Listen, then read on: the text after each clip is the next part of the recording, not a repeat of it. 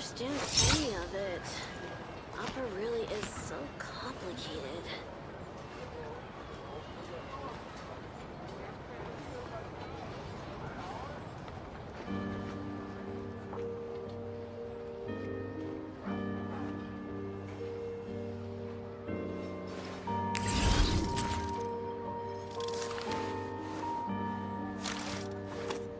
I don't understand any of it. Opera really is so complicated.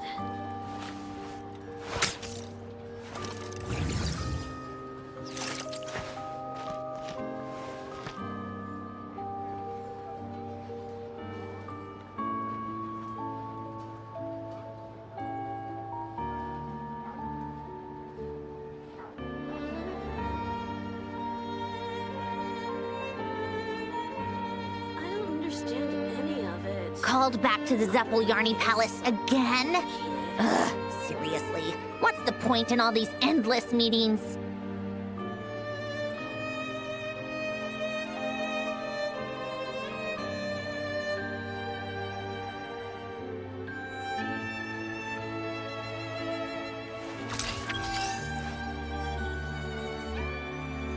I don't understand any of it. Opera really is so complicated.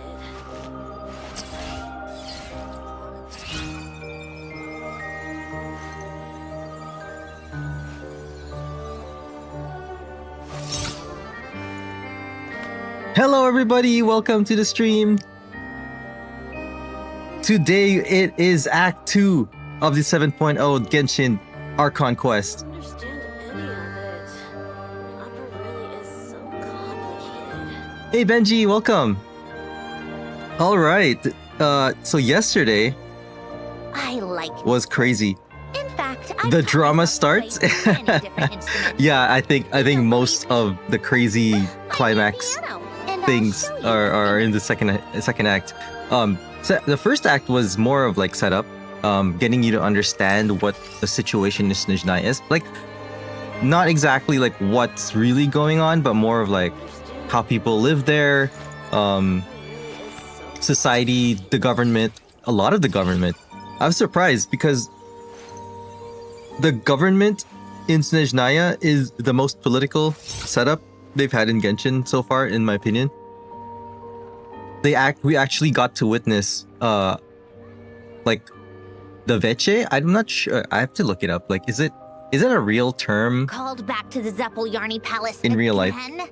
Ugh, seriously. What's the point in all these endless meetings? I don't understand any of it. Opera really is so complicated. Yeah, it is. So it's a term for the legislative powers back in medieval Russian assembly. So yeah, it's basically like a version of parliament. So that was cool to see, and super surprising that Tartaglia is a politician who he's a politician now. He has to attend all the Veche meetings. Really is so complicated. And then the big surprise at the very beginning, right before we got the train, before we even like did anything in Snezhnaya, was getting separated from Paimon, and then Paimon getting rescued by the Jester. Like, what? Also, the Jester knows what Paimon is, and throughout the Act 1, they've been hinting stuff about like something might happen with Paimon. I don't understand any of it. Opera Yeah. So super excited.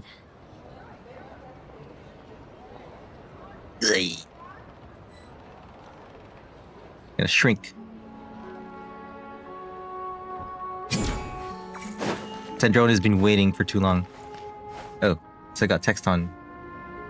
Get rid of text.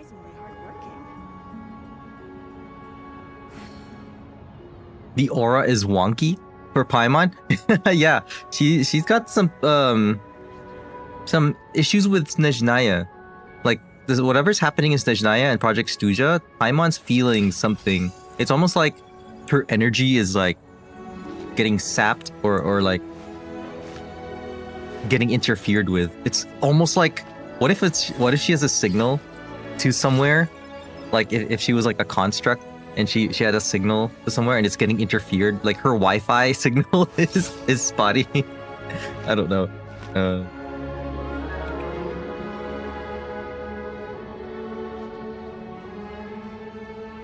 All right, everything set up. Let's go. Also, the shooting mechanics is really fun.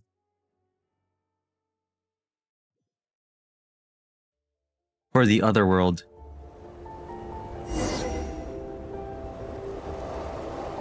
All right, and also, we learned that the Tsaritsa is out on the east or west. I think it's the west. And supposedly she's off to face some monster that's causing the blizzard. Now, I don't know how true that is, or if it's something they're telling the public so that they would be more receptive to continue Project Stuja. But I want to know what that monster is, if it's real. It seems massive. Like, something that can... It sure yeah. is cold today. I wonder how much heavier the snow's gonna get. Paimon's an energy detector. Here to see Odette? I just need to see your tickets for the preview. Perfect. Thank you. I'll hold on to your tickets. Come on in. It's freezing outside. Oh, what a nice ticket checker. Oh, what's that look? All right, and somehow we got ourselves involved with the faction that's against Project Stuja. Composed of Alyosha, I Vodyanitsa. think I'll leave the Lelek question until after the show's over. Then I'll go find Odette. Yeah, the Rokot. And possibly, suspiciously, Odette might be one. Child said he was originally Ooh, going to come I saw him. with Tonya. Valerie's in the audience. Guessing Tonya's already here somewhere. Is there anyone here who looks like a Tonya? Let's see. It's a small Who's Tonya? audience. Where's Tonya? Makes sense for a preview. But wait, I do see some familiar faces. Yep. There's Mitya and Valerie together. Watching the preview. Oh, Mr. wait, Chuganov's Chuganov's back there again by the too. looks of it. Oh, and is that Mitya? And that Fatui officer, Valeri. Guess he must be playing cat and mouse with Mitya again. Yeah, but like, look at him. He's here to watch with Mitya this time. Or maybe he's here to like make sure Mitya goes back on time. Even though Mitya is like super calculating, or no, like he's so smart. He knows exactly how long it takes Valerie to find him and has planned everything around that. Valley Boy is a hostage. Valley Boy is a hostage. Here we go. Odette's gonna have a performance. Oh, no. We had It looks Vodyanitsa's like the show's performance. starting, and I still haven't found Tonya. Never mind. I'll just have to take a seat for now and see if I can catch her afterwards. Yeah, where is Tonya? We're supposed to find Tonya and take care of. Forgot exactly what we're supposed to do with Tonya. I think like babysit Tonya. I actually don't know how old Tonya is.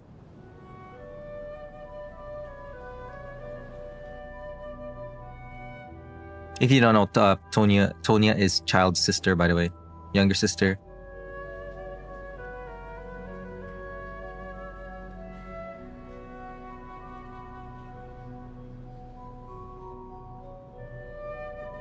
Ooh.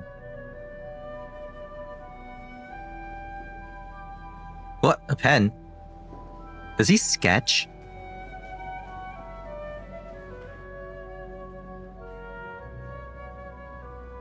Oh. Oh.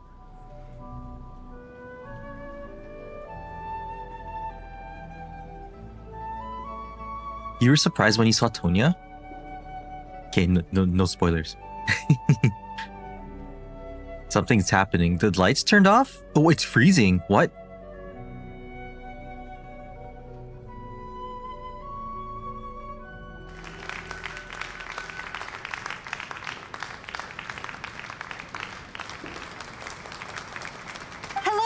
Members of the audience, I'm a staff member here at the theater.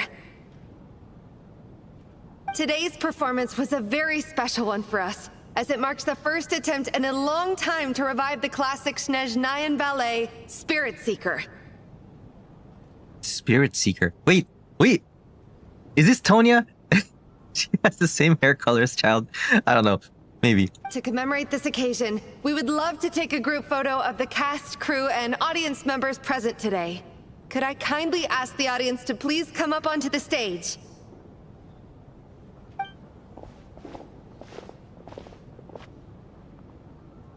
All right, everyone, huddle in a little more. Now, look at the camera. What? 1, 2, 3. Ooh. And you screenshot.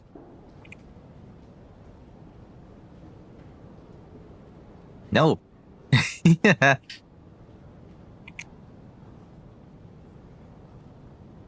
I need a rectangle screenshot.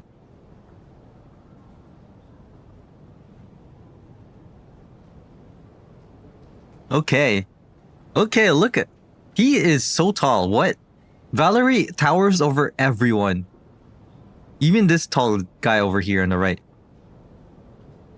Not Valerie standing there awkwardly in the center. He's just standing there. He's not even posing.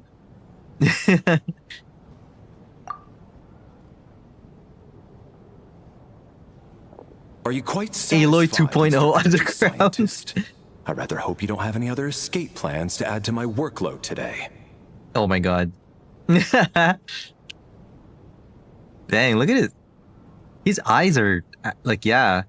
You mentioned like yesterday that when you look at him, it's like the focal point is his eyes. Like, yeah, it's like the most saturated thing on his face. What are you talking about, Sarge?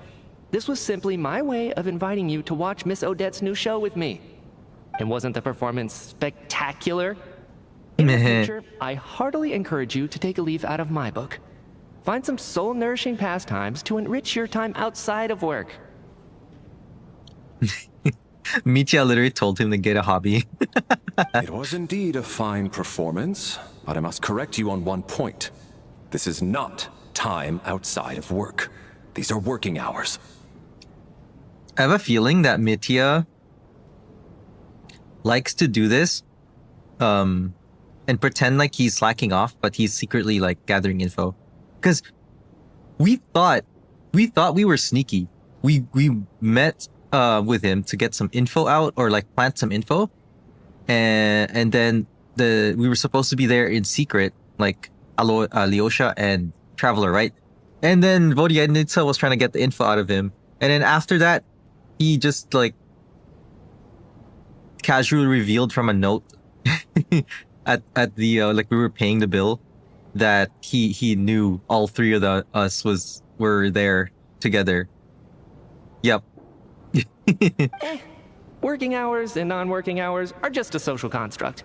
Human technology can never advance if we're too rigid in our thinking, Sarge.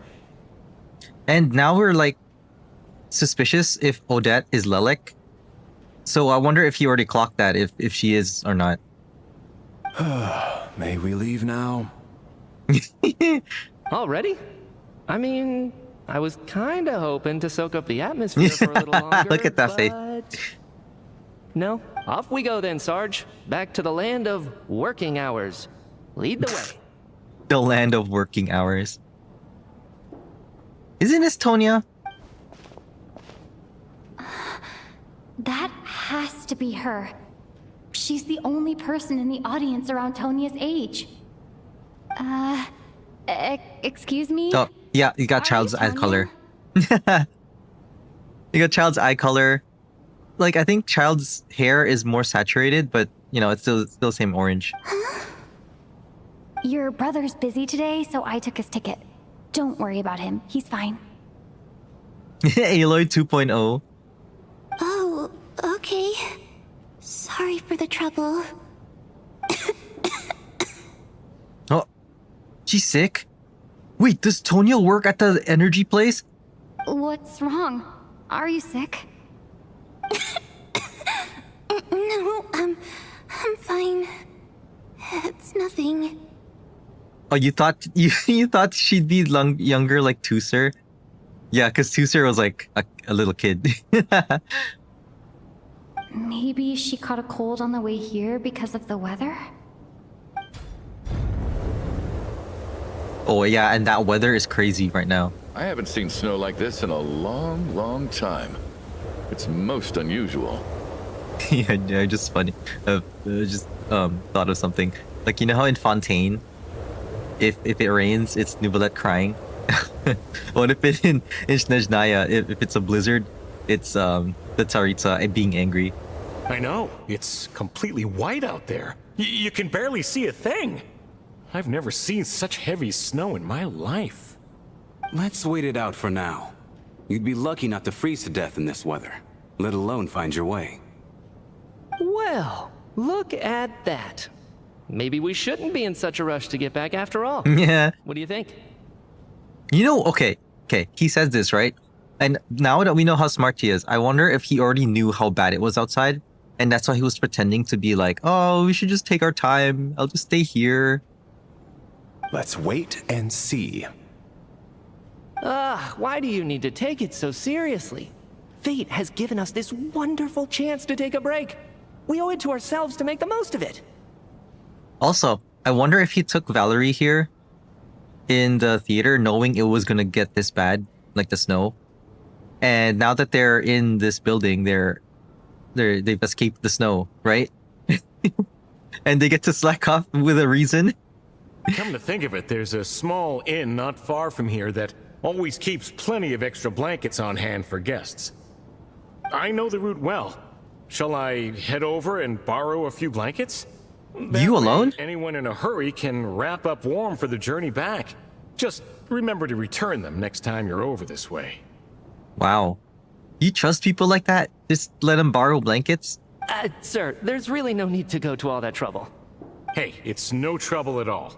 Wait here, I'll be right back. Oh my god, what if as soon as he steps outside the door, he gets frozen in place? What a kind gentleman. Very good. My And wife that's the daughter last are we waiting ever for me see at of him. home, So I shall be heading back as soon as I get my blanket. So... Are you expecting us to go back to the Armory Palace wrapped in blankets too? What if you wrap each other? For warmth, okay? Don't worry about that. I made arrangements in advance. Should I not return to the Armory Palace within 3.5 hours after Operation Showtime begins, an armed squad will be sent to collect us. You gonna get all those soldiers to march in a blizzard to just get you? They will escort us back. You are one of our key military personnel, so any weather-related risks must be eliminated. Huh, okay. Operation Showtime? So, wait. Every single time you drag me back to work when I sneak out, it's a whole official operation? What? Really? How much? The media is so important. I gotta say, you've really turned this into quite a moral dilemma for me. It's snowing pretty hard out there. I think you should stay here for now. You seem a little under the weather. Sure. My brother might come pick me up in a bit anyway. He might be busy in the Vice again. Time to get to work. I should head backstage and find Odette. I need to look her in the eye and ask her about Lelek. Excuse me, are you looking for someone? I'm looking for Odette. Wait, what? Why are there 3 options? Aren't I just looking for Odette? A fan, I'm guessing? Today is just a dress rehearsal, so Miss Odette won't be meeting with fans. She's taking a well-earned rest right now. You forgot, but isn't there another pair of characters that tries to run away from duties and the other finds them? I think so. I don't remember. I'm pretty sure there's another pair of characters that do that. Sorry, but that area is currently off limits Oh, to everyone wait. except the cast and crew. Wait, isn't that Varka and Jean? Huh. Bad timing, I guess. Well, I might as well stick around. I doubt Odette will be leaving before the snow lets up in any case.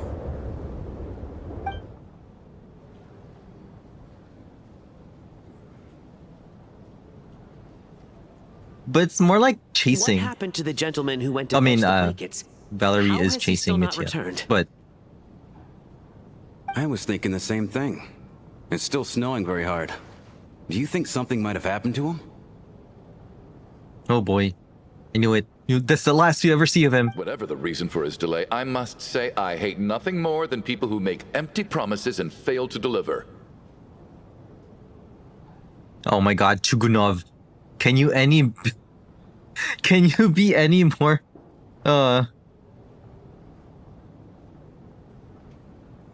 annoying? Well, I have to treat my employees like that on occasion, but that's different. Okay. Also, why did you keep the doors open? Like, isn't the cold gonna come in? You seem anxious, Mr. Valeri. This much of a blizzard. I wonder if monsters are now in the city. It's been nearly 4 hours since I left the armory. The army should have arrived to extract us by now. What if everything's just frozen out there? They know how much I despise tardiness and disrupted plans. There's simply no reason that they shouldn't have shown up by now, barring exceptional circumstances. The way he said that, it's almost like he's hinting at Mitya. It's like, you know how much I hate it when you just run off out of and I have to come get you, disrupt my whole schedule. Surely a snowstorm like this one counts as such. Few things in this world can stop the Snezhnayan army, Mr. Mitya. And a snowstorm is certainly not one of them. Sorry, I was distracted. He looks huge. Why don't you go out and take a look? They might be right outside, waiting for your orders before they dare come in. An absurd hypothesis. I have no intention of leaving your side for even a moment until I have escorted you back to the Armory Palace. That almost sounded romantic in the first half. And then he just got really angry at the end. This doesn't look like an ordinary snowstorm to me. That guy who left earlier. It looked like he just vanished into thin air. Either that, or my eyes were playing tricks on me. Oh boy. What if it's the portal thing outside? Like, you know, like when you go to the gun world? A man-eating snowstorm? Come on. Night hasn't even fallen yet. Spare us the ghost stories.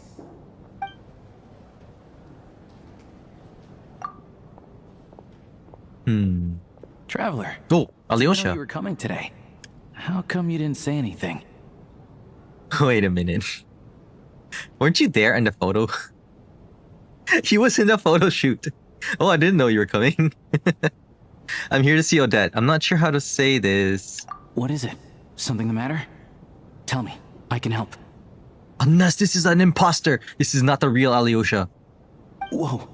That's quite a snowstorm out there. I've been working backstage this whole time, so I didn't even notice. No wonder the audience hasn't left yet. But you were in the photo. Huh. Is weather like this rare even in Snezhnaya? Yeah, snow like this. I'm sure I've seen it out in the wild before, but never in the city. Actually, I take that back. I don't think I've seen snow this bad even in the wild. This is something else. It's not normal. Maybe that when the Tsaritsa was fighting the big monster, it got mad and like suddenly went into like rage mode. If even Alosha thinks snow like this isn't normal, could it have anything to do with that monster people have been talking about? We can't stay cooped up here forever. Someone needs to go out and take a look. Should I go with you? No need. I have plenty of experience with snowstorms. Besides, I work here while you're an audience member. I should be the one to do it. How's that guy surviving in Snezhnaya? He's wearing a sleeveless shirt and jacket. Yeah, that guy. He's also bald, right? So there's no cushion. There's no insulation on his head too. the cold's not bothering the Tsuritsu though. The Frozen reference.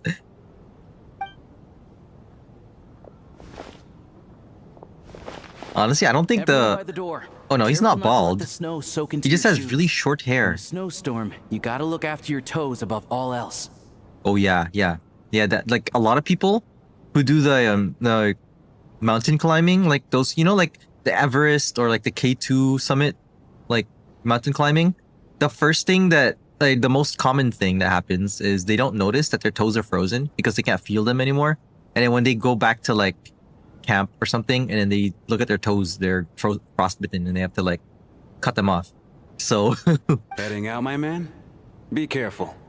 I've been told the snowstorm eats people alive. what? He's already spreading this rumor. Thanks for the advice. I am planning to be careful. I just want to take a quick look at the situation out there.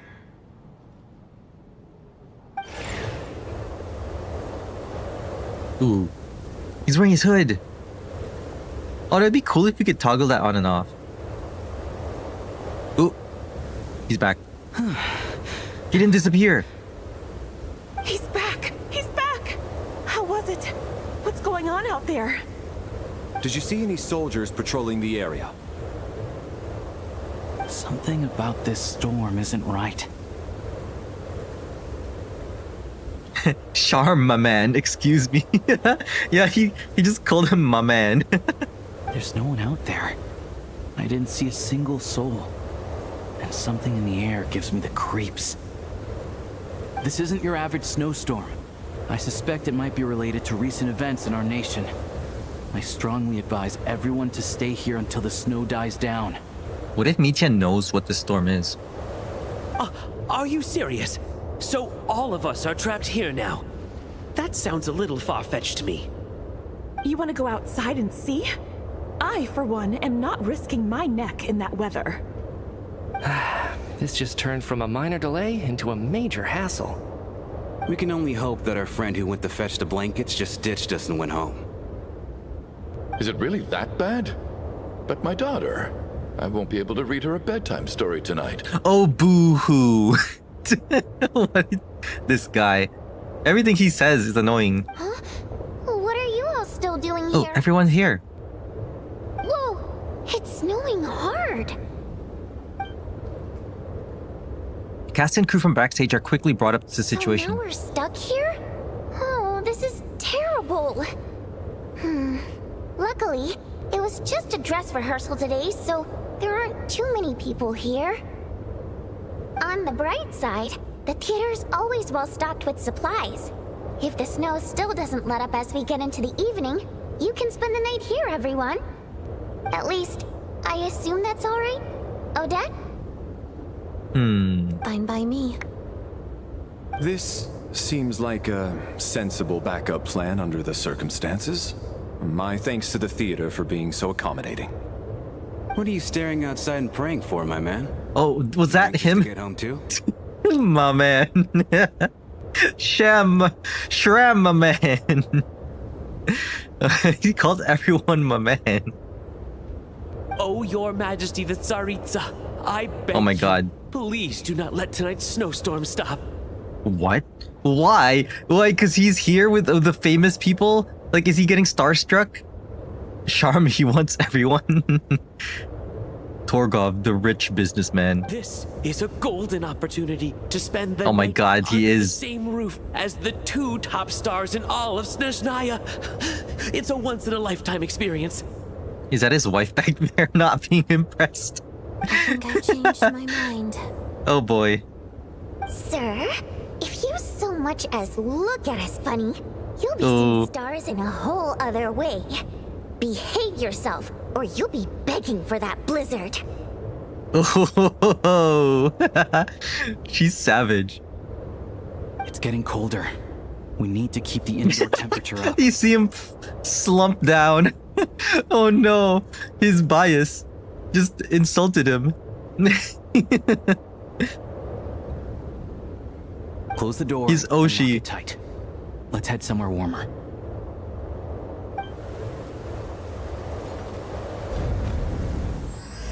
Dang, that's the intro to Act 2, Wraith's Nocturne. Wait, what? The group photo. Oh wait, what is this? So wait. What is this, a murder mystery? Now okay. Okay, this is interesting. This just reminds me of a murder mystery. It's like Clue. Like, you got a whole cast of people stuck inside, and then one person dies, and then now we have to figure out who the murderer is. A staff member at the Korolevsky Theater. Drawn there by dreams of a celebrity lifestyle, she now handles duties such as announcing performances and hosting events. She can occasionally get a little too fixated on things. Rampana.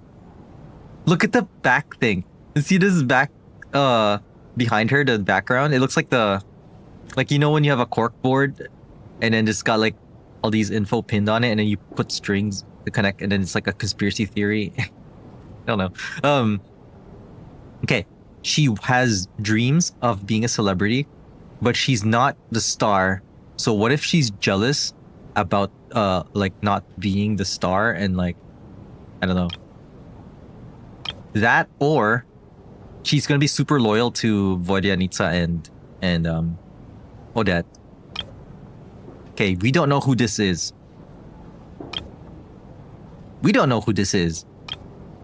Mitya, an expert with the Energy Commission and a prominent figure in the military, he has an exceptional command of all manner of energy-related technologies. Though he can be rather talkative at times, his scarf more than makes up for it. Wait, this is the same detail as that's the thing, the info thing. Yeah, these are the same. Okay, so we know Vodyanitsa. We know Valerie. POV, she offs Vodyanitsa right there now. Oh my god. Please no, I like Vodyanitsa. He's so savage. Okay, we know Odette. Wait. Okay, there's additional stuff here. She additionally is suspected of having another identity, Lelek, who operates from the shadows. So this might be a thing where, because we suspect Odette to be Lelek, and then maybe Chugunov dies? Maybe Chugunov gets murdered, and then now we have to figure out who it is. But now prime suspect is Odette because we think she might be Lelek. Me, the fourth descender, a traveler from beyond the stars. Me, the fourth descender. Actually, emphasis on the fourth descender. Interesting that they point that out. Ooh, Tonya, the younger sister of Tatalia. He talks about her so often that this is the first time you've actually met her in person. Though in poor health and prone to coughing, she's excited about spending the night away from home. No one can take Vodyanitsa because of her staring into people's soul. They'd be so intimidated. Chugunov, owner of the Iskra manufacturing plant and a member of the Snezhograd Veche. I forgot he's in the Veche actually. He carefully maintains the image of a devoted family man and deeply loves his wife and daughter. The factory he operates is known for excessive energy waste. It's titled like we're a magical girl, and we're doing the peace sign too. Wait, but where's Odette's peace sign? Was she doing a peace sign? I don't remember. No, Vodyanitsa. Yeah, there it is. Okay, I don't remember Odette's pose. Alright, and then this guy, no further details required. This is just my man. Shram, my man. Alyosha. We know Alyosha.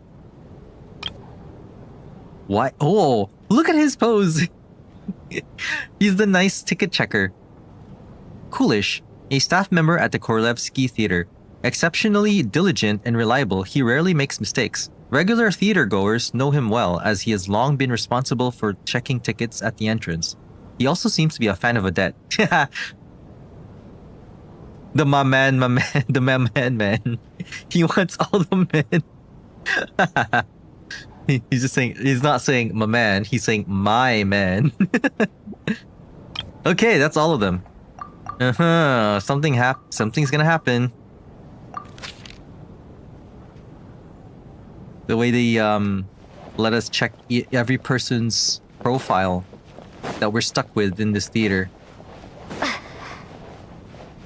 Such a setting to a theater. Suddenly, the lights went off. And then, when they came back on, one person was on the floor. I could just see it. Oh, there's my man with Chugunov. And then there's the aristocrats. Easiest of all to deal with. You don't need to use any force whatsoever. All you have to do is show them the rope you plan to tie them up with. Do you know what? why? Wait, he's a mercenary. He embodies all the men wanters in this community. He is the men wanter representative of this community.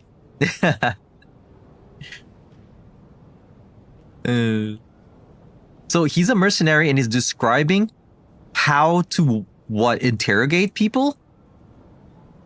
Okay. I don't. Do tell.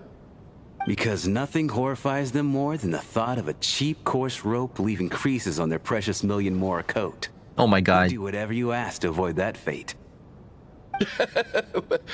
Unexpected, but funny nonetheless. Tell me another one. He's telling jokes to Chugunov? Okay. Oh, look at that. I got myself a new listener. Hey there. Let me introduce myself. The name's Shram, and I'm a mercenary. The kind that gets paid to do odd jobs for rich folks. And I am Chugunov, an entrepreneur. If my name is unfamiliar to you, you will no doubt have heard of my factory, the renowned Iskra manufacturing plant. Wait, he's even because he's talking about ropes and tying people. Oh, I see. Hi, I'm Traveler. Enjoy. Oh man, it's just like, yeah, enjoy your conversation. Bye. Are you really that famous, Mr. Chugunov? How come I've never heard your name before? Excuse me? Is that a joke? Or are you being serious? Huh. Oh, I'll have to ask my rope later. He's probably tied up more entrepreneurs than I've ever heard of.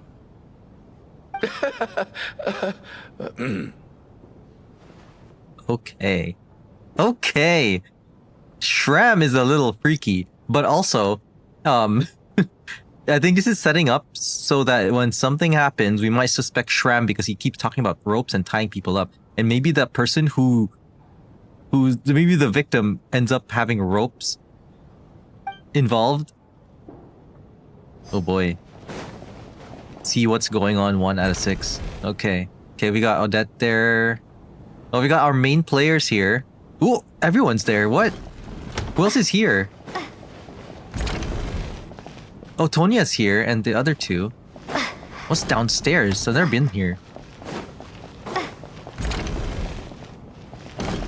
Oh, the storage room. Oh, what if this is where it happens? This is reminding me of Danganronpa too. Okay, let's try this room first. Trying to talk to them. Accidentally become the murderer. Okay. My husband has major trust issues. To him, I doubt even this snowstorm is a good enough excuse for me to stay out all night. Oh wait, I thought that was the wife of the other dude. Okay, never mind. Because they looked like they were together, but... Oh no, what if it's it's an affair? That's the price of marrying into wealth. You'll get used to it. I'm not about to stop you if you want to leave, but don't drag me along.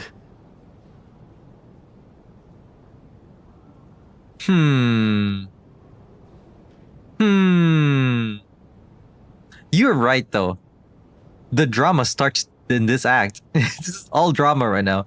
Okay. That's the price of wearing it to... You'll get used to it? Hello? Can I help you? Who are these?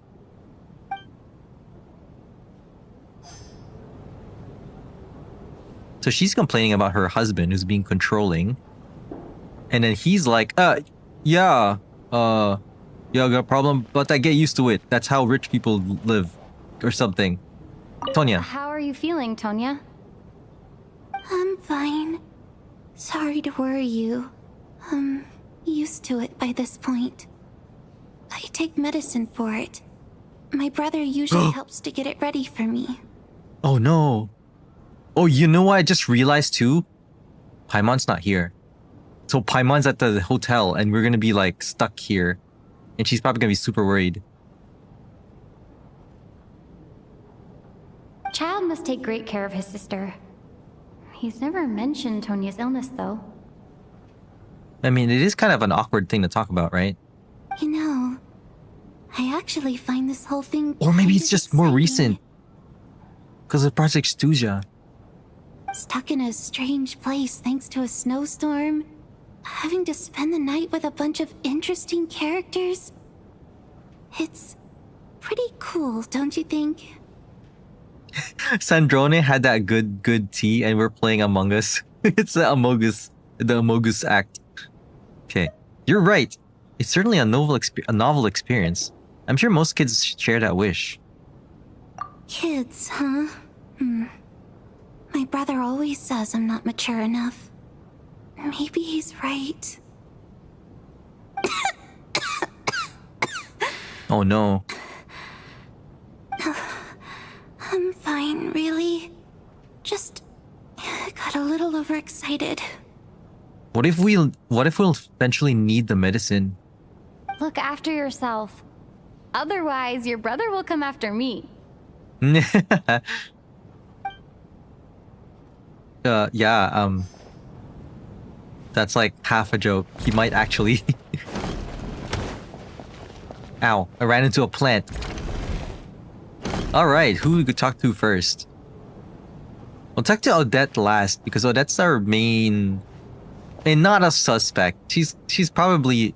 She could be Lelek, or it could be like a... What's a term for like... When you think something, like they hint at something, but it's fake. It's actually something else. I forgot what term. Red herring?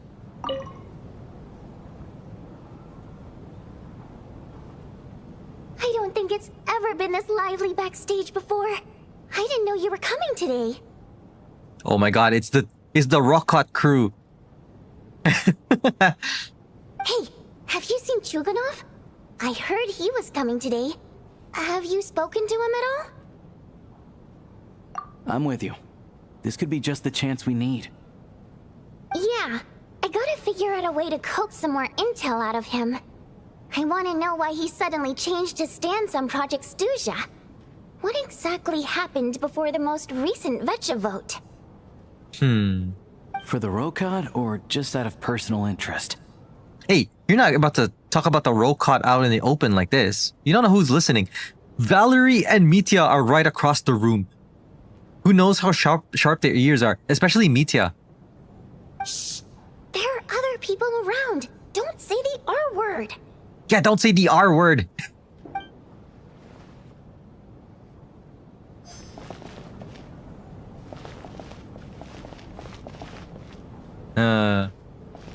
Okay.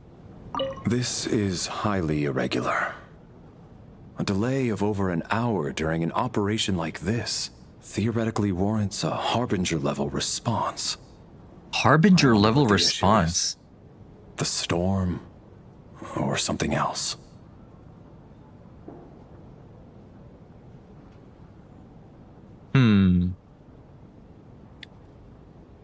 I don't know, but I need to,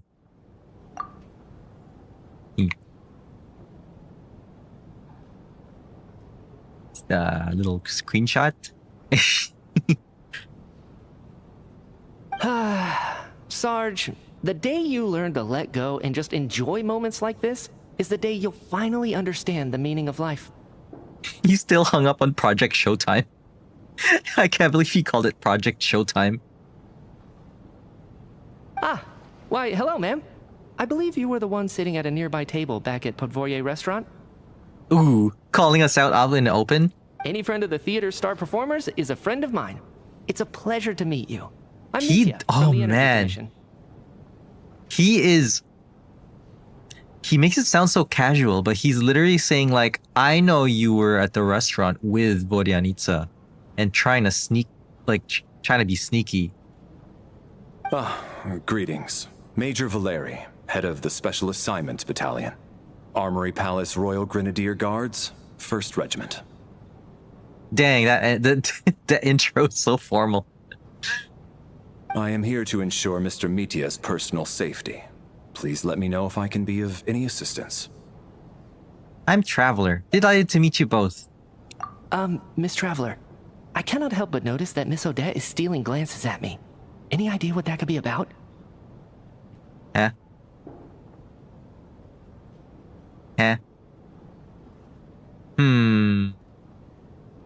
I've racked my brains, but I can't think of anything I might have done to offend her. Perhaps she noticed me spacing out during her performance? Can you imagine if he makes both of them mad?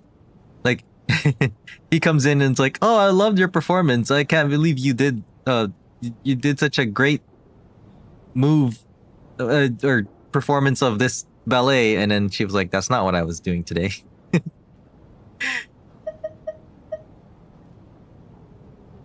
What? You mean I really did do something to upset her? Well, thanks for letting me know. So, Mr. Mitya, is your work related to Project Suja? Yes, that's right.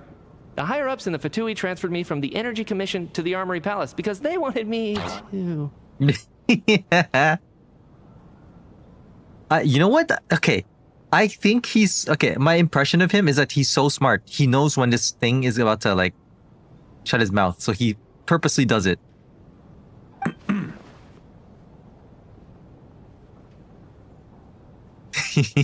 Really? I can't even talk about that? Pretty sure it counts as part of my private life. All right, I won't say anything. The Sorry, thumbs Trevor. up. As you can see, I'm afraid this pleasant chat will have to end here.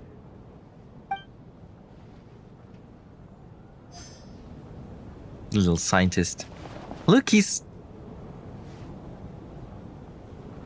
taller. Taller than Mitya. I mean, than Alyosha. Hence, Scarf says no, and Valley is passive aggressive. Oh, Valerie's so tall, though. All right, Odette, Rampana, and Coolish. What are you talking I about? have to say, even though today was a rehearsal and there were some hiccups along the way, Miss Odette's performance was one of the best I've ever seen, even compared to an actual show. Oh. Oh, I couldn't agree more, especially considering the weight of the subject matter. It takes a truly seasoned professional to do justice to a theme like love and regret. Mm-hmm. Do you think we were coming on too strong? Odette's ignoring us again. What about you? What did you think of today's performance? Actually, I wasn't paying much attention. I think you could be more expressive. Consider me a new fan, Odette. I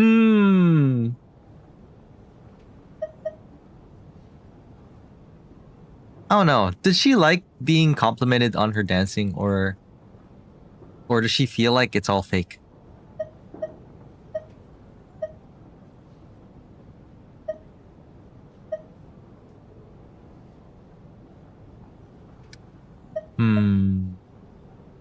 Be her hype girl? Okay. I'm a new fan, Odette. Oh my, that's very flattering of you. Thank you. Butter her up. For what? She didn't come home in 40 pulls. I'll make sure to save a ticket for you when the show's performance ready. Oh, yay, free ticket. This doesn't seem like the time or place to bring up the subject of Lelek. I need a chance to speak with her in private. So unfair. Talk about double standards. Aw, man. And now it looks like I've been spotted.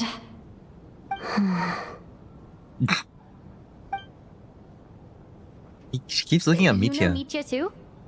No, I don't. I just have a feeling that he might be dangerous. Huh. Is she suspicious of Mitya maybe because of the energy? Time flies by as people make... Whoa, that was so fast. No change from this afternoon. Heavy snow with no sign of slowing down. May I have your attention, please? The storm is unlikely to stop tonight, and it'll be even more dangerous outside at night than it was during the day. We at the theater owe everyone here a duty of care. Therefore, we strongly suggest that you stay on site overnight and avoid going outside unless absolutely necessary. In a few short moments, we'll give you a tour of the theater's various quarters. You can choose to sleep in the VIP room, the office, or backstage. Or on the stage if you'd prefer. We won't mind. I'll pass on sleeping on the stage. What if the snow is stopped by tomorrow morning? The early birds in the audience might think we're part of some experimental new show. Experimental new show where people sleep on a stage. A drama about sleeping? That could be fun. Maybe we could come up with a title for the production. Sleeping Beauty? The Slumbering Heavenly Principles? Okay, I mean, it's been dormant. What? Gotta admit, I didn't get that one. Huh. You sure? Anyone who I don't doesn't know. wish to sleep on the stage, please follow me. I'll show you to the rooms.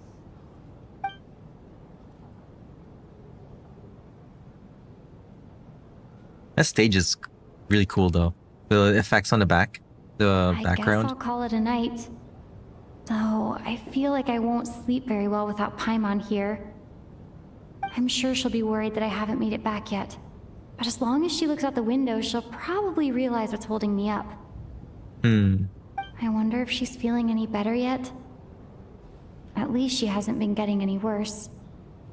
Still, I should try and get back first thing tomorrow morning. What if this snowstorm is making her worse? If it's related to the Project Tuja? What?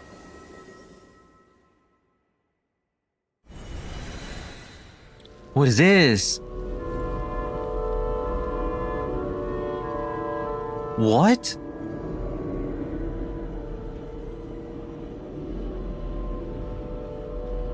She has child's guard staring Sunrise people. Yeah, she's Welcome fine, back but to the like, world what of if the she's living, lazy going all bones. frozen? I was about to wake you. The black mist is almost on us. What? What black mist? That's literally what it says here. What black mist? Where are we? Still waking up, huh? You know, the black mist. It's been chasing us from below ever since we were born. You're just dozy. There's no way you've forgotten. Huh? Come on, let's keep heading up. Onwards and upwards is the only way to survive. Don't listen to a word those black mist cultists say. Black mist cultists? Here we go again. The endless march toward survival. Why does this sound like? This reminds me of like Catherine. You know Catherine, the spin-off, not spin-off, the other game from Atlas. The one where you're a sheep. Yeah, you have to like climb in your dreams. What's going on? That black mist down there is creeping me out. And it's rising. Guess I should Yeah, head Catherine upwards and Full get Body some. was the remaster, plus also like they added more content in it with another love interest. The black mist cultists believe that being swallowed. Look at that, it's burning. leads to everlasting peace. Wait, that's the Belitzar area. They're just lying to themselves. We're the only heretics left. The only ones who refuse to give in. We have What is to that keep growl? But how do you actually know that they're wrong? Dangerous question there, Torgov. The moment your faith wavers, you start a chain reaction that ends in the collapse of your will. Put the question out of your mind. Stay strong and believe that the black mist means certain death. Okay, but it's not my mind that's the problem. My body's about to give up on me. It's already starting to falter.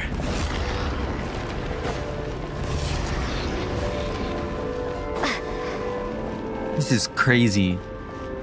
I'm like, I don't even know if it's a dream or like they get transported some I can't do this anymore. alternate reality. Of being forever on the run. What's the point of it all?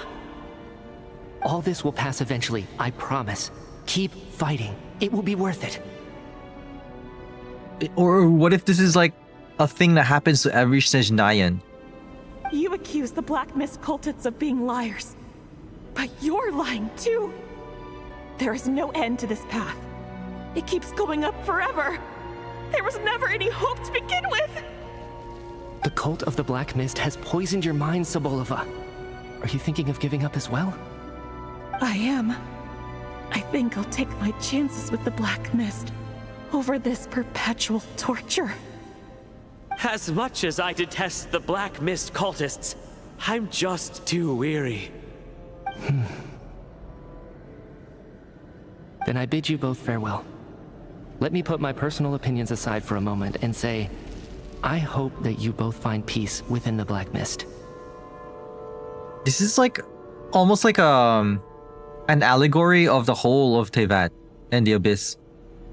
Fate always appears so impossibly complicated. But at moments like this, its raw simplicity is laid bare. Their fate was sealed from the instant they entertained doubt. From then on, the outcome was both inevitable and irreversible. Let's go.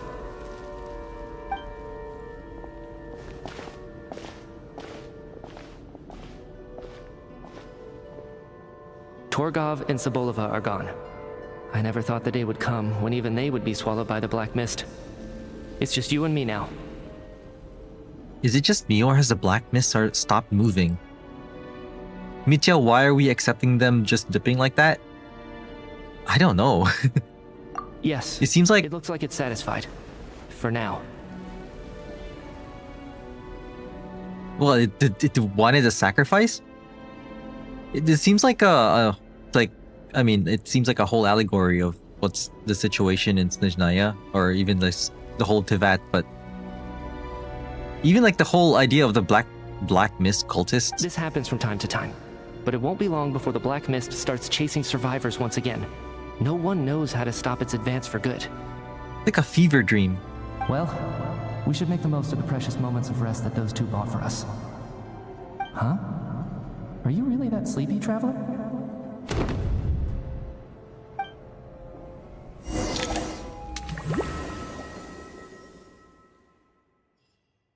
Wonder what that means. Help! Somebody, come quick! Oh, here we go. What is it, Tuganov? What's wrong? Huh? Is it morning already? What's all the commotion? Sounds like it's coming from next door. I should check and see what's going on.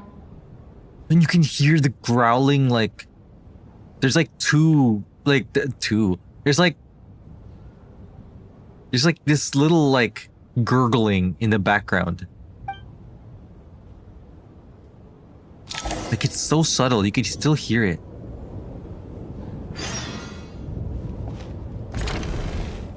Lelek's confession? What?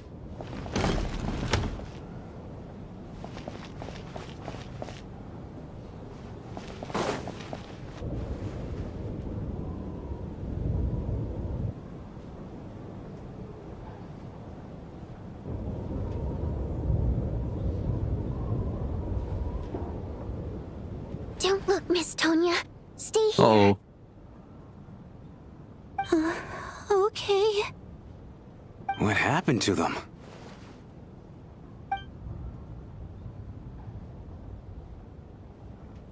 What?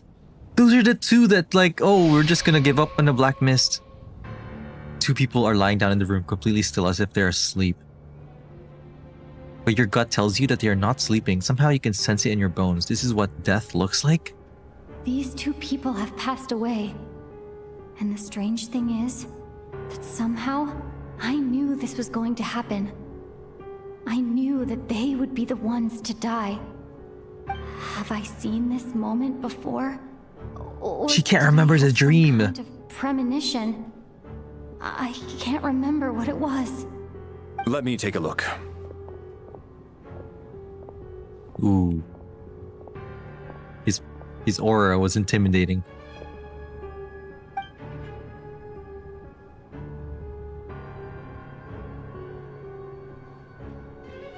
No vital signs in either of them. They're dead. The cause of death, however, remains unclear. No wounds on the bodies, no signs of a struggle, and no skin discoloration caused by the buildup of toxins. But just last night, they were chatting and joking away. This is so sudden. Could they have had pre-existing medical conditions? Even then, the odds of them both dying of sudden complications on the same night are extremely low. It's hard to believe that they died of natural causes, nor does this appear to be a suicide. Are you suggesting that they were murdered? Who was the first to discover the bodies? Ooh. It was me. But these deaths have nothing to do with me, officer. I got up early because I wanted to see if the snow had stopped. Then I noticed that the door to this room was open, and it looked like there was a man and woman inside. I just went over to see what was going on. I had no idea they were... I can corroborate this. I was doing my morning exercises near the stage. When I saw Mr. Chuganov heading this way, I followed him. I can also confirm that I didn't see a single person approach that room before him. The snowstorm was raging all night, and it's still going now. There's no way someone could have come in from outside, correct? You mean an intruder? No, not possible. I slept by the door last night as a precaution. There's no way I wouldn't have noticed if anyone had tried to open it. Everyone, split into pairs and search the theater for anyone in hiding or any signs of suspicious activity. I'll follow up with a full search of my own shortly. Go. There is no time to waste. You pair up with Tonya. After a thorough search, you're satisfied that no one else from outside of the group is in the theater, and everything is exactly as it was left last night. Unless he's a deep sleeper. Nothing on your end either? Backstage is clear. No signs of suspicious activity. We checked the basement. Also clear. The guy at the door, you mean? Here that a living person could hide. I didn't find anything either. Are we certain that the theater doesn't have a back door? Or any tunnel or passageway wide enough for a person to fit through? No, there's nothing like that. If people were sneaking in through some secret tunnel to avoid buying a ticket, Oh, we would have true. sealed it off ages ago. Also, people who are crazy enough to like, oh, I want to go and see my favorite, I don't know, like, performer, Bodianitsa or Odette, right? Like the rabid fans. I also checked the windows. All of them are locked from the inside, and there's no sign of anyone entering or leaving. It sounds like we can safely rule out the intruder theory. If anyone came in during the night in this weather, there'd be no way for them to avoid leaving footprints or water stains. This can only mean one thing. It's like one of those murder mysteries you see in novels and plays, isn't it?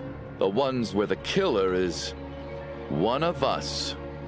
Dun dun dun. Thanks, Mr. Chugunov. We can't quite jump to that conclusion just yet. Could he be right? It's hard to imagine something like that happening in real life. I'm just laughing because the animation in the back, it reminded me of Nouvelette's trailer when he was looking down at the people and then they were arguing. It's like, hey, it was the murderer. You were his best friend. Set in a theater during a snowstorm, a murder takes place and the killer is among us. Among It's us. a classic trope that it seems unbelievable. Looking at who the killer targeted and the clean entry and exit. So now I feel like we're gonna be distracted by trying to figure out who the killer is, that we're gonna miss what actually happened. And I feel like whatever is happening is not, that's to be related to that tower, right? In the dream. It all adds up. I know what this is. It's obvious now that I think about it. What is? What have you figured out? Both victims were wealthy, well-known local merchants. And the door was deliberately left open so I would discover the bodies and witness the crime scene first thing in the morning. Such ruthless methods. This was your doing, wasn't it, Lelik? Lelik. Who's gonna answer that? Lelik? You Duh. mean Lelik is among us? I don't know how to and voice he's that. the killer? Oh boy. Well, we don't know. He's just speculating. Lelik. I know this code name. Member of the Rokot, anti-Project Stuja. Always works alone. I've read the case files at the Armory Palace. Are they well-known money people? I think Torgov was it just said rich businessman. And then there's another, and then the lady was like the wife of a business person, right? And then I remember from their conversation, she was complaining how like, oh no, my husband's gonna like be suspicious that like, well, convenient excuse that she got stuck in a theater because of this snowstorm. And he's like, oh yeah, get used to it. That's how rich people live. Walk me through your reasoning, Mr. Chuganov. What do you know about Lelik?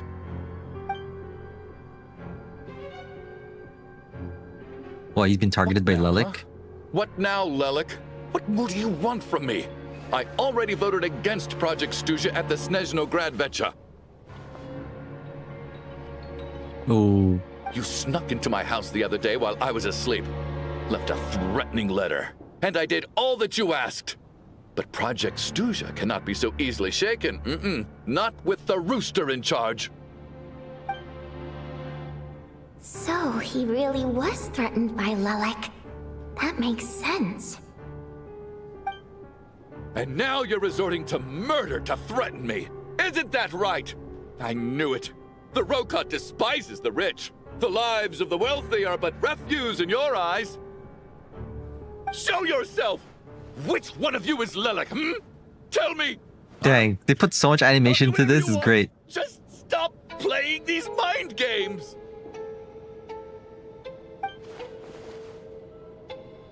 Was this really Lelik's doing? Would Odette really do something like this? If Odette really is Lelik, this seems out of character. But then again, how well do I really know her? I'm probably the only one here with a compelling theory about Lelik's true identity. But if I reveal it now, I'll be putting Odette in the line of fire. Yeah, and it's probably not even Lelik's fault. Okay, you know what? Now I'm kind of suspecting Mitya. Like, what if that's Mitya's power to put to make the Dream Tower thing? Because he was the one leading us through it, right? Telling us what to do. What should I do? I don't think it's likely that Lelik killed anyone. Well, if Lelik has been described as a he and they're no relevant man that's close to be them, so definitely a woman. At least from the stories I've heard, he's never killed anyone before. And his name has never come up in connection with any murder cases. Besides, even if Lelik did want to threaten you, why resort to such an extreme and roundabout method? It's not his style at all. What if Vodyanitsa is Lelik? Vodyanitsa doesn't know that Lelik might be Odette, but her assessment is pretty much identical to mine. Miss Vodyanitsa, why do you suddenly feel the need to speak in Lelik's defense? Defense? Oh, no, it's just... I'm worried that we're jumping to conclusions here, so I wanted to share my point of view. Also, I don't think the Rokot is as bad Oh, come as on. No. Now you're giving yourself away. Don't start defending Rokot. Well, if you think I'm so wrong, what's your theory then, Why don't you tell us who the killer is? The case is still evolving, Mr. Chuganov. Please do not prevent others from expressing their opinions so early on in the discussion. Self-glazing herself. Even so, there's no denying that the recent threat received by Mr. Chuganov may well be an important clue. So there's still a good chance that Lelik is right here among us. Among us. He keeps saying Among Us. I can't do this anymore. I don't care if it's still snowing outside. I have to Oh get no, out he's of getting here. panic attack. Whoa, take a beat. We all know it's far too dangerous out there. Even the soldiers couldn't get to us. Go out that door, and you might not live to tell the tale. Take a beat, my man. And whoever this Lelik is, they're surely not going to murder anyone in broad daylight. Be sensible, my man. You're safer inside. Be sensible, my man. Safer inside. Oh. But she won't tell. She'll show him by looking into her eyes.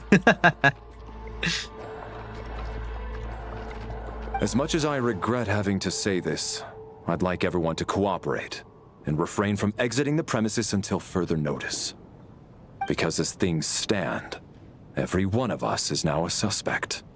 Dun dun dun. Unless anyone has further information to share, let's adjourn for now. Feel free to keep searching for clues, but make sure you don't go off alone. Here we go. How does he hate saying that it's part of his job? Oh wait, how does he hate saying that it's part of his job?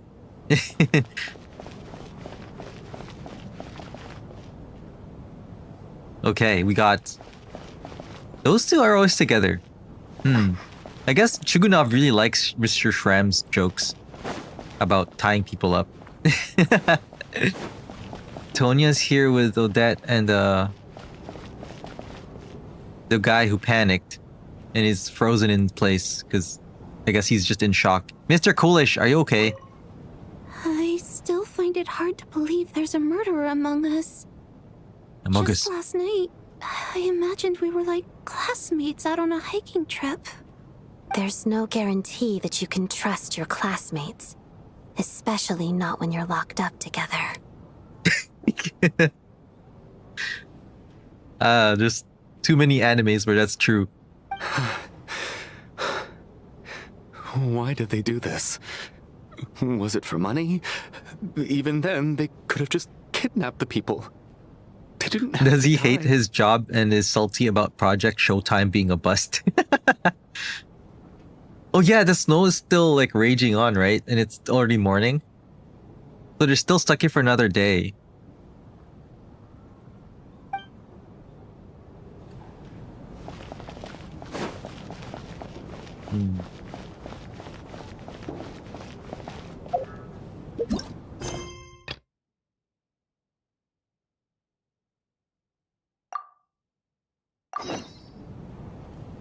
Oh. Open quest screen or inventory to examine the picture for possible intel. I see. Okay, let's talk to people some more first. Let's talk to these two. We don't move in the same circles, so I'm not clued up on Project Stuja and all this political intrigue. Nor does it interest me.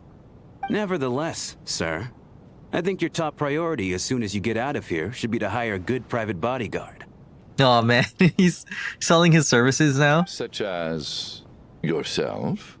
Such as myself. Dang. Shameless plug.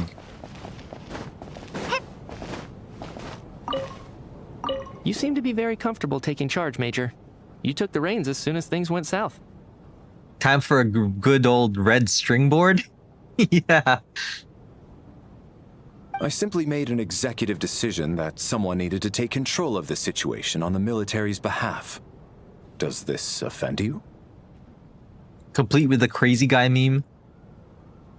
The conspiracy theorist guy meme. No, quite the opposite. We feel much safer for it.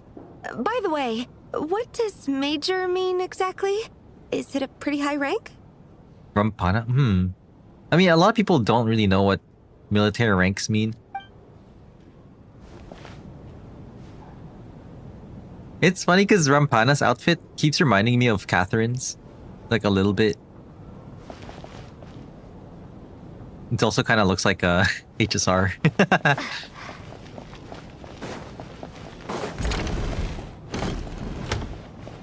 Okay.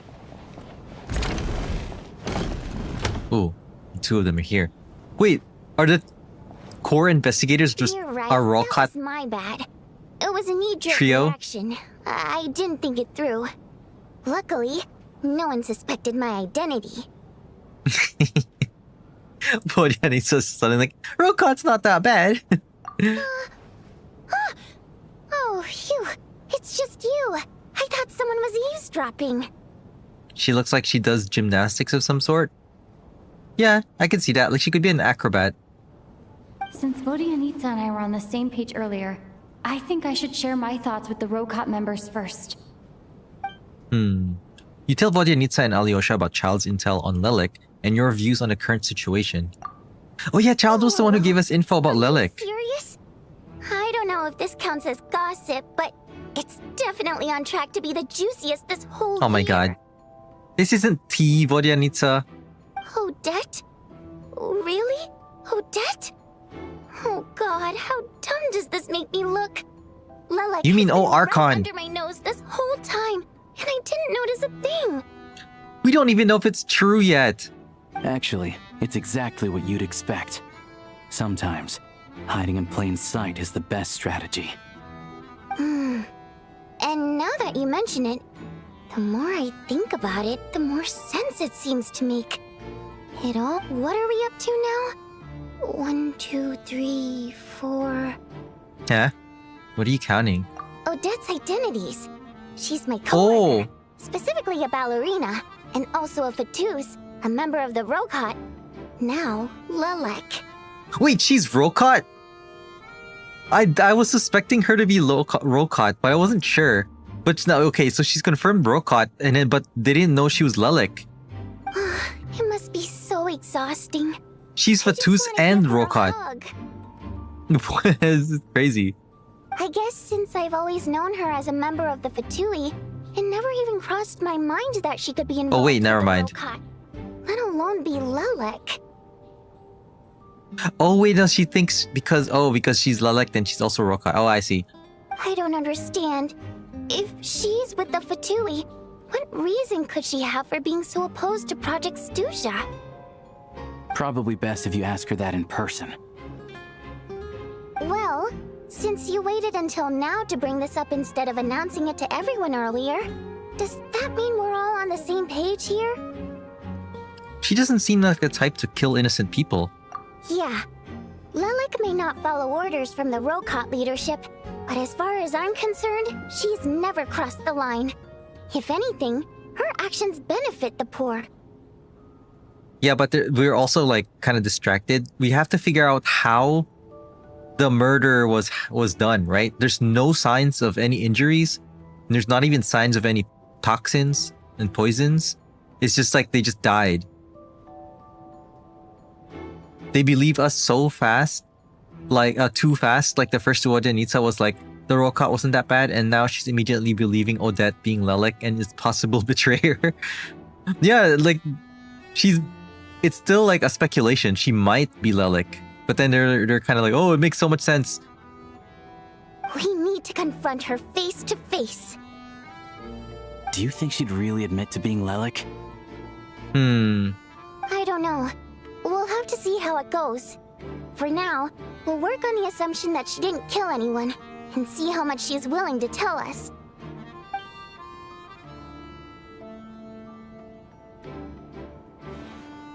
Oh. Now's our chance. Odette's The alone. classic Let's go. the classic stacked like heads out of the corner. Hey, Odette. What is it, you guys? Shh. Keep your voice down. We need to talk. So, you're Lilac, aren't you? Eh? Oh boy, here we go. Squints. All right, fine. You don't have to say anything or explain yourself. Just hear me out first. Is she just not gonna say anything and we're gonna think she's agreeing with us? Oh no. None of us believes you kill innocent people. Whoever murdered those two people last night, it wasn't you. Don't be suspicious, don't be suspicious. Traveler was the first to figure out your identity, but she kept quiet during the discussion just now. Still, it's clear where the group consensus is heading. Everyone believes Lelik is the culprit. If your identity is exposed, you'll be in a really bad spot. That look could either be like, yeah, this is a tough situation, or be like, but I'm not Lelik. We're your colleagues, and we know what kind of person you are. I don't want anything bad to happen to you. Leave it to Vodyanitsa to be upfront about things. So, Yeah, that's a surprising part of her It personality. tells everything. The more we know, Her character. the more easily we'll be able to cover for you.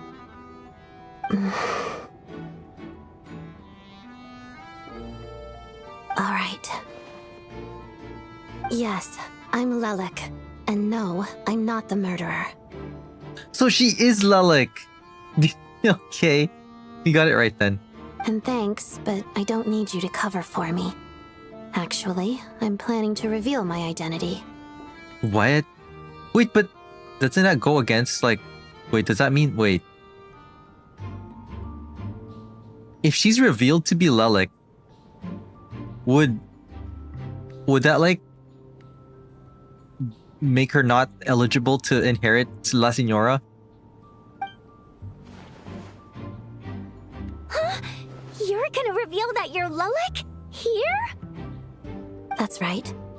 I'll admit I was surprised at first when Shuganov guessed that I was here.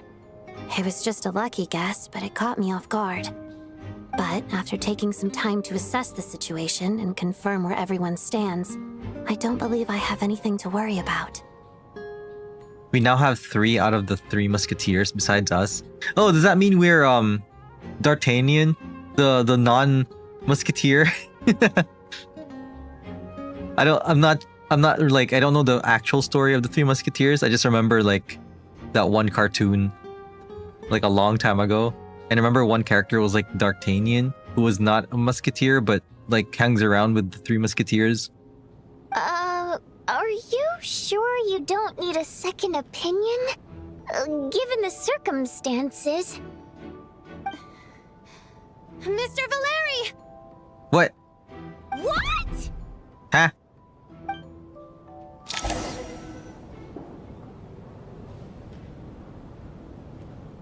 What? Dang, like, wow, she moves fast. So... Odette is Lelik? Even juicy or tea that Vodyanitsa has ever feared. Even juicier tea. Oh, right. I don't know what game you're playing, but you've got a lot of nerve. It's just one identity. So what if it's exposed? I can disappear and adopt a new identity anytime I please. I made my peace with this when I chose to become Lelik. But more importantly, I promise I am not the murderer, which means that someone else is. Wait, but we can't just be like, oh, I promise I'm not the murderer. Okay, since you promised. But like, really, she doesn't have any way to murder anyone, like, with no evidence of murder. So, if anyone still insists that I did this, you'd best produce the evidence now. Okay. Otherwise, I suggest that you bite your tongue. Because if you really believe I killed 2 people without making a sound or leaving a trace, pointing fingers at me would surely only make you my next target. Wait, she not only reveals she's Lelik, she's threatening... Why is she threatening people now? Is this really the truth, Miss Odette? That's confidence, all right. I believe you.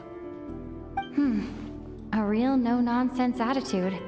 I can see why Marionette said that she's on track to inherit the title of the Fair Lady. Are you seriously buying this? Hey, officer! She just admitted to being Lelik. Aren't you going to do something about this? I do have one question, Miss Odette. Why have you chosen this moment to come forward and reveal your identity? If I didn't say anything, everyone would be focusing all their efforts on finding Lelik. Yeah, that's true. That was a distraction. And that is exactly what the real culprit wants. I don't want to be the scapegoat who lets the murderer get away with this crime.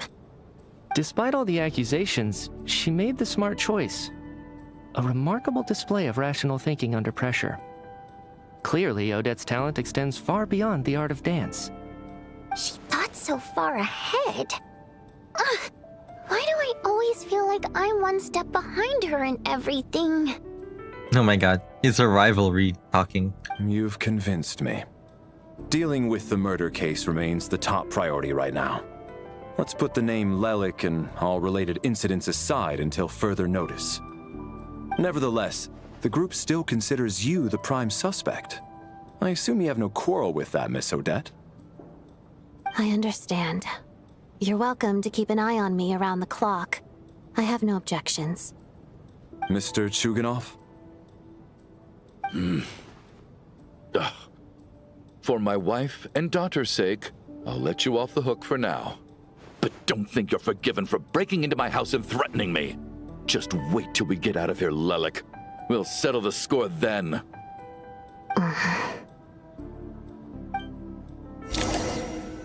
Did she actually break into his house and threaten him?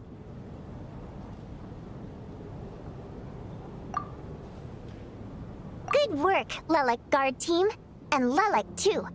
Here, have some hot water. Lelik guard team? Well, we're her personal guards now?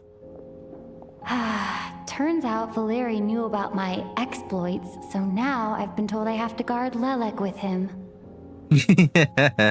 Shouldn't you be facing my way if you're guarding me? At the moment, it looks more like you're my bodyguards. I think it's both. If the true culprit is indeed still at large, as you have claimed, we must keep our guard up against them also. Don't worry, Tonya. We'll get through this. Once the snow stops, the officials will step in. The investigation will get easier, and then we'll be safe. But once the snow stops, won't everyone just leave? Huh? You're gonna miss us, huh? Well, some of us work at the theaters, so we'll still be here. I'll even give you a special backstage pass. I don't think that's what she meant. Wait, why is Tonya... Really, Miss Vodyanitsa? That's awesome! You've made a fan for life. They're guarding their front and their backs? Now I was thinking like Tonya sounds a little suspicious because she keeps worrying that everyone will leave. Aw, you're so cute, Tonya. Aww. All right, let's swear to it. I promise to give you the pass, and you promise to never change your mind about being my fan. I guess that's one way to get a fan. Doria needs to giving out all these VIP tickets. Promise. Don't indulge her, Tonya. You don't have to swear an oath over things like that. Alyosha taking it too seriously. You really do get carried away sometimes, don't you, Miss Vodyanitsa? Hey, mind your own business.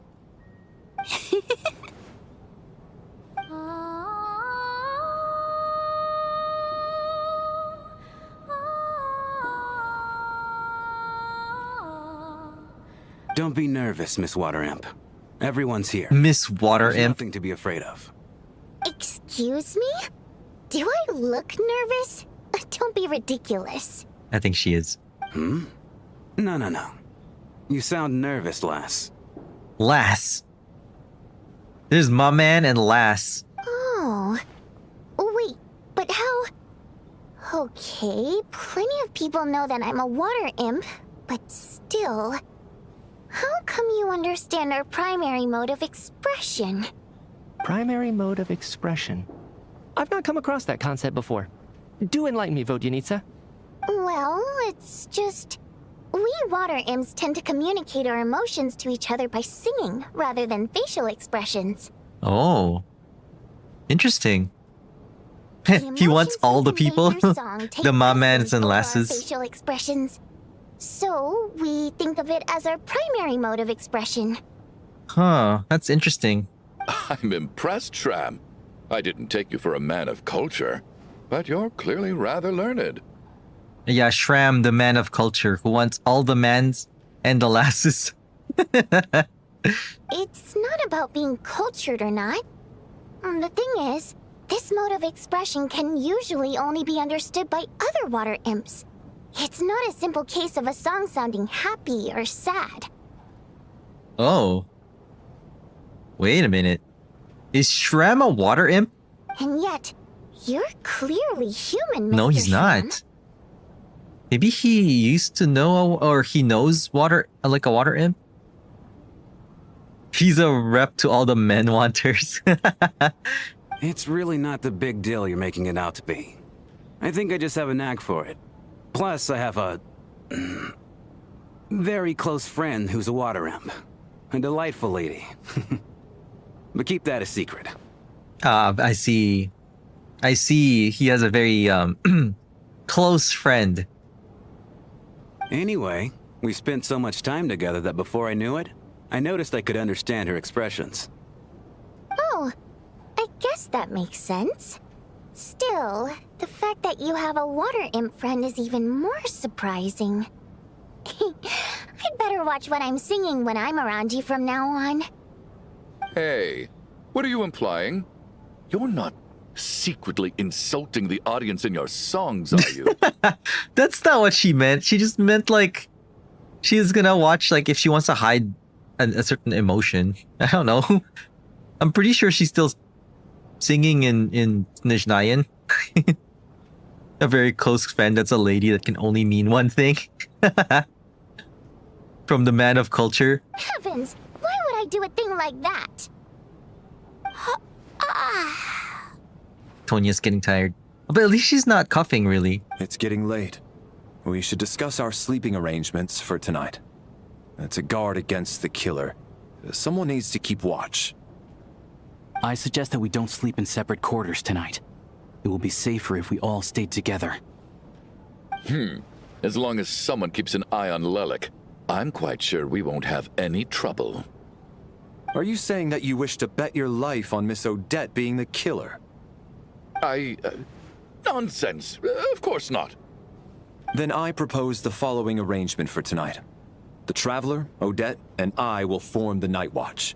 We'll sleep in shifts, but two of us must be awake at any given time. Interesting. So it has to be...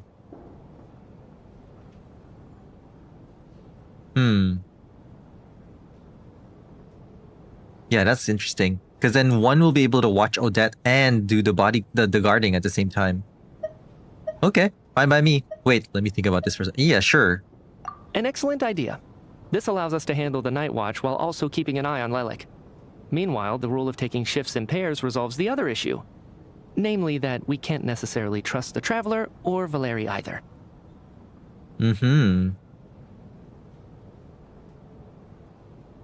I expect that plan took you quite some time to come up with, didn't it? Is he throwing a dig at Valerie? Actually, our field combat manual outlines a similar approach. Although the scenario there involves guarding prisoners overnight during field operations. That being said, I must clarify that I harbor no disrespect towards you personally, Miss Odette. In fact, Lelik's numerous covert operations make fine textbook examples for military agents. Oh. He has respect for Lelik then. I care less about respect and more about the fact that you just robbed me of 2/3 of my sleep tonight. I'm calling dibs on being the first to rest. Good night. But we were very trustworthy. Yeah, promise. You can trust us. It's me, the fourth dissenter. As night falls, you and Valerie take the first watch together. Everyone is sleeping on the stage, making for a scene right out of absurdist theater. Eventually, the time comes for the first shift change. That's interesting. Everyone's on the stage asleep, so everyone can see each other. It's almost time. We should wake Odette. How are you? Oh, they brought all the... I thought they would be like on futons or like sleeping bags. They just brought all the beds in. I'm not sleepy. You get some sleep. I'll go after you. Oh, not going to argue with that. I'll take a quick nap. If you start to feel sleepy, wake me up anytime. Oh, sleepy bear. It's finally time for Odette and I to share the night watch. I should wake her up.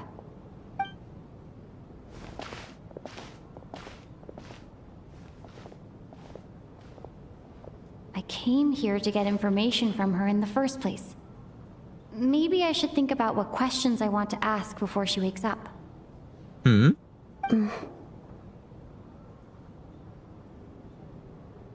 How long are you gonna keep staring at me? You're awake? But I didn't even wake you yet.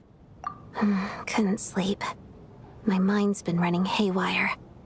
I know, I probably couldn't sleep either if I was in this situation. Plus, there's something I've been meaning to talk to you about. You too? I had a hunch that you wanted a conversation too. Let's take this chance to clear the air, shall we?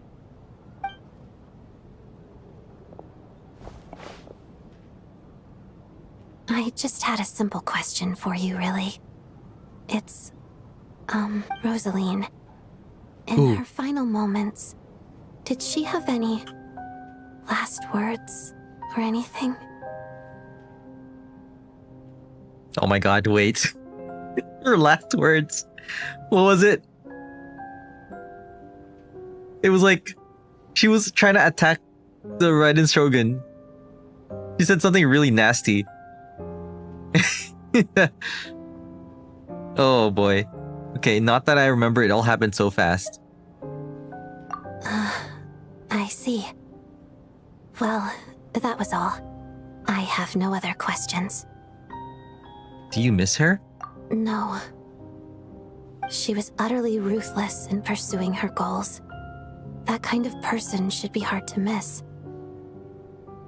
She called us bastards or bugs? Yeah, something like that. And then she lunged at the Raiden Shogun.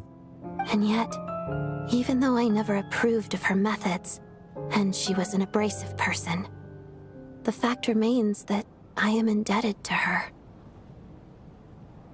I heard a little about that from Sandrone. Oh, she told you. I guess that makes sense. I think she and Rosaline were on pretty good terms. Yeah, they were really good friends. Still, she didn't know the full details. Yes. Rosaline wasn't the kind to gossip about this sort of thing. Not that it's any huge secret to me, though. When I was a child, I had to join the Fatui for the sake of my mother and me. I trained under Rosaline. It was extremely grueling, and it didn't exactly come naturally to me. All I could do was try to ignore the biting cold and practice. I was a newcomer who'd managed to make a good first impression on a harbinger. There was pressure to live up to her expectations, to be worthy of the fair lady's reputation. Every day was a struggle against the cold, pain, and fatigue. And most nights, I struggled to fall asleep. After enduring all that, I've become almost immune to the sensation of pain. I suppose that is the cost of survival. Surely, any child who had to experience that would grow to hate her lot in life, don't you think? You really paid an enormous price. So, I put an equal amount of effort into my ballet. Because in my young mind, that was the only way to defy my fate. I like how that's how Valerie is sleeping. He's just taking a nap. That's the most uncomfortable napping position I've ever seen. He's not even leaning back. He's just... He looks like he's just closing his eyes. It was my way of telling her. The Fatui's demands and your expectations of me are not what I wish for. One day, I will leave. I think she probably blamed my poor performance in training on my passion for ballet. She knew my heart wasn't in it. Wait, I thought Rosaline was also in ballet. So no? She even blamed ballet for her lacking in training performance. One time, When I was secretly practicing a dance at night, she suddenly showed up. I knew she was there to catch me red-handed. I told her, "You don't deserve to watch the dance I learned from my mother." Huh. She looked stunned. I guess she was surprised that I lashed out first, before she had the chance. But strangely enough, on that occasion, she wasn't fierce with me like she was during training. Instead, she fell silent for a moment, and then left.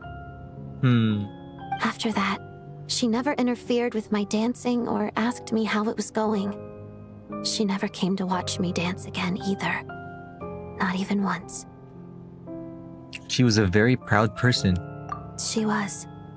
But even now, whenever I take out this core Ignis, I can't help but think of that night. Of the look on her face.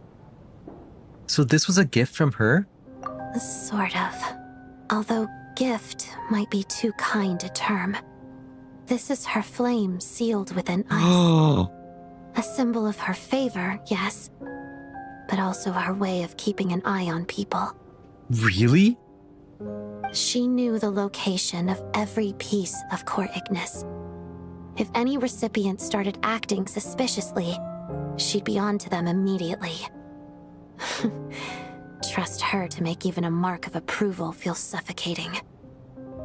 So, when news of Rosaline's death reached Snezhnaya, many people immediately crushed their core Ignis. It gave them a profound sense of relief, like they'd broken free from her shackles. The core Ignis? It's the same kind of thing that we gave Paimon to warm her up. But in this case, it's special because it's made out of the flame from Signora herself. So it's like part of her own power inside. It's still burning though, so it's interesting that, I mean, it's not like, you know, like, I don't think it's the kind of magic where like if the user dies, then the whole magic goes away.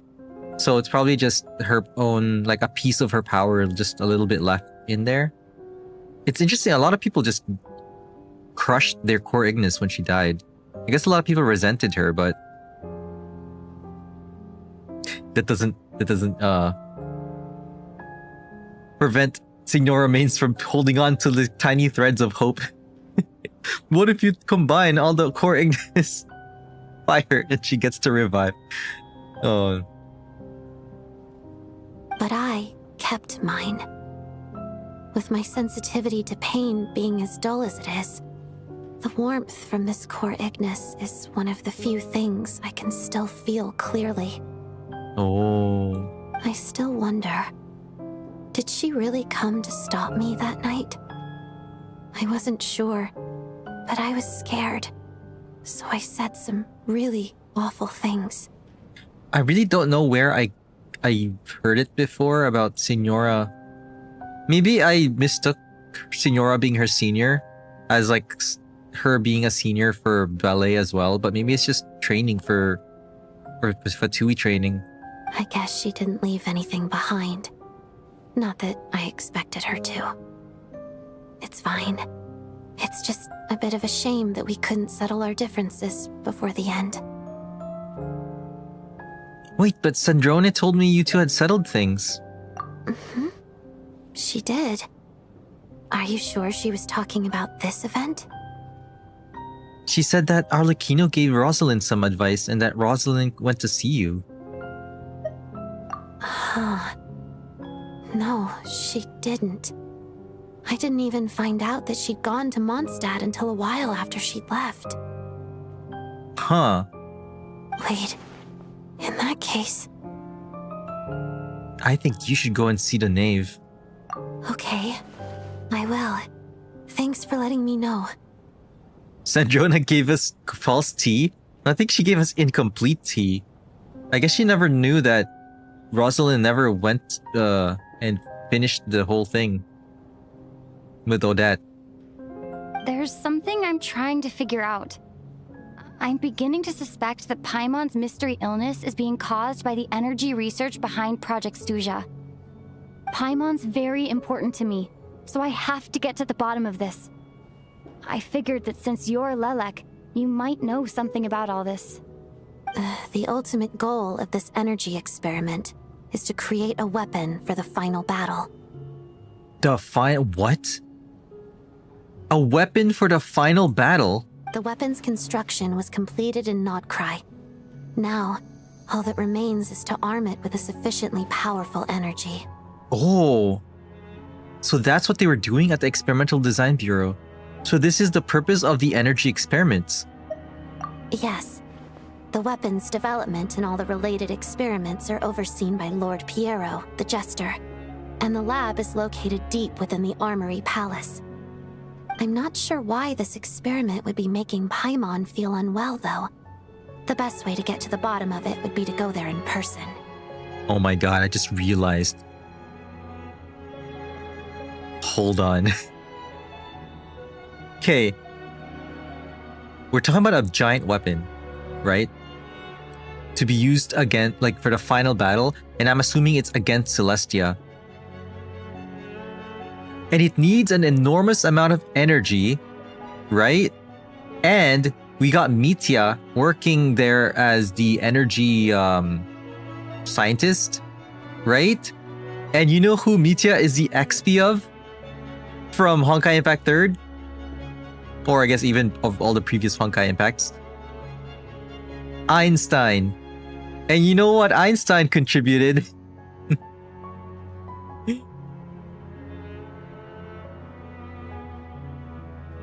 Project Stuja is creating a nuke.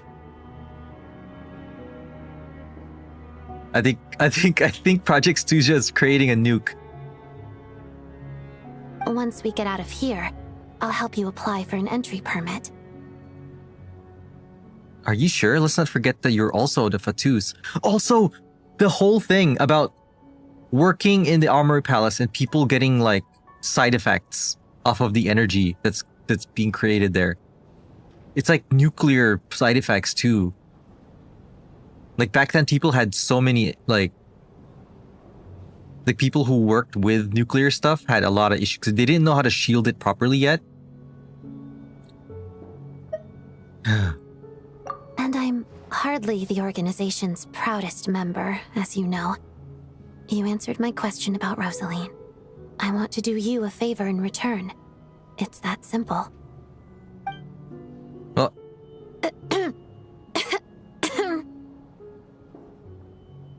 Huh? he's awake. What's wrong? Are you not feeling well?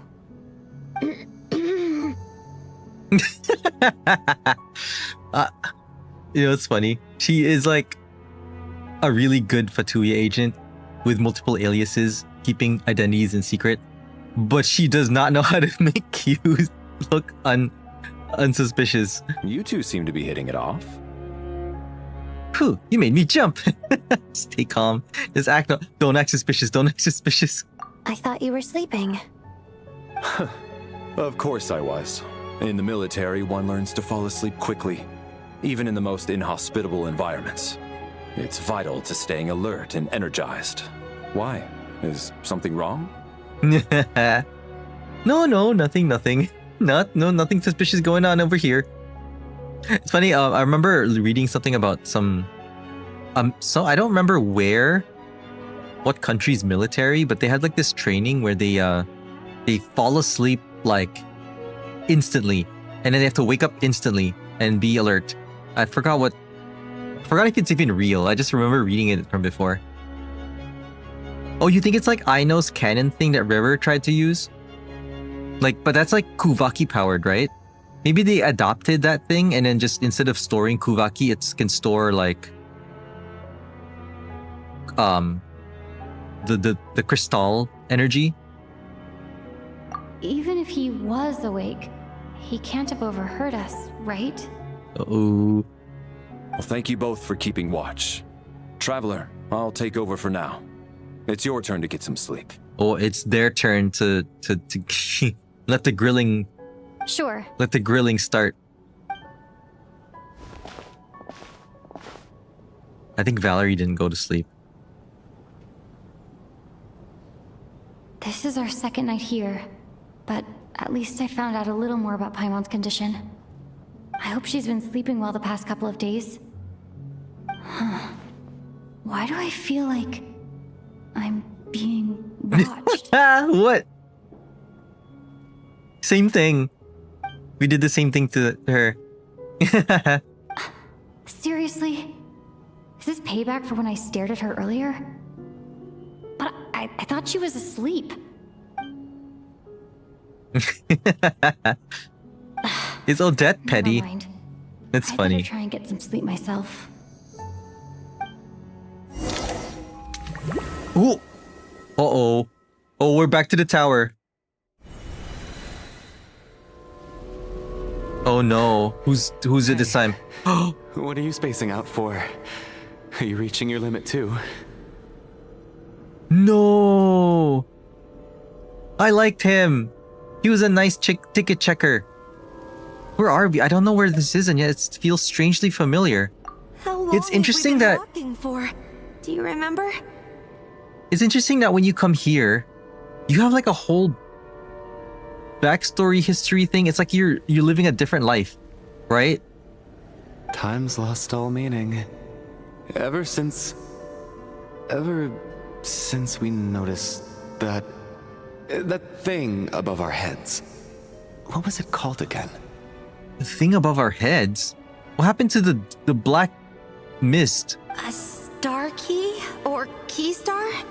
Anyway, Star the person key? who named it was swallowed by the black mist. What? Someone fell in the black mist? Whatever it's called, ever since we noticed it, we've been walking up and up, hoping that as long as we reach it, we can find a way out of this place. A star seems key? like no matter how far we walk, we never get any closer. Well, we've come this far. You never know. Maybe we're almost there? Come on, enough moping. Let's go. The black mist is catching up. That thing looks bigger.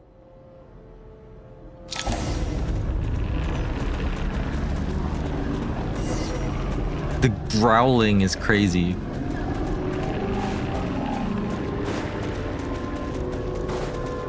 Why is there health? Oh wait, just enemies here? Monsters! Watch out!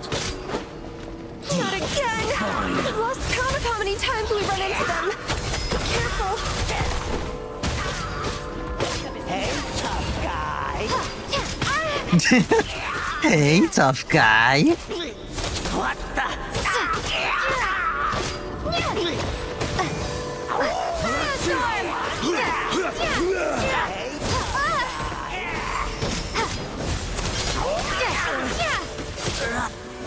Oh, we put a linchpin thingy down. Or a polar star.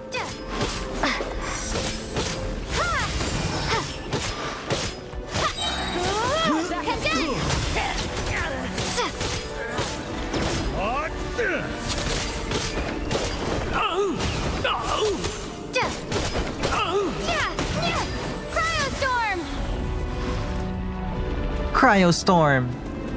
So we go up there. Whoa.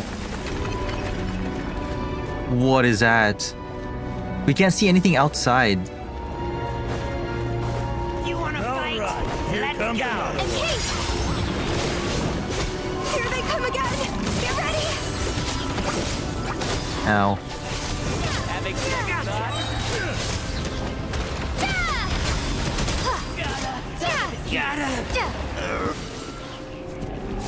Nice. I couldn't see any of the damage, but Traveler sounds good.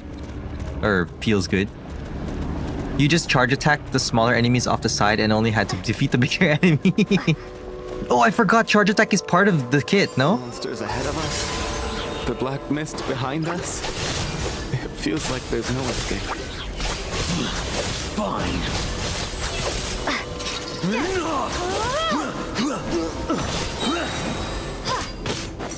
And Kate!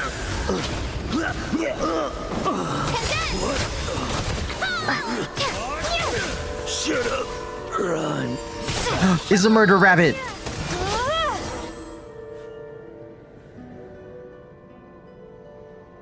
You did that to one guy, to the two, then ran off.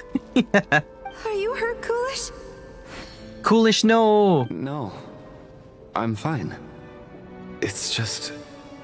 Suddenly I don't want to walk any further. What is this? It's something is making people give up. I get you. In fact, I reached my limit a long time ago. Sometimes it feels like there's hope where there shouldn't be. Yeah. The hope that the star gives us is the only thing keeping us going. But I'm not sure it's real at all. It may just be a collective illusion. Otherwise, why would it always be out of reach? Are you really gonna give up like this? I actually feel like we're slowly getting closer to it. We know you mean well, but you're only saying that to try and encourage us to keep going, aren't you? Coolish is not being cool anymore. He's just being cool-ish, okay? Thank you, friend. But enough is enough. Please don't give me any more false hope. Hope is poison in this place. Ugh. You're going to continue, aren't you? I admire that. I've given up, but I wish you the best. May there come a day that you catch up to the star and leave this godforsaken place. So they're gonna be next, right?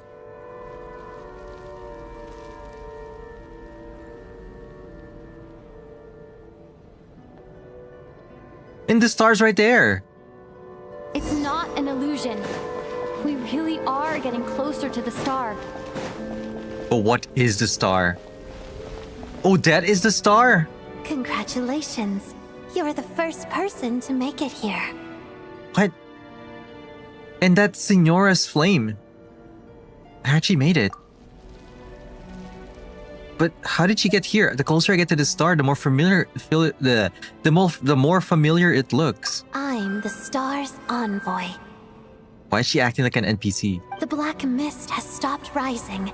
Its hunger is satisfied for now, having devoured your two companions. This is a good opportunity. I'll let you get some rest before we continue. Continue? Aren't we gonna leave? What do you mean, leave? The star represents the starting point. Oh my god. The waypoint for the beginning. It's not the end. It's the beginning. Whoa. Congratulations on reaching the starting point. Once you are ready, we will head out and walk upwards. I will be right by your side the whole way. After everything I went through to get here, this is just a start? Ooh. Thanks. Huh? What's wrong? Hey, don't give up before the journey's even begun.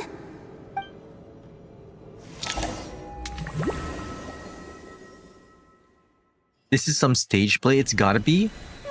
I mean, we're on a stage. Oh my god, look how she slumped over the bed. Is that Vodyanitsa's voice? What happened? Oops. Coolish, wake up! Please wake up! The drama about sleeping, which began as a joke the other day, is now playing out on the stage. No one counted on it being a tragedy. Who is narrating? And it keeps pointing up to the chandelier. The star being the starting point is this Voy thinks it's so smart. I'm not sure what you're trying to say. Everyone is gathered around the two sleepers in the center of the stage. Without even inspecting the scene, you already know what has happened, as if someone had told you in advance. Yeah, because it's a dream. And I guess it's the type of dream where you wake up and you don't remember it. Oh man. Coolish deceased. Deceased during the night. The situation is identical to that of the two casualties yesterday. We cannot ascertain the cause of death. At least there are some elements that we can rule out this time. They slept on the stage with everyone else, so I suppose the surrounding environment can't be a relevant variable.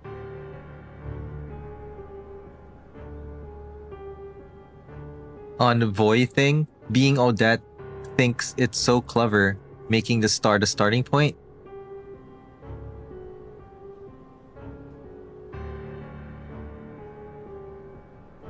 Oh. Rampana. Coolish. Weren't some of us keeping watch last night? 3 of us, in fact. How could you not notice something was wrong? I'm as confused as you are. Certainly nothing unusual happened on my watch. Likewise, and from what I've observed so far, both Miss Odette and the Traveler can Oh. Oh my god. Okay. I get it now. Starting point?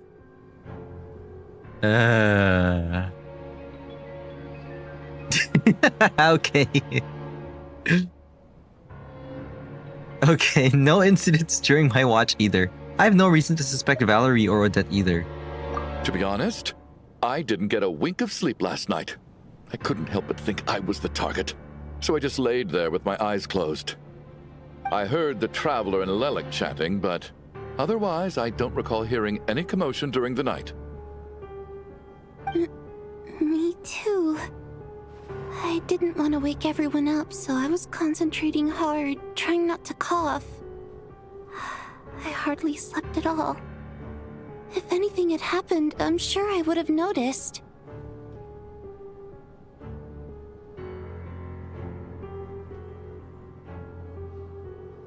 Then, what could possibly be causing this?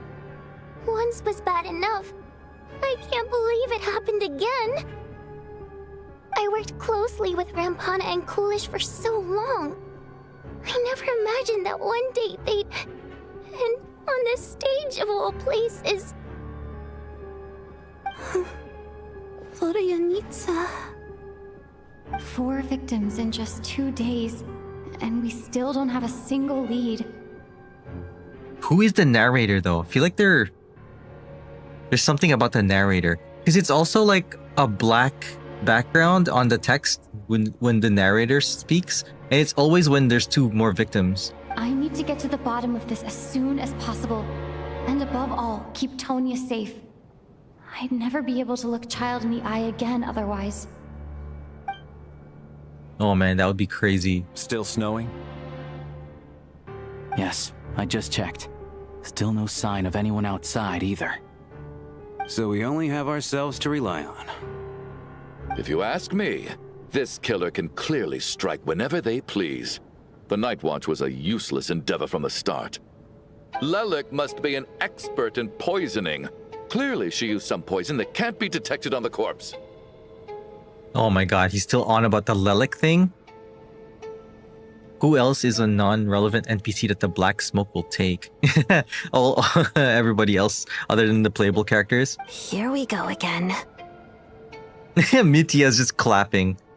Listen, I was already thinking to myself last night, was Lelik's reason for revealing her identity the real story? Well, now I have my answer. It most certainly was not. She's been playing us for fools. You get off on this, don't you? Revealing your identity, only to carry on with your killing spree? Oh no. That's a hideous thought. One that only a hideous mind like yours could dream up. Oof. How dare you? That's enough. Yesterday, you named Lelik as a suspect because the victims were both wealthy merchants. Lelik might have had a motive then. But today's victims were just ordinary people. Not to mention that they were colleagues of Odette and mine. What reason would she have to murder them? Let me guess. Just to scare you? Who knows? Maybe you don't know her as well as you think. He has like main character syndrome, thinking it's all about him. I implore you all to ask yourselves, how many people are there really in this world that have what it takes to kill another person? Not many, I'd wager. I mean, in that case, then the only people who are suspects are the military and the traveler. Oh, maybe Fatuz. Lelik is well known to be a ruthless operator, and now she has revealed her identity. How could it be any more obvious? Everything you've said so far is still just conjecture, which doesn't constitute a concrete lead. You need to back up your claims with some evidence. How can you defend her, officer? Oh my god, and now he's doing the She saved thing. you while you were on night watch. He's doing the thing where if you try to be neutral, just because it's not on their side, they're gonna accuse you of defending the other side. Maybe I shouldn't be so surprised. You military types are always colluding with criminals to target the rich. What? Where did that come from? All so you can get your grubby paws on our hard-earned fortunes, then tell us to fall in line. The Fatui, the Druzhna, and the Rokot. Thugs, the lot of you. Chugunov, when he panics, kind of sounds like Shadow Kanji. I don't remember what Kanji sounded like. Don't you dare! Oh.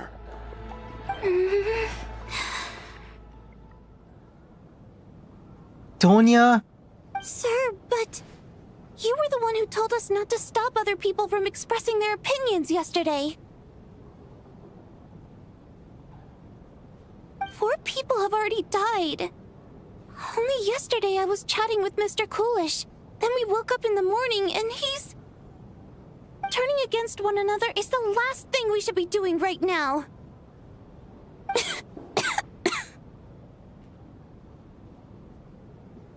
Little girl. Even if Mr. Chuganov is a puffed-up, pig-headed windbag who doesn't have a clue what he's talking about, he's still one of the victims here, isn't he?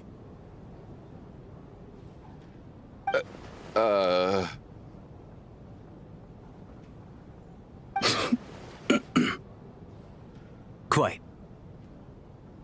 I had no intention of resorting to violence. But you're right, Miss Tonya. I ought not prevent him from speaking his mind. In any case, I believe Mr. Chuganov has calmed down a little now. We may resume our discussion. I don't think there's any need for that. What is there to discuss? Nothing about this situation is normal. Did you have an idea, Mitya? You're the brainiac here, right? Come on, clue us in. I've been mulling something over. All the leads we have so far concern things from outside the theater. Miss Odette's alter ego, the threats Mr. Chuganov received. Yeah, we never really investigated what's really happening right now. But then there's the 2 double murder crime scenes themselves, which have given us absolutely nothing to go on whatsoever. That's highly unusual. Even with the most careful killers, there's always some evidence left behind. And it's so weird, there's nothing on them. Is there even traces of elemental energy on them or something? So what do you We need to use elemental sight? I think this could be a supernatural event. It isn't characteristic of human-on-human homicide at all. There's a ghost among us now? Correct me if I'm wrong, but aren't you supposed to be a scientist? That doesn't sound like a conclusion someone like you is supposed to make. I mean, science in Teyvat isn't exactly super scientific. I got into scientific research because of my insatiable curiosity. But if the present situation defies all known scientific explanations, I don't mind shifting my curiosity toward the paranormal instead. Now that you mention it, I remember when I first came to the theater. I heard rumors about this place being haunted. What? The theater's haunted? Haunted? Yeah, I think I heard the same thing. But I mean, they're only rumors, right? We've worked here for years. Yeah, now we're ghost You busting. would have noticed any spooky goings on by now. Well, this has taken an unexpected turn. A haunted Oh my god, theater? true. If Paimon were here, she'd probably be hiding behind me in fear right now. I can already hear her voice. Oh, there's a ghost! Why don't we take this opportunity to look for clues again with a more open mind? Maybe a different perspective will help us see something different. Very well. Whether it's criminals or ghosts we're looking for, the same rules apply. Everyone needs to tread carefully. Oh yeah! I'll move the bodies into the same room for now. Her detective glasses with the mustache. Yeah, she'd totally be wearing it right now. Okay, we're investigating these again. Did they update? Okay, everything seems the same. Oh, this one's updated. Outgoing and humorous, he has an endless supply of mercenary jokes. And I guess he says he often works for Snezhnaya nobles, so maybe he has like a knack for joking around with them to build rapport. Chugunov deeply loves his wife and daughter. The factory operates... Yeah, okay, this is the same. Tonya, though in poor health and prone to coughing, excited about... Yep, same thing. Me, fourth descender. Same thing. Odette... Well, suspected, but she admitted it that she's Lelik, so this should be confirmed, no? Same thing. The same thing. Okay, they're both almost the same, basically the same thing. It's just that these are now deceased. Alright, open your question inventory and examine the picture. Okay, we already did that. So now, you gotta look for clues.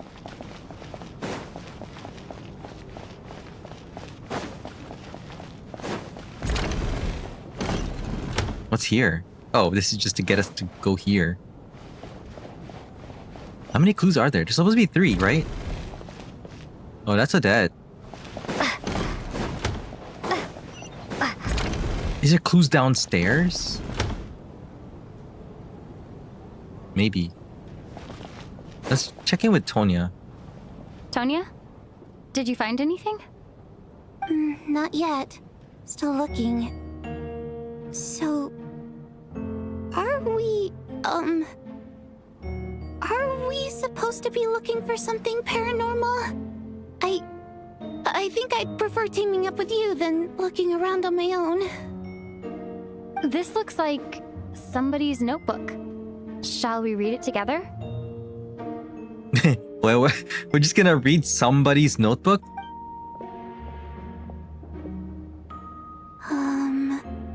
Well, it doesn't look scary or anything. What if it's their diary? Fine. All right, let's read it together. It is a diary. What? We're just reading some random person's diary. Shouldn't we ask who it is? Exactly whose diary is this? You once told me I would understand someday, but even now I still don't. I don't believe anyone should be forced to abandon their homeland because of a change in power. She never considered the feelings of us water imp nobles. Every inch of this land reflects memories of my childhood. If I close my eyes, I can still hear everyone's songs echoing everywhere. I will not forgive those who drove us away. I miss you very much, Mother. Oh my god, it's Vodyanitsa's diary, isn't it? We're getting that good dirt.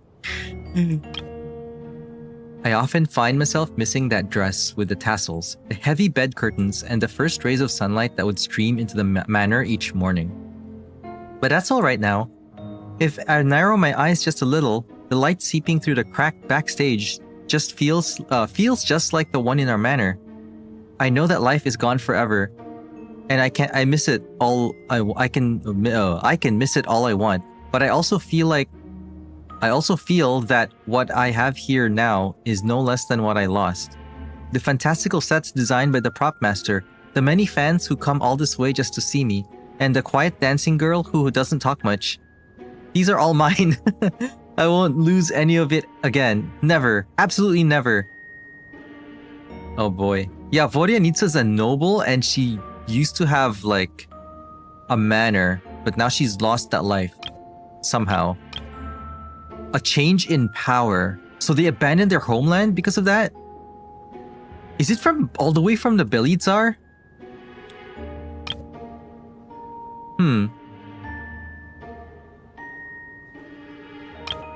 I've joined a rather remarkable organization. Oh my god, is it Rokot? Though I can't tell you its name, whatever that great figure intends to do this time, there should always be someone looking out for the misfortunes of ordinary people. That's what our organization exists for. Even now, I still don't understand her. Why is it that those in power always seem this way? They clearly have the ability to bring greater happiness. Some say she has her own difficulties, but what could possibly trouble someone so seemingly omnipotent? Oh, is she talking about the Archon? Never mind, I should just focus on what I can do. I suppose you'll all hear about our organization sooner or later. Its name is... never mind, I'll leave it a mystery for now. She keeps almost saying the name. Huh. This has to be Vodyanitsa's writing, surely. Oh yeah, and we're just reading it. Maybe it's a little rude for us to peek at this. I feel like I just read someone's secret diary by accident. Since it's an accident, it should be fine. Now I feel a little guilty too. It sounds like she's writing this for her parents, right? I don't understand. Why put this stuff in a notebook instead of mailing it in a letter? Her parents are probably long gone. And so she's just writing to them. And who else is a water imp? Well, Tonya, this was your idea. Oh yeah, it was Tonya who wanted to read it. Because her water imp parents belonged to the aristocracy, who were Oh my driven out god. of Snezhnaya by the Tsaritsa long ago. And now they live somewhere new, where the postman can't get to. Oh, hey, Varyanitsa. I can explain. We're sorry. It's fine. My fault for not storing it properly. Not really. Can't leave things lying around and expect them to get ignored when everyone's scouring the place for clues. I mean, kinda, but like at the same time. All right, give me my notebook back. I'll take over the investigation in this room. She says as she stares straight into our souls. The guilty look on Traveler's face. Ooh, look at the texture on the carpet. Oh my god. Oh God, and this one. Oh my. Why am I so embarrassing? Oh my god, she's crashing out. Why? We shouldn't have read her diary. Oh no, poor Vodyanitsa. Oh my gosh, she's still screaming. That's gonna be awkward later. She's still in there. Oh, we can't even. She locked the door.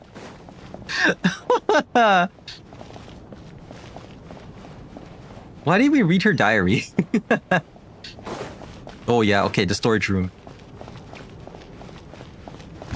This is when you were like, you must pull Vodyanitsa. Watch her give you a hard time when you try. Oh no. Oh no, she's gonna give us a hard time pulling on her banner. Oh. Hello.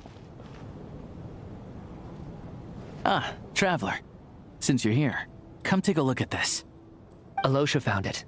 We're both curious to hear your perspective. It appears to be an investigation report. And the focus of the investigation was the rumors of haunting we heard about earlier. Oh, really? Investigation report into the supernatural sightings at the Opera House.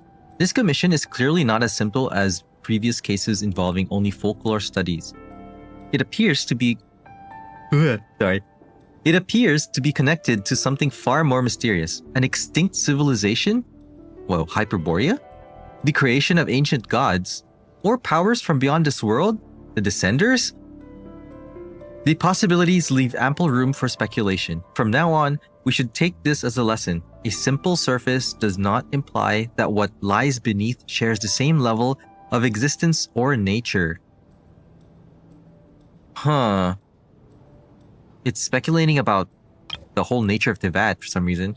Ley lines themselves possess a powerful ability to either devour or guide souls. Wait, is this a ley line disorder?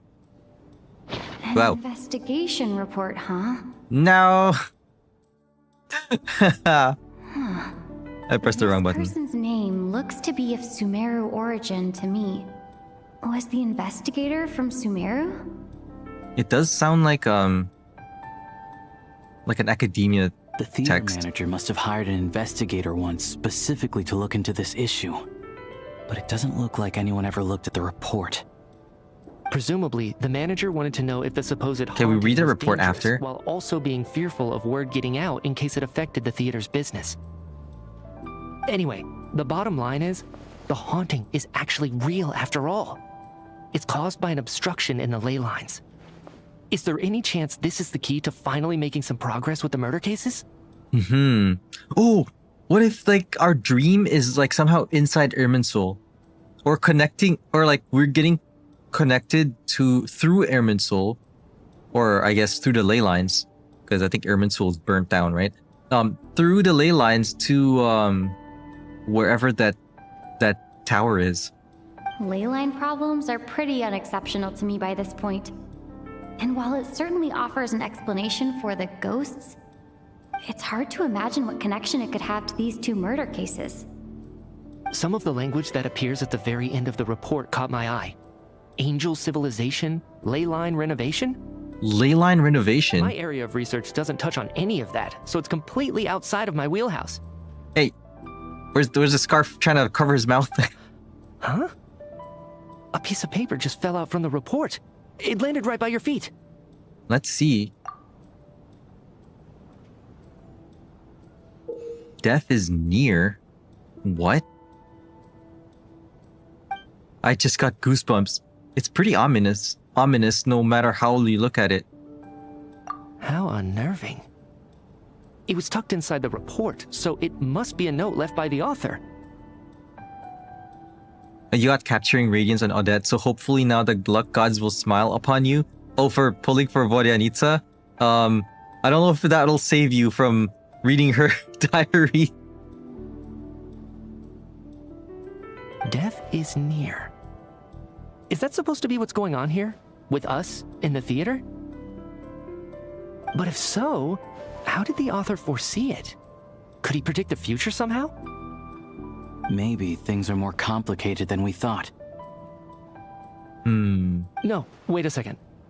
If we take the report and the note at face value, they completely contradict one another. The report definitively concludes that the hauntings in the theater are harmless and cannot affect the real world. But the note seems to be warning of potential danger. That's true. The question is, what exactly does the note mean by death? Is it simply describing our situation? Is it referring to the victims? Or could it refer to the perpetrator? The various ways we could interpret this keyword lead in completely different directions. Let's pause our analysis here for now. I think we need more information.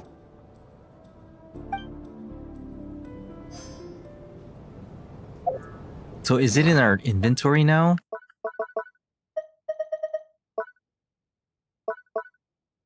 It's here, right?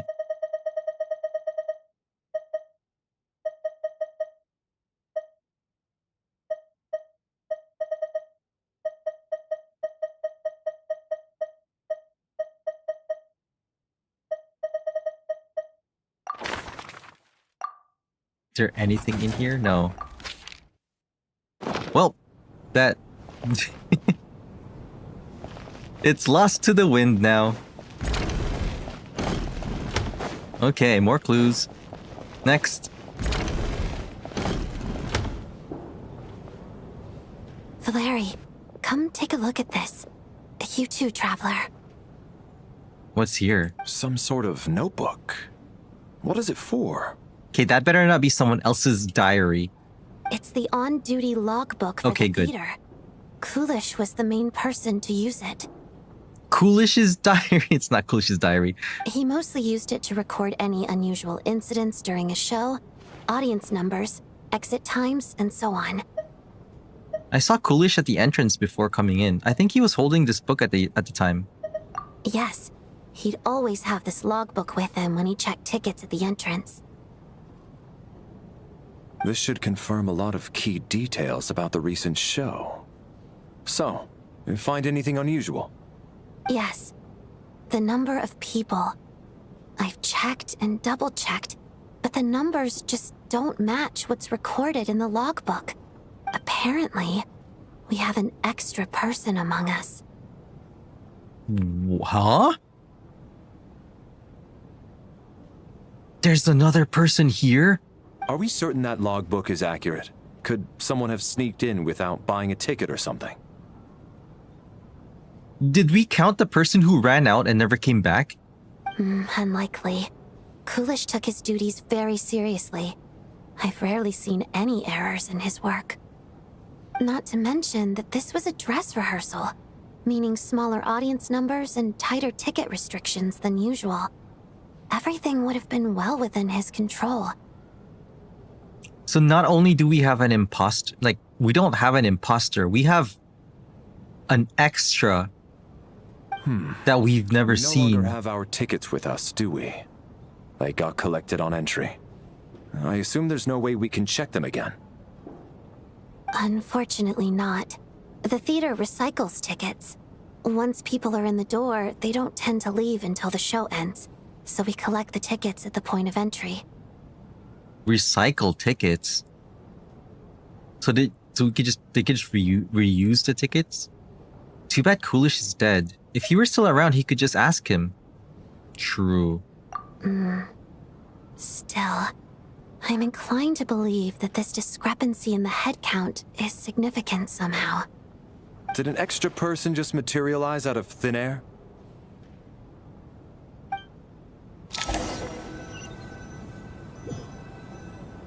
Check the If trash. we take all this together, it's not impossible, is it? If anything, it's the natural conclusion. Well, I beg to differ. This sounds to me like a product of a researcher's vivid imagination. And perhaps it's because I'm still viewing this through the lens of a typical murder investigation. But still, I'm struggling to be persuaded by your theory. So Mitya has a theory. Does it really sound that far-fetched? Alright, well, let's treat that as speculation for now. I do agree with what you've said, so let's go with your idea for now. Good. Okay, now that we finally have some meaningful leads, I think it's time to reconvene. Let's get the others. Okay.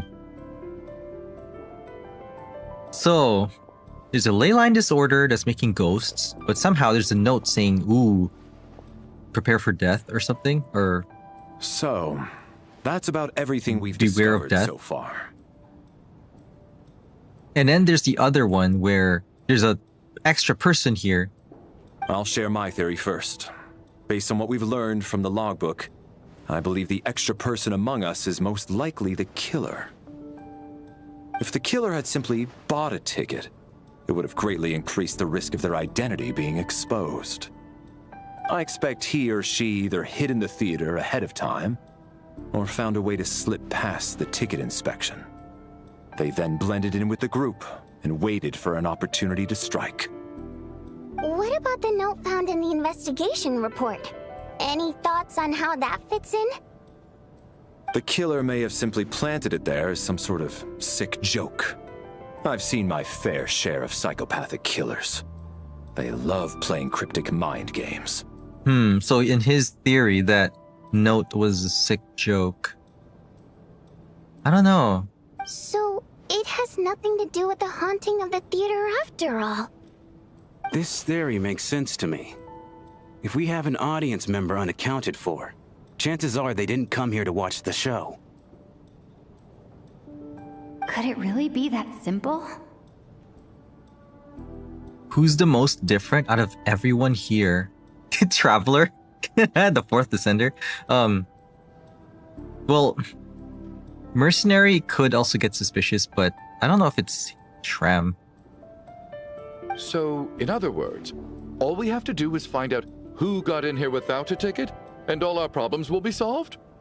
Well, the only playable characters, like the only non-playable characters left is Shugunov and Shram.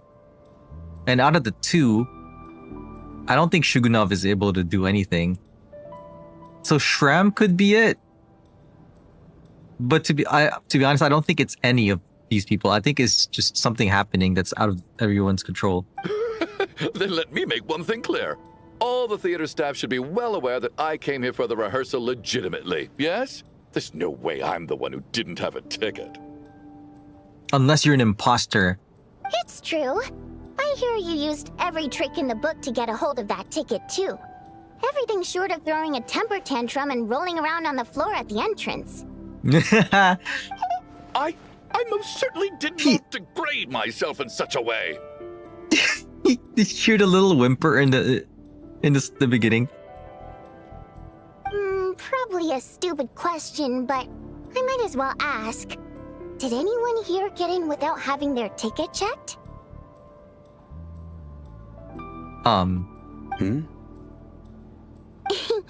Guess it was naive of me to expect them to just admit to it.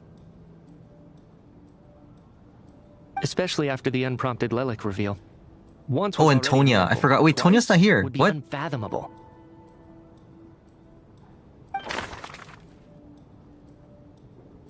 So the only NPCs left are Tonya, Chugunov, and Shram.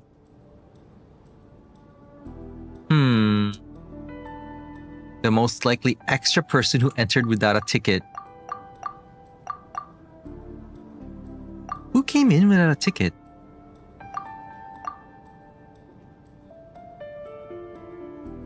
Wait, I came in and asked for Odette, no? Oh no, that was something else. I'm not sure. Is it Tonya?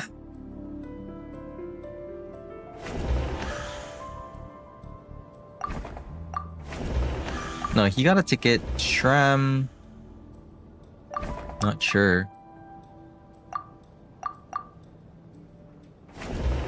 Me.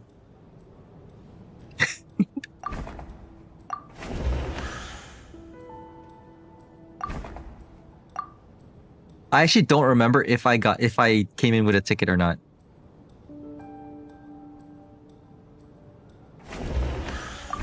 I got my ticket from Child. It was all above Oh, board, okay. and my ticket was checked at the entrance, so there's no way it's me.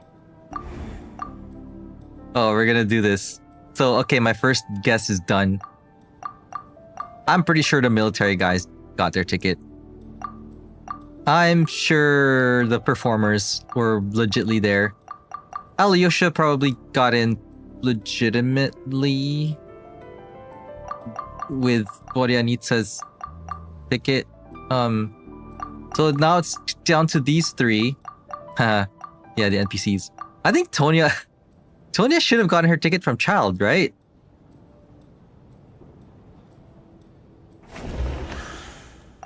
Tonya received her ticket the same way. Yeah, Child.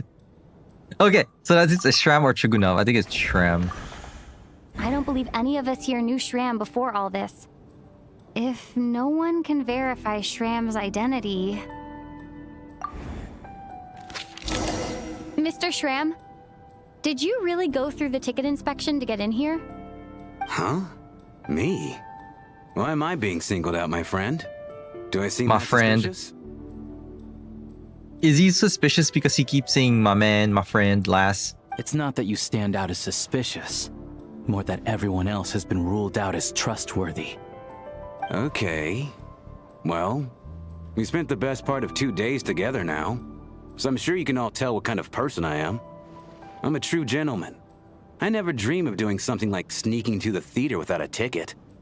Yeah, I have no doubt that you're a good person. But the problem is, none of us here actually know you, so no one can say for sure that you are who you claim to be. Although, actually, what was it you said last night? Yeah, you're friends with that water imp, which is why you understand our primary mode of expression. Ooh. Last time I checked, there were barely any of us remaining in Snezhnaya, since most of the water imps left. Could you tell me a little bit more about your friend? There's a good chance I actually know her. Oh boy. And I suppose it's also kind of a way for everyone else to get to know you a little better. Oh.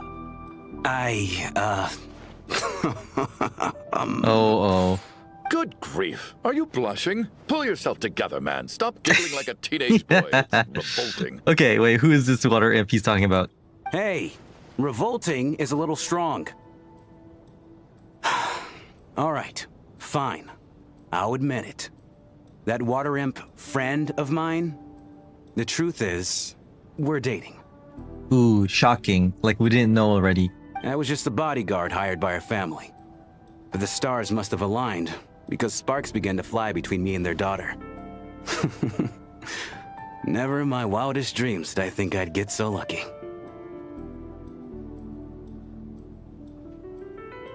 Wait. Oh. Him and their daughter? So her family... Oh, okay. We don't need details. Just get to the point. Okay. I'm just a little hesitant to reveal her name, that's all. You know how it is. These are delicate times. Even with me to protect her. If word gets out that she's dating a human, both the Fae and human factions will give her a hard time. Oh, really? What? Why? Really? Wait, no. That can't be. Is Shram from the past? Huh? Shram? What the devil are you talking about? Why is everyone looking at me like that? Surely you can understand where I'm coming from. Delicate times? Factions? Yes. You know, the Civil War. Shram is from the past. The Fae and the humans were still at each other's throats. He's a ghost. If I'm not mistaken, the last significant civil war in Snezhnayan history was over 400 years ago, when Her Majesty the Tsaritsa had just taken the throne and was consolidating her reign. What do you mean, 400 years ago? What's going on here? Is Shram from the past? Shram is from the past. All right, Mr. Mitya, you win this round. As far-fetched as it is, it appears that your theory may be correct. He has his arms exposed too. He can't feel the cold. Yeah. Oh, wait. Is it before the whole... Oh. You know how like a lot of people are really dressed up like it's cold out? But he doesn't? So in the past, maybe he's from a time... Maybe he's from a time when the cold isn't that bad yet. Illusions of the past. I'm just as amazed as you are. I didn't even believe it myself, to be honest. Is someone going to explain what's going on here? From the look on your face, you figured it out too, haven't you, Traveler? Oh. Ooh. The red string. Okay. According to the theater's duty log, there seems to have been an extra person at the scene. A letter to Vodyanitsa wrote to her family but never sent. A clue that has yet to surface. Investigation report into the alleged theater haunting. According to the theater's duty log, extra person at the scene. That seems to be the case. Shram's the extra person, but there's no way of learning his identity from this clue. Oh wait, I'm supposed to like guess which... the clue to his secret identity. You know, the illustration in the middle reminds me of Danganronpa. No, it's a clue that has yet to surface, no? Isn't it the ley line thing? Yeah. The theater's ley lines have been modified to block souls within its grounds from returning to them. Some souls can even wander this place forever. That's crazy. Mr. Shram's statement proves he's from hundreds of years ago. And according to the investigation report on the theater hauntings, Mr. Schramm is very likely a lost soul wandering the theater. Okay, the true nature of the extra person is soul wandering the theater. Killer who hid in the theater ahead of time is an ordinary ticket dodger. I personally soul. For some unknown reason, the soul that has been wandering the theater due to the ley line issues has joined our group and blended in. Yeah, that must be the immediate reason why the ticket count doesn't match the number of people present.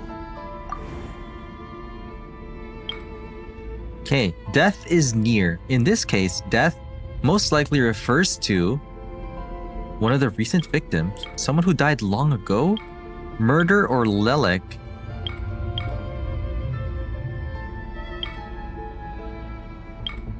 Someone who died long ago. The contents of the investigation report have been verified. There are indeed ley line issues and wandering souls in the theater. Death likely symbolizes the deceased. Mr. Schramm, for instance. Oh, they're not saying near. that death is near, like... That must mean that there's a dead person in our midst. That's the truth, isn't it? Yeah, like... Death is near, not like... Dying is soon. Yeah, the logic is clear now. The investigation report said that there would be souls stuck wandering around the theater because the ley lines were cut off. Mr. Schramm must be one such soul who died in the theater a long time ago. In which case, that also makes him our extra person. I might have missed it. Why were the ley lines cut off at the theater? So when the note I don't know said why. death is near, it must have been referring to death as in the deceased, people who died a long time ago. Someone who died a long time ago. In short, there's a dead person among us. The extra person we've been searching for is a ghost from the past. You mean I'm a ghost? No. Don't make jokes like that, my man. There must be some mistake. Is that why I keep saying my man? Like it's supposed to be some from past era or But something? even if I was dead, I know for a fact I didn't kill anyone these past 2 nights.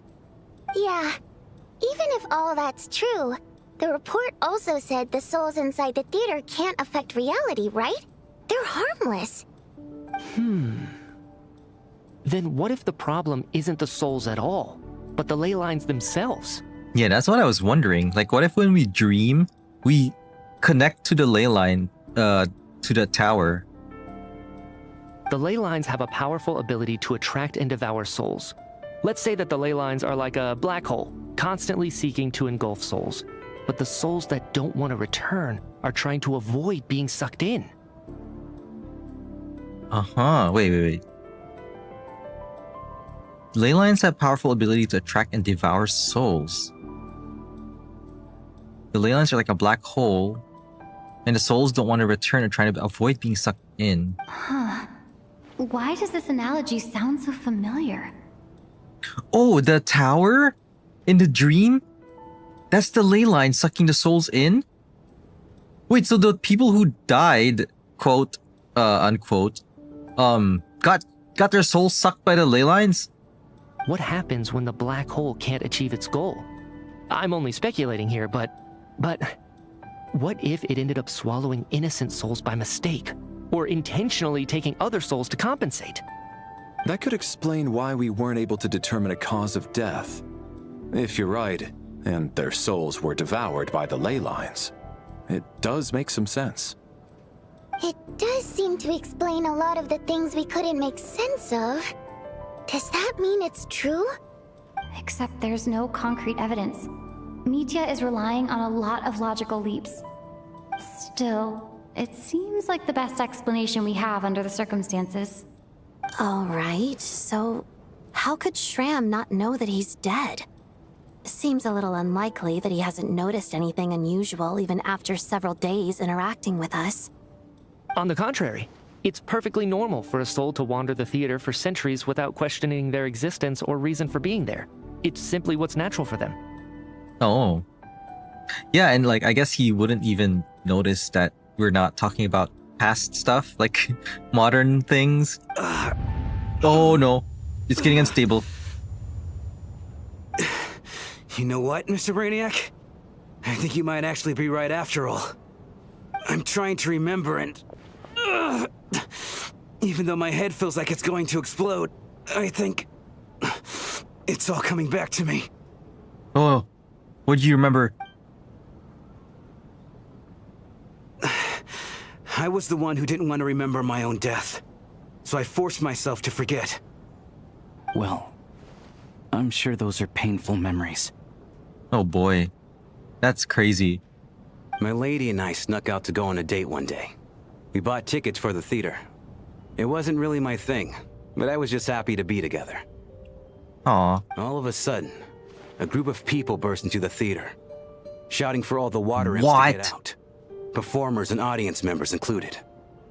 It was clear the conflict between humans and Fae had reached a boiling point.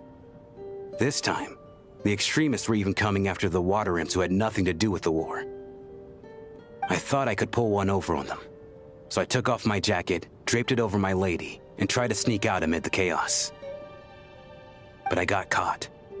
They started shouting, calling me a traitor to humanity. But I was going to do whatever it took to buy our chance to escape. Wow. No matter how many people stood in my way. I had to.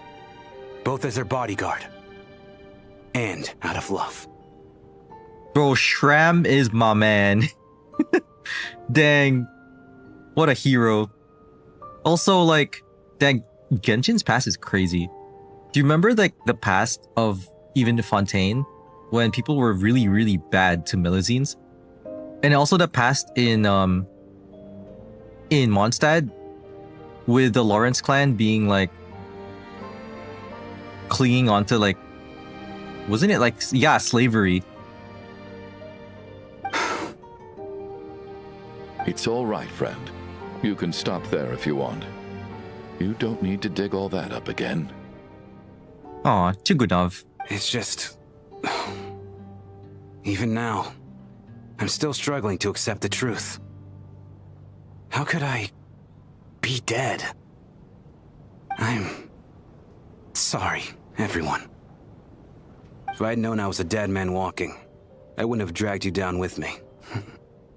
If I'm the cause of all this death, then punish me however you see fit. He's not the cause, though. But, Mr. Shroom... No. I refuse to be a burden. I know what I have to do. You said I've been wandering the theater for centuries, right? I guess it's high time I got a breath of fresh air. Out there, I mean. I'll leave this place and take all this death with me. Go out on my own terms. And in Inazuma to the yokai, you could be making that up, but you remember Ito's story quest and Oni's stuff between each other and some humans? Yeah, I think I remember a bit about that. But there was also like that thing about it's based off the legend of the red and blue Oni, where the red Oni wanted to be like friends with humans, but the blue Oni wanted to stay away. Mr. Shram, I'm sure we can figure out a different course of action. My good sir, we both know I'm not supposed to be here. I should have accepted my death long ago. One way or another, this has to end. Unless you're saying this goes against another one of your military principles somehow. No, I'm speaking on a personal level this time. Let it go, man. Oh, wait. One last thing. Miss Waterimp. My lover. Her name was Litia. Litia Ozarova. Do you know what happened to her? Litia Ozarova. Ozarova. Auntie Ozarova? Ozarova. That's what we all called her. I remember her as a very kind elder. She had a bunch of kids, too. Aww. I'm so glad she survived. And she had lots of kids? Oh man. That's good. I could hardly expect her to stay single just because of what happened to me, right? As long as she went on to be happy, that's all that matters. Besides, I'm dead. My soul's been wandering around here for so long because I was worried about her. But now, I can go without regret. Dang. Shram's only been here for like this one part of the quest, and he's got like this whole backstory. This whole sad backstory. There's no need to see me off, my friends. I've enjoyed our time together over these past few days. Perhaps we'll meet again in the next life. I feel like we're sending off a hero.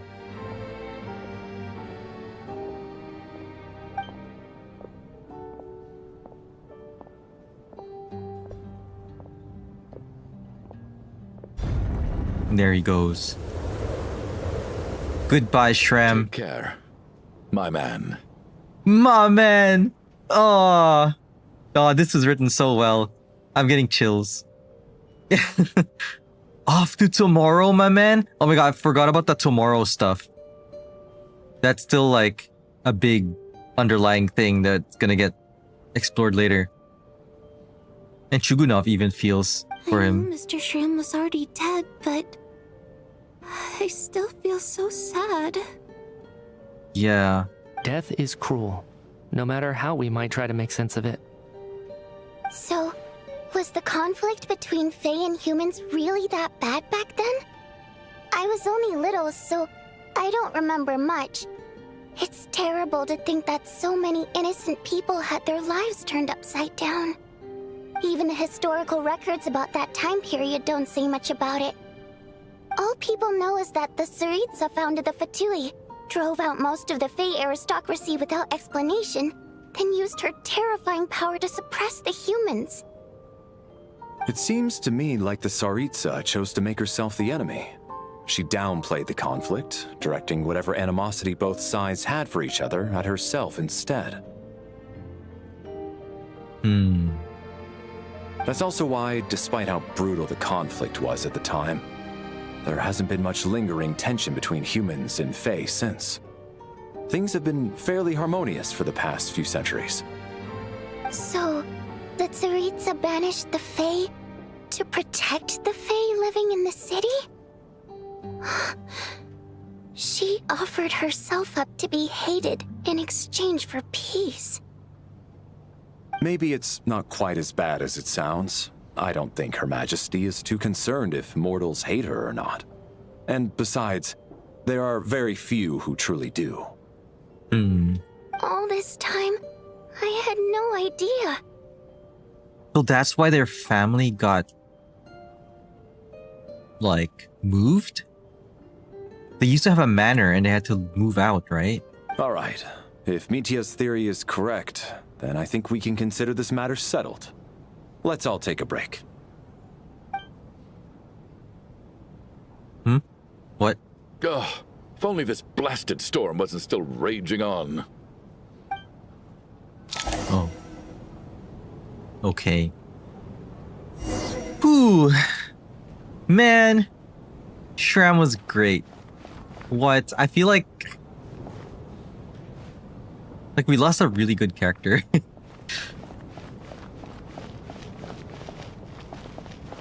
I don't know what to do with myself now.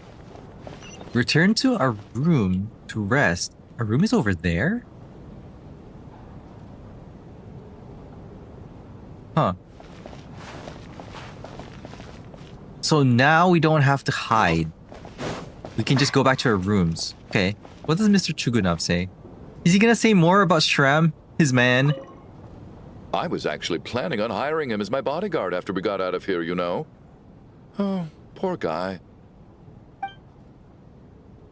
Dang.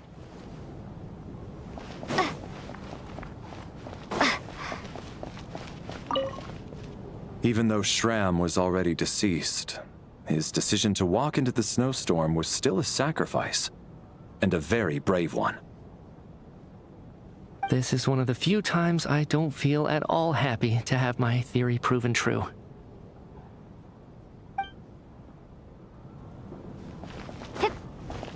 Just like Cereja, kind of, well, not that much, but her prophecy was once her being, like, feared, and then her downfall, dying in the well and rewriting the law. Yeah, she was written really well too. At least it seems like Mr. Shram stayed optimistic until the end. The information he revealed, it's given me a lot to think about.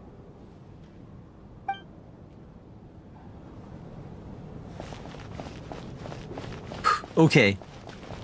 Alright, we sleep it off, and then we find out the real let me go back to bed. We're gonna go back to the tower, right? Who's next? Is it just Mr. Sugunov? I feel like we're gonna be... this is gonna be the main thing now. Because we only have Tonya and Chugunov left as NPCs. I don't think Tonya's gonna die. Chugunov is... I guess can die, but it'll be... I think he'll be... He's the type of character who'll probably survive. Oh, cheered for and then being hated to change a lot to keep the flame chase going. Oh yeah, like as a parallel with the Tsaritsa. Yeah, true. She did take on all the heat for her decisions, but it was all to keep the flame chase going. The room where our companions remains lie. Best not to disturb their restful sleep. Oh, they put the bodies there. Ooh. Well, but where are we going? Oh, this room. I just missed the door. Yeah, Tonya is Child's sister, so she won't die. I think. That would be crazy, though. Looks like now we can just rest until the snowstorm stops. I still can't believe Shram turned out to be a ghost who'd been in the theater for hundreds of years. To think he was dead this whole time. What a strange turn of events. Yeah, but like, Chaska's sister also passed away from the big war. But then that was a big war, so, Knock knock. Oh. If you sleep beside each other, does that mean you'll share the dream? Knock knock. Who's there? You know the door isn't closed, right? You don't have to knock. It's a knock-knock joke, traveler. Think of it as a signal then. When I'm entering never someone mind. else's room and I knock, I'm here as Odette. If I don't knock, it's Lelik. Oh, wait, that sounds like a threat. If I don't knock, it's Lelik. Just break in. Sure, whatever makes you happy. Please come in, Miss Odette. Thanks. So, why did you come to find me? Is there something I can help with? Vodyanitsa said you knew about my secret identity from the start. But when everyone was discussing who Lelik could be, you were worried that revealing what you knew would be unfair to me, so you kept it to yourself, right? That's what you wanted to talk about? You just came here to thank me? Yes. I'm extremely grateful for that. Ooh. Her eyes look like cut gems. That's cool. Like, look at the little shapes. It's nothing. I mean, you didn't hold what happened to the Senora against me, so I should thank you for that as well. Actually, there's something else as well. I found myself in a situation similar to the one you were in when you helped conceal my identity.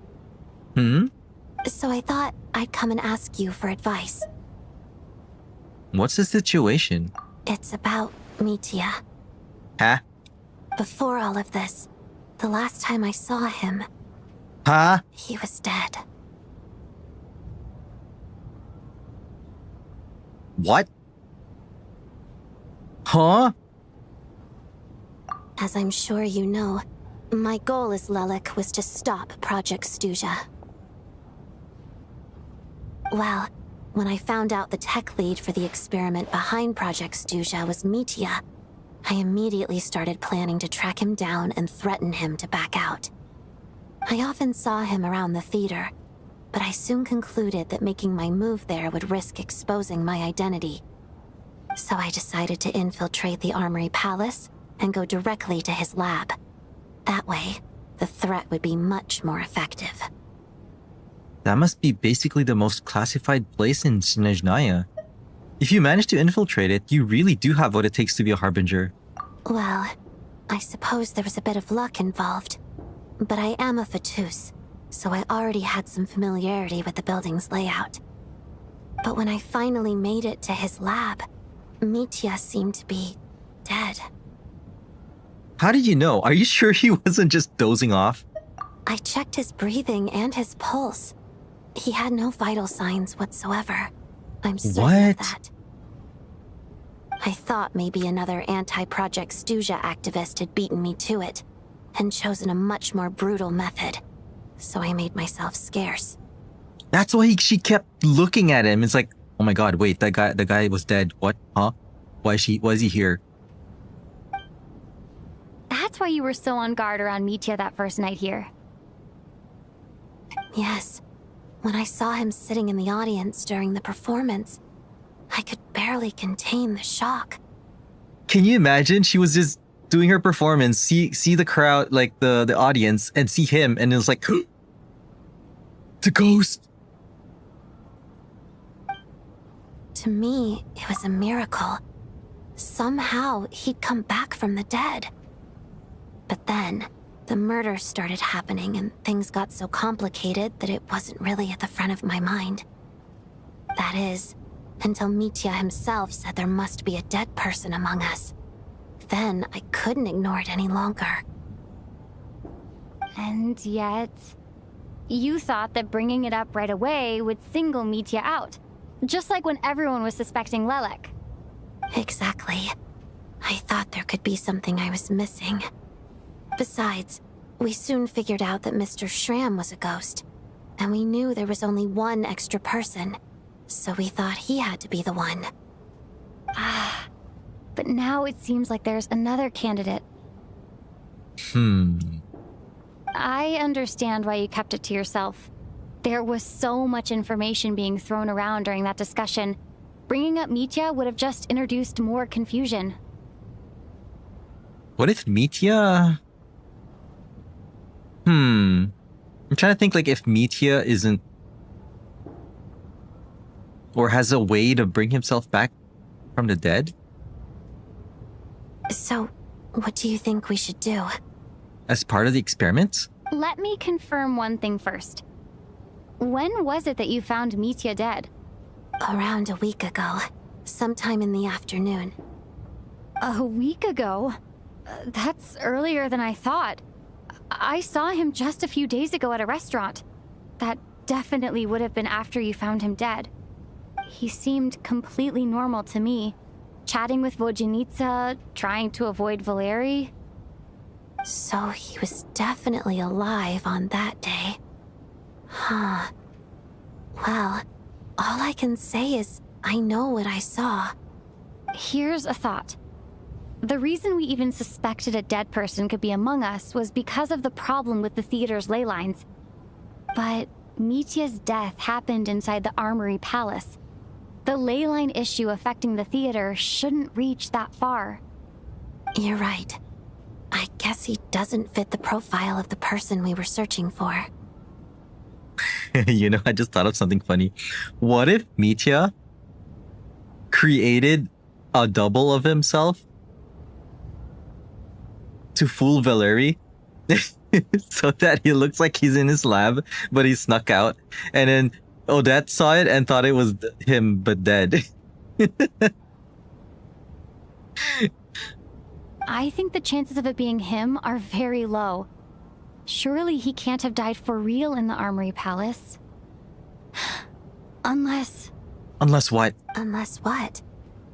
Oh my god. Unless he really did come back from the dead.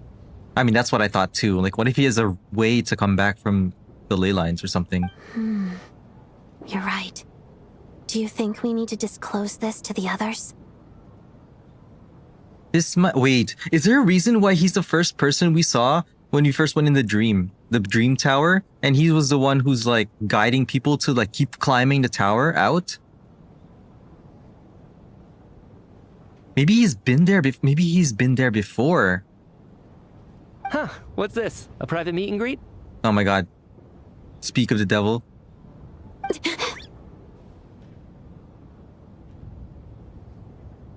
Oh, the things in her eyes are completely separate layers instead of being printed on one layer. Oh, so it can like have a little parallaxing.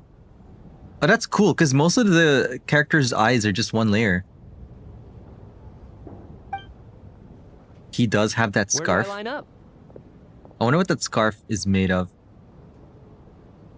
Whoa, wait. I'm looking at that. There's a symbol inside that yellow crystal in the back, I think.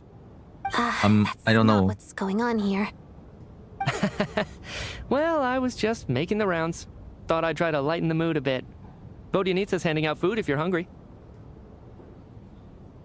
I have a feeling he was eavesdropping and he's just doing this to interrupt our line of thought.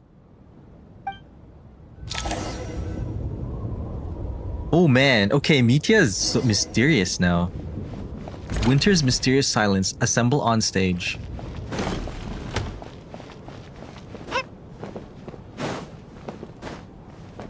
Wait, only Valerie is over there.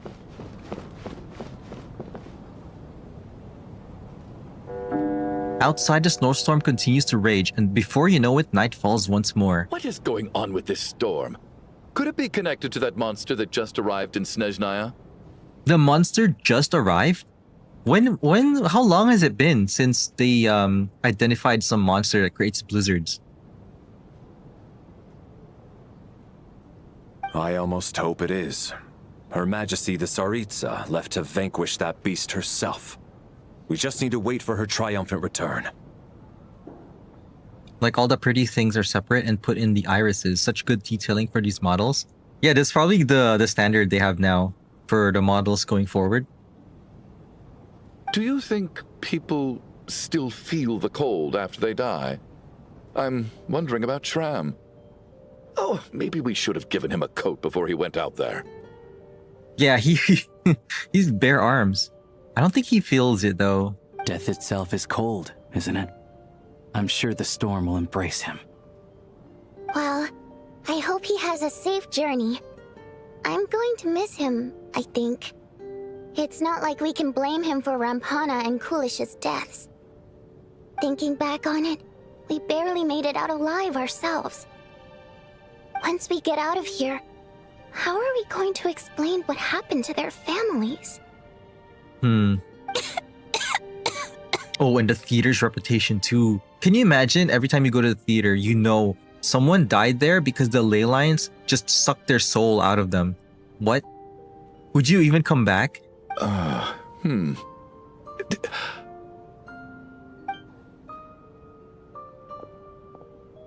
you okay? Here, take this. I've never used it. What? Are you gonna accept medicine from a stranger? Or is it a handkerchief? Look who's Mr. Nice Guy all of a sudden. Is it because Tonya stood up for you this morning? At least you know how to return a favor. Huh. Yeah, without Tonya, who knows how badly he would have been hurt. I told you already, I never intended to resort to violence. Duh, bunch of rascals. Little girl? I was rather surprised when you spoke up for me this morning. I didn't think I had many admirers here, so, thank you. Oh, no need to thank me. I said some bad stuff about you too. I've been, too embarrassed to admit it, but, you remind me a lot of my daughter. So kind to everyone, but never lets her old man off the hook. Unless my wife and I are having a fight, then she's always on my side. Especially when she was little. Every time I took her out. Oh. All right, easy now. How long have you had that cough, Tonya? I don't know. It's probably been a while. I'm fine. Are you taking anything for it? Yeah. I'll be fine once I see my brother. He's gonna pick some frost fairy flower leaves and brew a tonic for me. I'll feel much better once I drink Frost that. fairy flower leaves? Which plant is that? I see. That's good to hear then. We should probably discuss arrangements for He tonight. knows something? Now that the deceased has left our midst, there shouldn't be any more incidents. No. However, there will be. Out of an abundance of caution, I'll keep watch. Dang. Look how sharp his eyes are. Shouldn't we take shifts? I can take one if needed. No need. I managed to get a nap in earlier, so I have plenty of energy right now. Dang, all he needs is After a all nap. the tension of the past few days, everyone else should just focus on getting a good night's sleep. You wonder what the other models' eyes will look like if these models aren't the complete models. What a long day. That's true, some of them get This updated whole later on. situation turned out to be way more complicated than I expected. But Valeri's right. I should just try to calm down and get some rest. The last thing I want is to give myself nightmares. Nightmares. About that. Here we go. Back to the tower. She's awake. She's Chugunov. awake. Get over here, you big lug, and take a look. Big lug. If you must call me something, Valerie. call me Mr. Door. The Black Mist is coming. You need to go. Huh? Why are you Mr. Door? What? Mr. Door? Where are we? Black Mist, haven't I heard that before? Also, it's weird how everybody gets different backstories whenever we hear. It's like a different reality. Or what if we're like embodying other people's other people's identities from the past or something? But Mr. Door, Are you all right? Can you walk? We just got attacked by monsters on our way up. playable Mr. Door, Hoyo, protected please. Mr. Door, why is he Mr. Door? Always the big buff man with the silly gimmicks. He just seemed to come out of nowhere. Not much of a talker, but when it comes to taking down monsters, that man doesn't hold back. Ooh.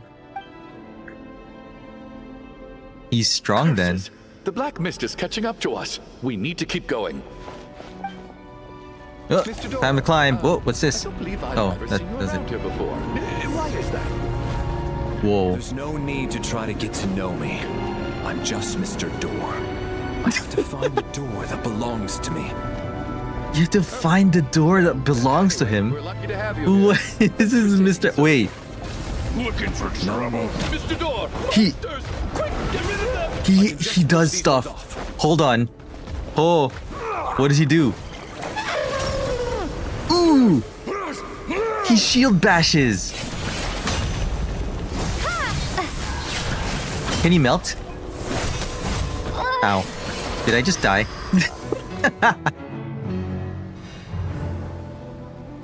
Oh look, retry from the door of resurrection. The door. Oh my god, I can't believe it died. I was too distracted. I was trying to look for his animation. Looking for trouble. Ow. Cryostorm! Oh, he's Electro, right? This exact same thing happened to you? Hey, come on. I'm like, oh my god, I can just see him. Shield bash. The door is too distracting. Maybe, probably not, but if you can use him now in the story, he'll be one of the next characters in 7.1. Oh, maybe. I mean, yeah, usually, like in ZZZ, they used to give you a semi-preview. Whoa, that's a new enemy I've never seen before. She kind of reminds me of like one of the characters in Grand Blue Fantasy. That's also like a part animal type.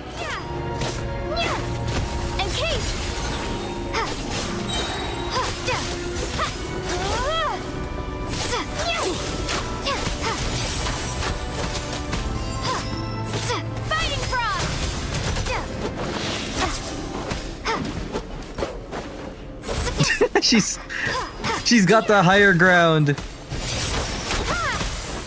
I'll never win. Okay. Remarkable work, Mr. Door.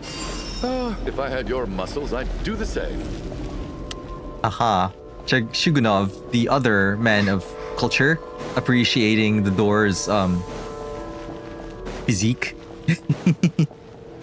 Are none of these doors the one you're looking for? No. This is so funny. The door. I must find my door. Come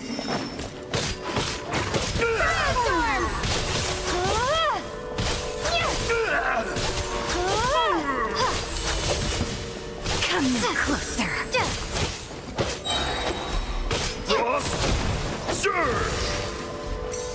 Oh boy. Alright, Mr. Door. Here. Ha. Wah. Impossible. Wait, that's a cryo shield? What is that? They're just stuck in there. Impossible. Dang, 105 damage.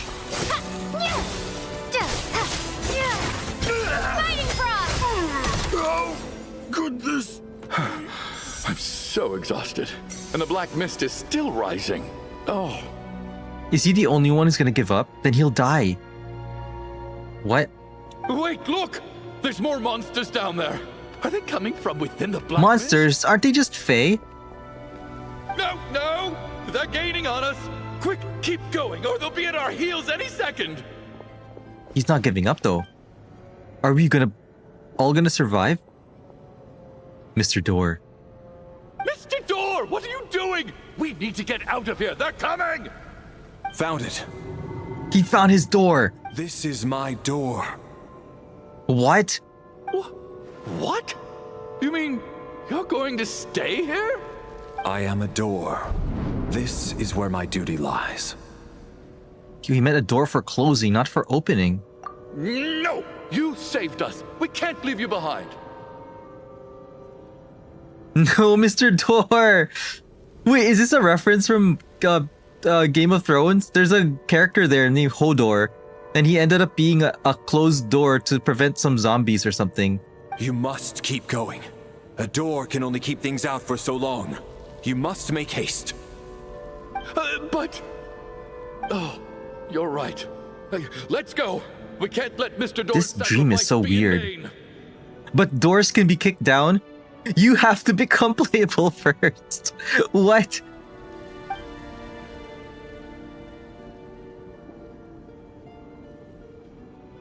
The black mist isn't moving anymore. Looks like both the monsters and Mr. Door are gone. I didn't just imagine all that, did I? Surely I wasn't so scared out of my mind that I hallucinated a door as a human being. No, I remember Mr. Door too. Oh, okay, good. There's no way we both hallucinated the same thing. Getting sleepy? Oh my god, No. wait. Looks like we're safe for now. Go ahead. Let's get some rest. No. Is Valerie gonna be the next victim? What time is it? Is it morning?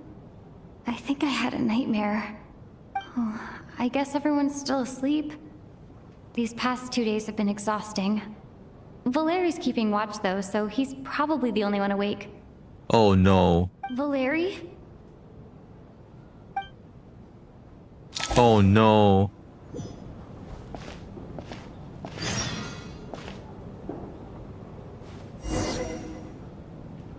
No.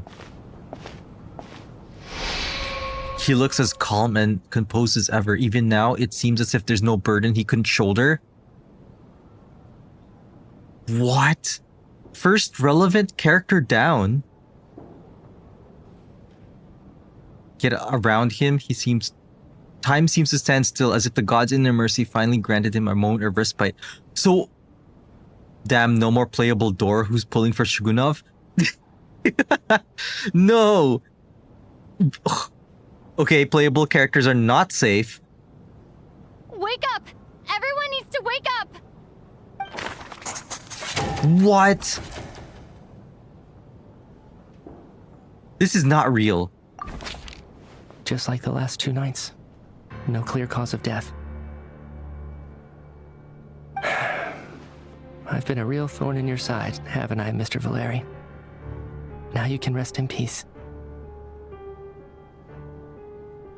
But for me, life will be all the duller for not having to run away from you, my friend. What? Now we only have Noi and Mitya left? No, this is not real. Something else is gonna happen. How's Tonya? Is she okay? Time to drop Genshin. There's only one tall, big Varko man in Snezhnaya, and they took it away from us. No, something else happening. I just checked on her, and it doesn't seem like anything serious. She's just exhausted from the past couple of days, and she's still recovering from her illness. We should let her sleep a bit longer. That means Valeri was the only one who died last night. Wait, what's gonna happen to Volyanitsa? What? If Valeri was awake and keeping watch, it would have been impossible to kill him without waking everyone else up.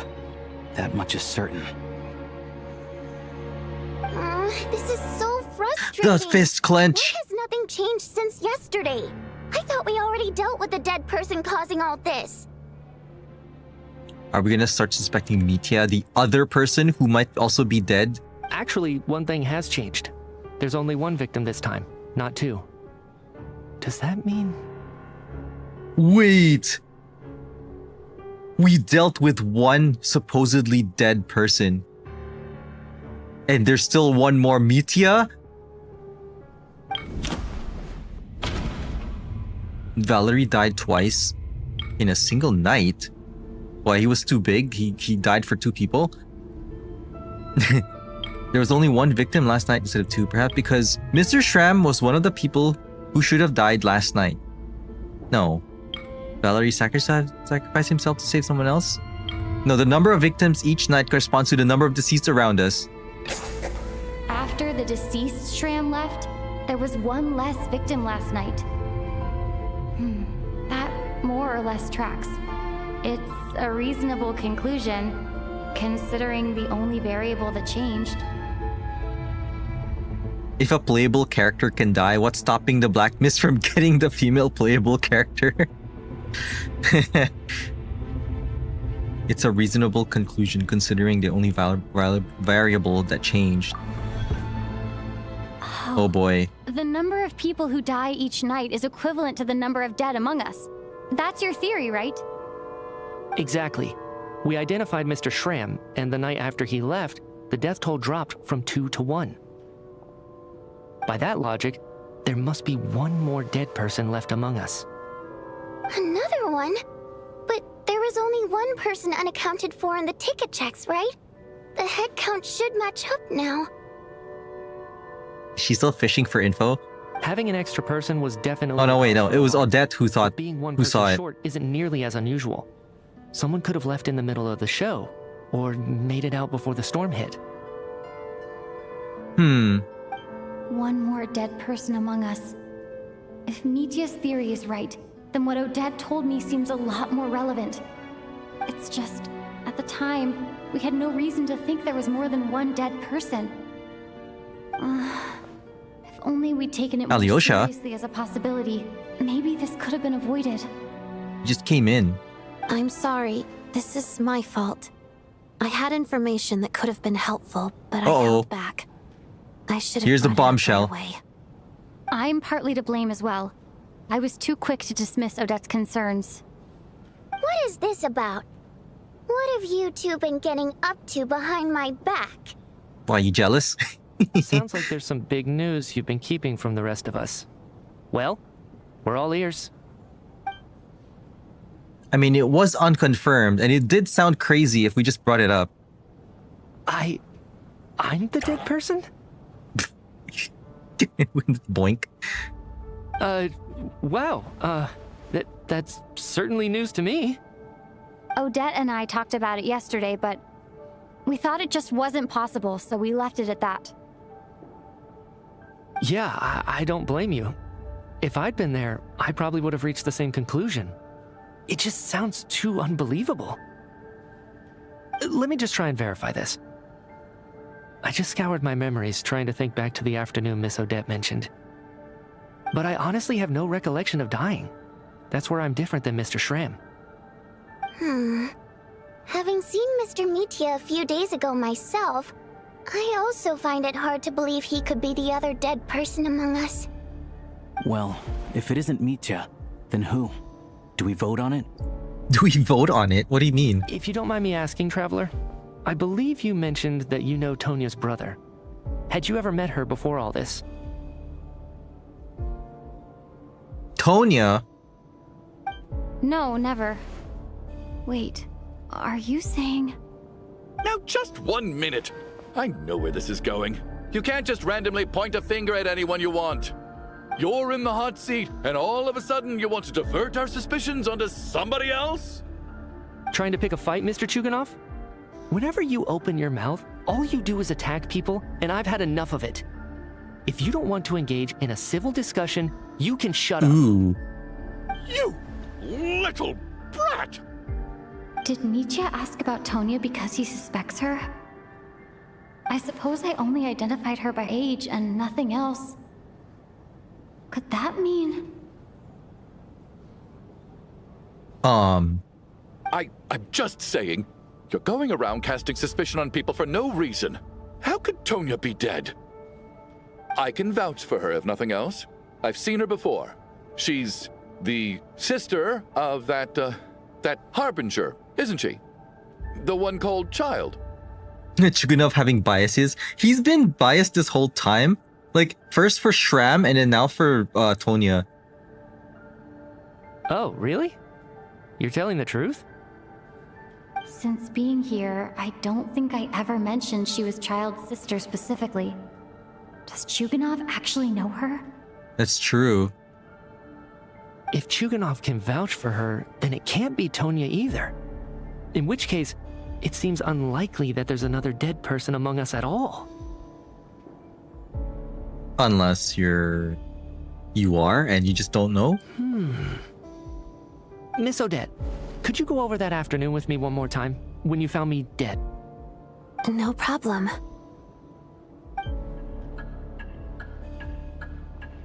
Oh, I hear a clock ticking.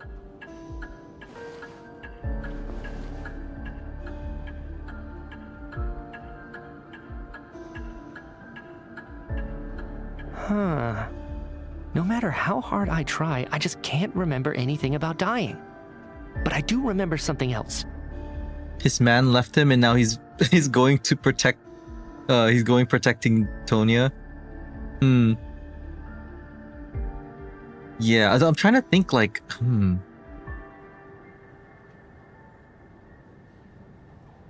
He doesn't remember dying, which is a big difference, right? But he's also not, he didn't die in the theater.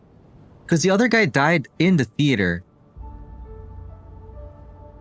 Miss Vojanitsa, during our last meal together, I told you how some of the researchers were suffering from temporary memory loss. Do you remember that? Did he get replaced? The temporary memory loss, is that something like, well, the researcher died and then got replaced and then don't remember, like there's a gap in the memory? I don't know. Oh, yeah. You said it was hindering the progress of your experiments. You thought they were just under too much stress or something. Right. And even though I don't remember dying that day, I'm pretty sure I experienced something like amnesia. Some of my memories from that afternoon are missing. Huh. Are you suggesting you're missing the memory of your... Of course. How am I only just realizing this? Humans aren't necessarily aware of their own death. You mean being silently assassinated or dying in your sleep? Situations like that? The researcher's amnesia. Suddenly it all makes sense. I must thank you, Odette. I think your perspective just helped me reach a breakthrough on a series of issues that have been troubling me for quite some time. He's so like cheery about all this though. All right. It's decided then. I'll be the one to leave today. Oh, leave? Hey, wait a minute. Aren't you rushing into this? What if you're wrong? You'll pay with your life. Come on, kid. Aren't you gonna fight for your life? This seems like a rash decision. You know what he's acting like? The people in the tower, in the dream tower, where they're like, well, I give up. I'm going down to the Black Mist now. I have other reasons beyond what's been discussed. In fact, thinking back, I remember during Miss Odette's performance, while I was sitting in the audience stalls, a brilliant new idea for my research popped into my mind. But then, my train of thought suddenly cut off. What? I can't remember it now at all, and I didn't take any notes. I guess that must be another instance of temporary amnesia. What is going on? No. Hold on. I see where you're going with this. You're suggesting that each instance of temporary amnesia is a death, right? Huh? There's a glaringly obvious flaw in that idea, no? How can one person die so many times? What if it's like multiple dimensions? Like alternate realities? Each time you die, you revive or you continue on in another reality and then there's a gap? I don't know. I believe Miss Odette's account. During the period where my memory is blank, I must have been either dead or in a similar state. All it would take is for the same thing to happen in the theater, and I would come under the effect of the ley lines in this vicinity. This increases the likelihood of me being the deceased, does it not? But... There's no evidence to suggest that anyone other than me is a candidate for the deceased. So allow me, as a scientist, to treat this as an experiment. Please relax, everyone. I don't think things are as bad as they may seem. If I really am the deceased, then to leave the theater will be a relief for me. If, on the other hand, I'm still alive right now, well, apparently you've all witnessed my resurrection recently anyway. Who's to say I won't return from the dead again this time? What? Mitya's right. This is the only thing we can try right now. I think he's deliberately downplaying the gravity of the situation, though. He probably doesn't want to burden everyone. Yeah, it's hard to read him. What is a scientist if not someone who gambles on experiment after experiment in an attempt to obtain the truth? With this snowstorm, the ley line phenomenon, ghosts of the dead, and my amnesia, we've been paralyzed by not knowing and powerless to do anything about it. It's a terrible feeling. But if I do get resurrected, you can be sure that I'll come back with the truth of all this. Just you wait. He's gonna come marching in. I know the secret.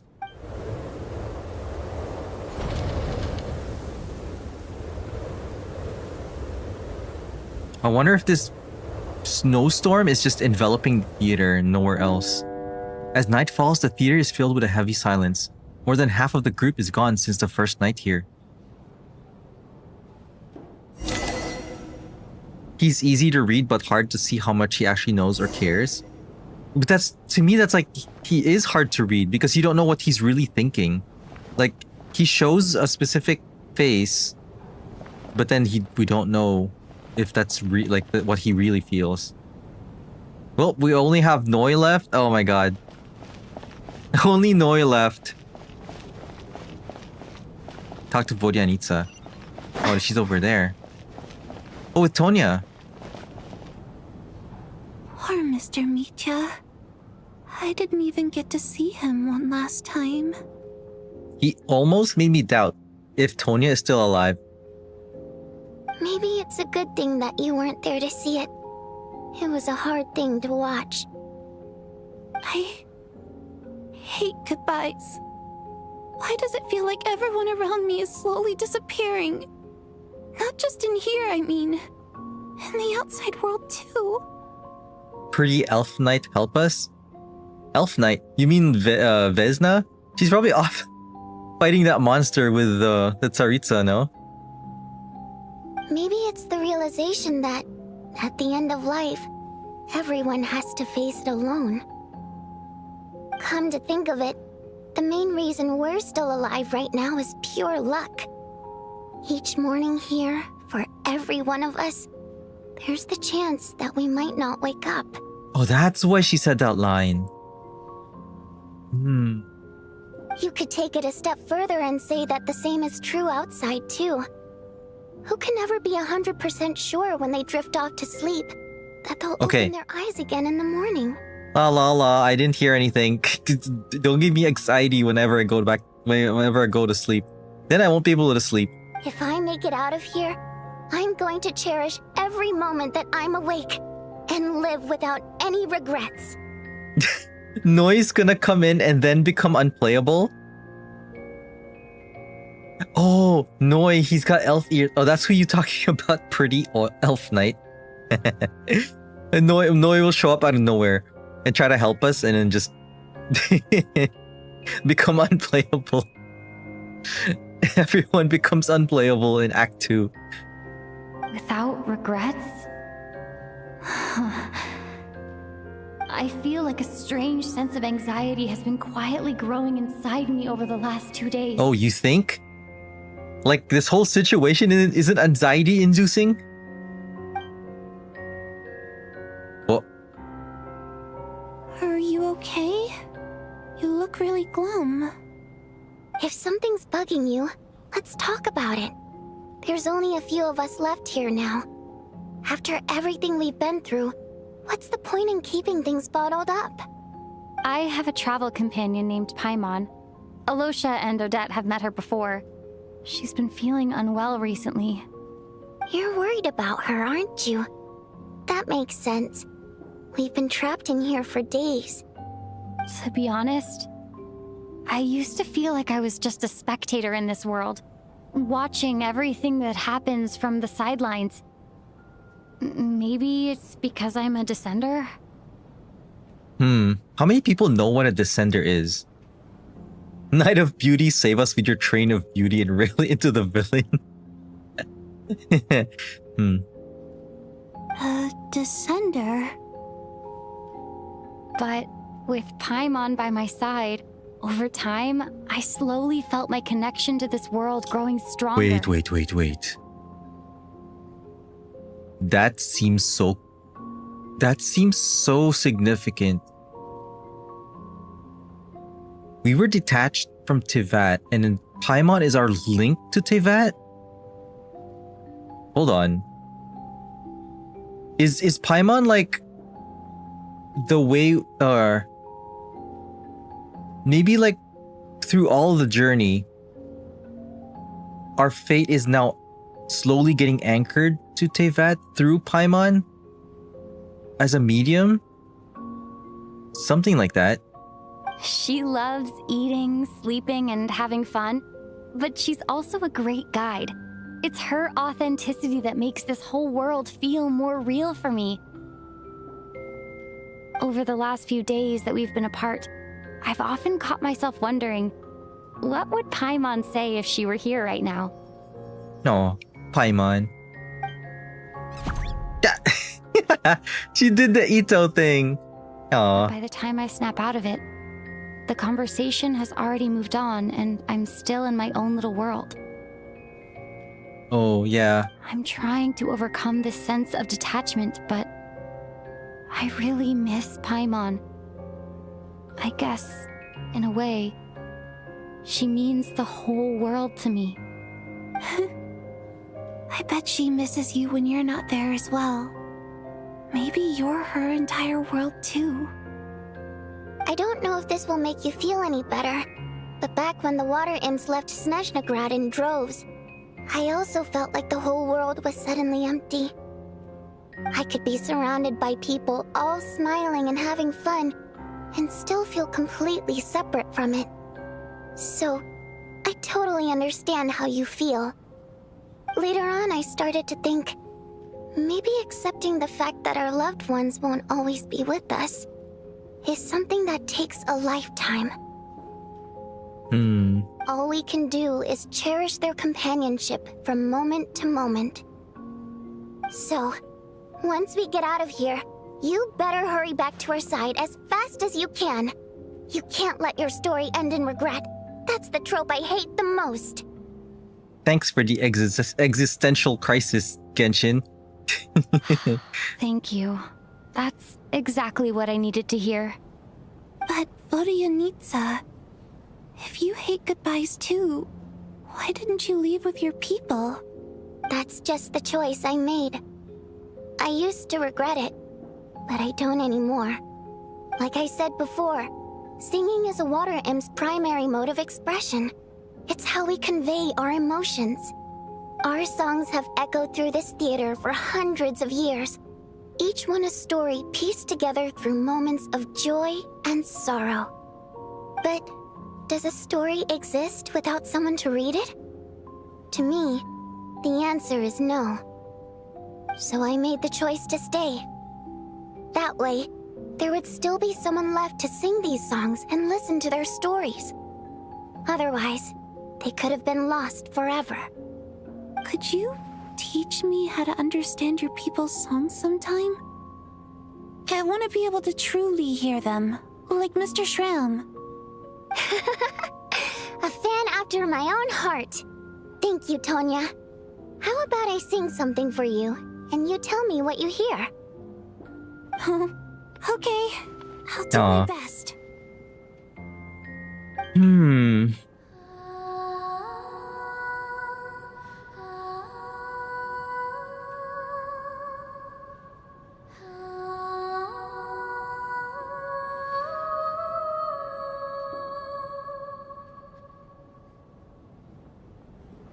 I've never heard that one before. I feel like I can hear a sense of longing somehow. I wonder why that is. Color me impressed, Tonya. You're a keen listener. Oh. Most people can only tell if a song is happy or sad. I didn't think you'd be able to pick up on such specific details. So, what's the song about then? Come on, tell me. I've actually never performed this song in the theater before, because it has more of a ceremonial purpose for our people. Oh. It's A not ceremonial meant for the song. stage. It means something like, "May those we have lost watch over us, and follow this song back home in the night." Oh, so that we Requiem. might be reunited once more. So it's kind of like a Requiem? A call to be reunited with our loved ones in our dreams? No wonder I could hear that sense of longing. You sing it for loved ones who have passed away. I hope it reaches them. It's getting late, Tonya, and you're not well. We should all turn in early. I suppose there's no reason to keep watch tonight. Oh, that's what you think. Who knows what's gonna happen in the tower dream? Okay. But, before I go to bed, could you sing that song a couple more times for me, Vodyanitsa? Of course. Anything for my #1 fan. Number one fan.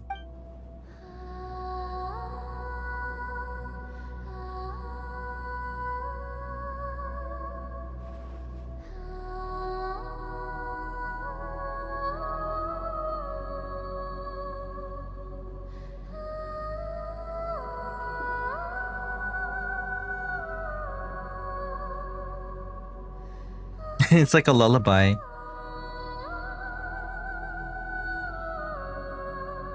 Once I get out of here, I definitely don't plan on ever coming back. Oh man. Never coming back to the theater. But I guess that means I'll never get to hear Vodyanitsa sing again. That's a sad thought. Before I fall asleep, I should cherish this moment of companionship while it lasts. Dang, she's really set on not coming back to the theater.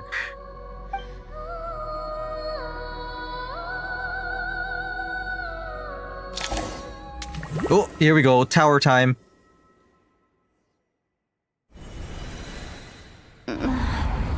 Where? Whoa. That is not a tower. That is Irminsul? That looks like Irminsul's like bark. Is it the ley lines? Dark in here. Oh, And I feel kind of that's Tonya. dizzy. Am I She's alone? gone. What? What is this place? What? What was that noise? What is that?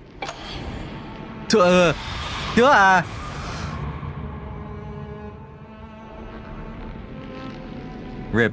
Okay, Traveler not playable. Fulfill your oath. Oh, okay, thanks, Vodyanitsa. What was that, though?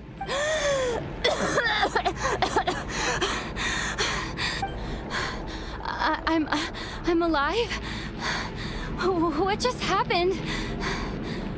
No time for questions. Quick, over here. Turn on the switch. We need to bring back the light. Whoa. All right, we're safe. The spirit just now is called Night Prayer. The light subdues her, but she'll attack without a second thought in the dark. Is she a ghost? Sort of. I know it's hard, but you can't let this place go dark, or she'll kill you again. Again? I died? Did I really just die? She really just killed me? Yep. Luckily, I was here to resurrect you. Otherwise, that'd have been a real bummer. You can resurrect us?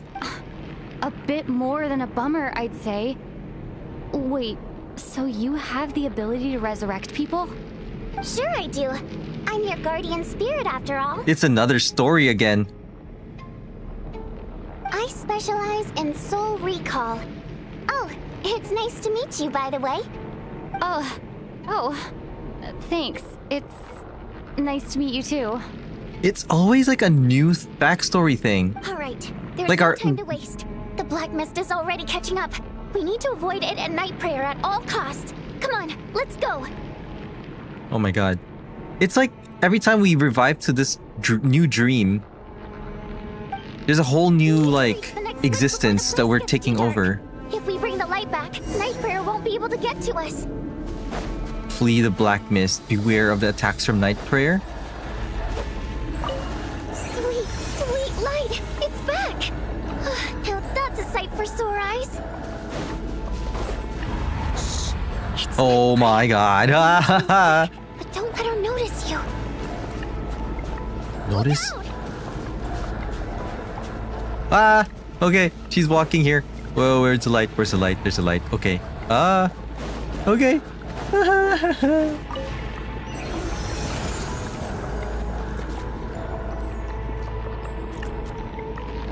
She's gone.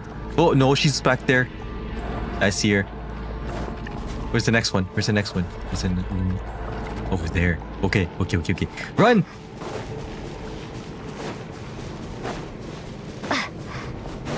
The next switch is over there. Okay. Oh, it's up there. Okay. I have a feeling sometime she's gonna. Whoa! Seriously?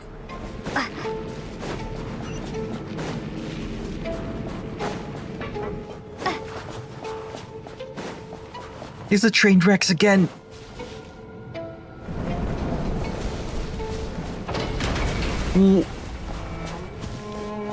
Oh. But we're outside. What is... Oh. And now... Oh my god. Night prayer is here too. This can't be the only path.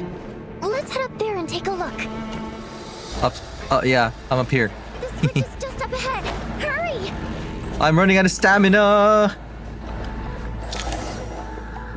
It's too dark. We're not gonna make it. Come on, faster! It's right there. What? Traveler! Did we just get frozen in place? I won't let you die like this. Not on my watch.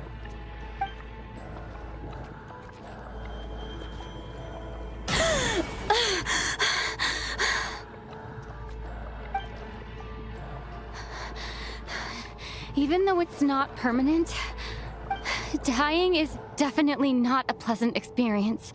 Great. You're back. Yeah, thanks to you. Did you light the switch? Time for you to get out of here. Quick, before the light runs out. What about you? You're not coming with me? I can't. I've already been used up. What? Huh? What does that mean? A guardian spirit's skills are finite. I can only resurrect someone so many times. Oh my god. I might not look any different, but my essence has been exhausted. Now, I will slowly start to fade away. I can go no further. The black mist is where I belong. It's okay. Why didn't you tell me sooner?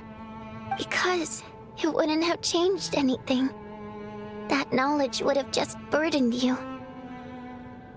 And a guardian spirit's role is to protect. But... Go. Now, before it's too late. I already hear Night Prayer approaching. Oh boy.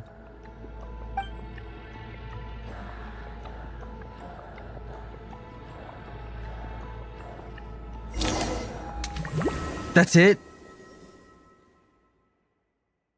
Holy. Vodianitsa! How could this happen? Well, rip Vodianitsa.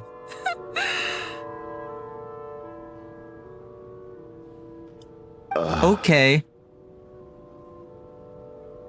Well, I guess there's no need to inspect the body. You're beginning to grow numb to the tragic deaths that await each morning. Who is this? Who is this narrator? Before long, the lament of the countless water imps seems to resound around the theater, full of deep affection and sorrow for Vodianitsa. Your emotions begin to respond in kind, leaving a heavy feeling in your chest. Okay, for all these the quote-unquote deaths. This wasn't supposed to happen. You lied to us, didn't you, Chuganov? You've been lying from the start. I don't believe anything of this is happening for real. But what if Chuganov is already dead? Take a long, hard look at yourself before you go around accusing other people. I suspected you on day one, Lelik, and now look where we are. By some strange coincidence, you've never been targeted. You just happen to have survived this long? No. Okay, that's a very bad prime suspect. That's a very bad logical. If she was targeted, she would be gone. And you, little hunter, ever so content with staying on the sidelines. Yet you were the one who stopped us from leaving from the start. Why are you trying to keep us here?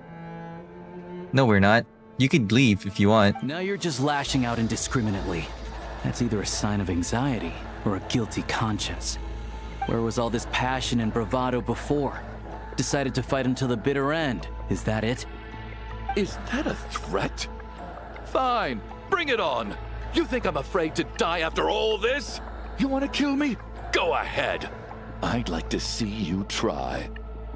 After all the trauma of the past few days, everyone's been pushed to the breaking point. Valeri and Mitya aren't here anymore. Someone else needs to step up and take charge. But first, I need to think this through. Considering everyone left, who's the most likely candidate for the deceased?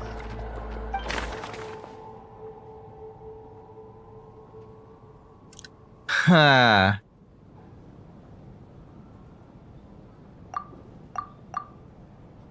It's gotta be either Chugunov or Tonya.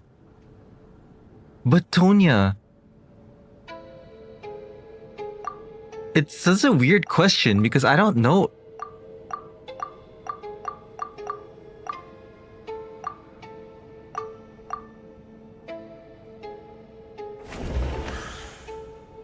I don't think it's him. It's probably Tonya because she's sick. And she was not excited to go back. Of those who remain, the only person we've never met before is Tonya. There is room to doubt her true identity.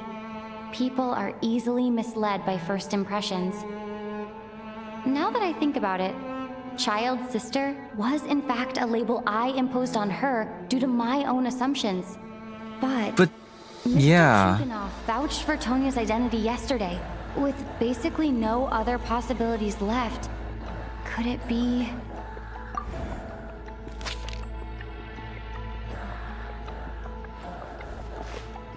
Tonya, how's Tusser been lately?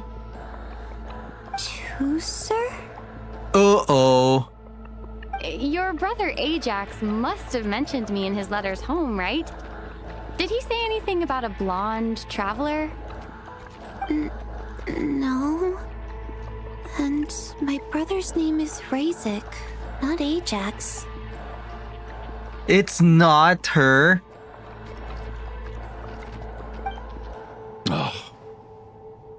Chuganov, looks like it's your turn to do some explaining.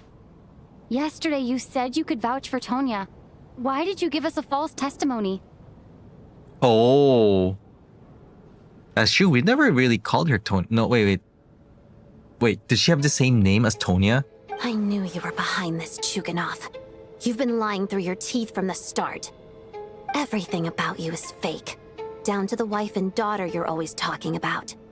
Your entire family man persona is a charade, isn't it? Wait, he doesn't have a wife and daughter? That night, when I infiltrated your place as Lelik, I noticed you were home alone. Didn't think much of it at the time. Just thought everyone else was out. But thinking back on it now, that doesn't seem very likely. My guess is, you live alone, don't you? Even that was a lie? But why would he lie about having a family? I mean, it's kind of like the image. Like if you're a politician and your image is like, oh, I'm a family man, right? You've got a family. People usually are more trusting with people like that. Oh. Curses. Oh, why is there no end to this blasted snowstorm? If it would just stop. If it would just stop.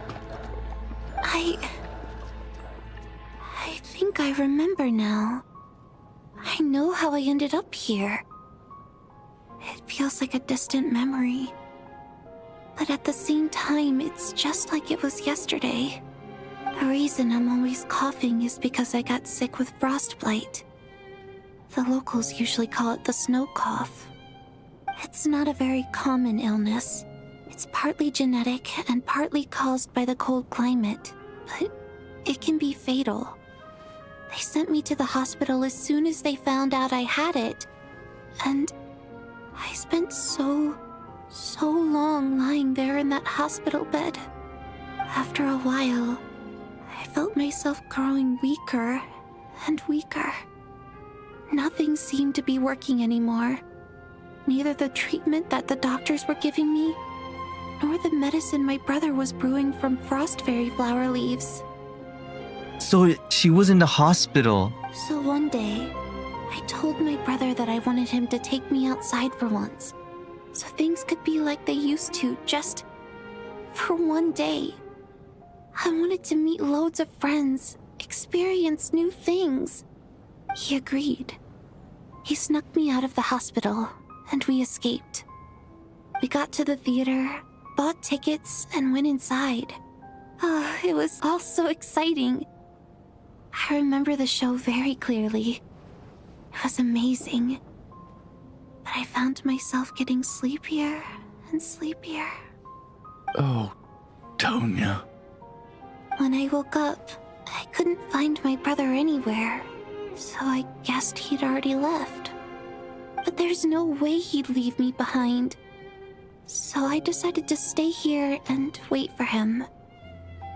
At the time, I figured he'd probably gone to brew some more medicine for me. I was planning to chew him out for abandoning me when he got back. Tonya, it sounds like by then you'd already... Wait. So wait. I thought, okay, now there's 3. No, there's always 2. That means Mitya went outside as the false, we thought he was dead. He's not dead.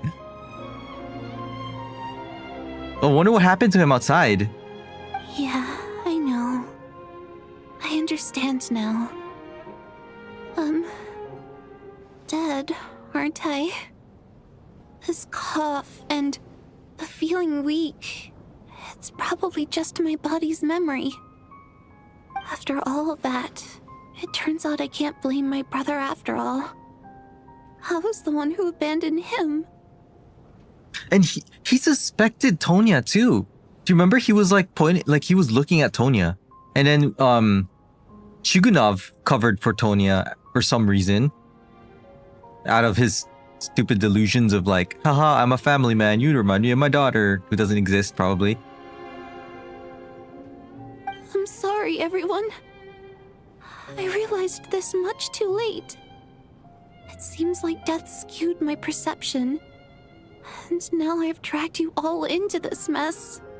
Your name probably isn't even Tonya, is it? Didn't that ever strike you as odd over the last few days?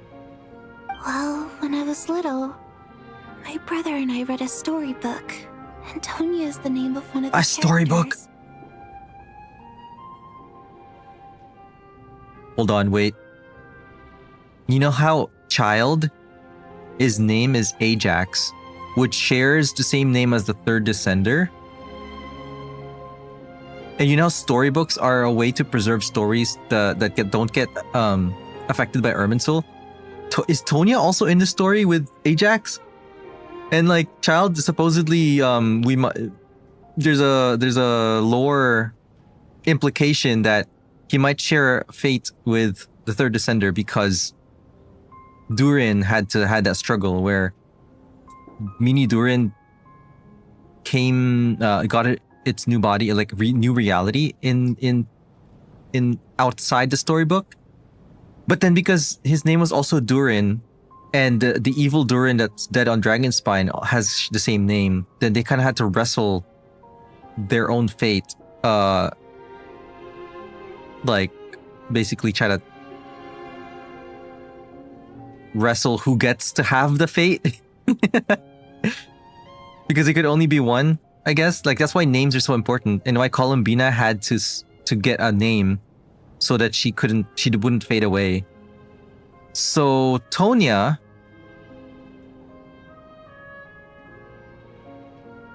I mean, like, this isn't Tonya. I'm talking about Tonya, the sister of Ajax. When we escaped from the hospital, our family and the hospital security were looking everywhere for us.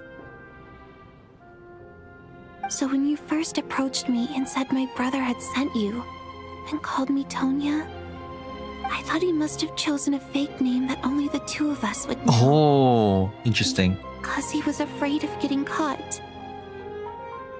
No. It seems like that was just wishful thinking. At least your memory of death isn't painful. That is a small comfort. Now it's your turn, Shugunov. Talk to us. I believe no lie is ever told without a reason. You're right. I was lying.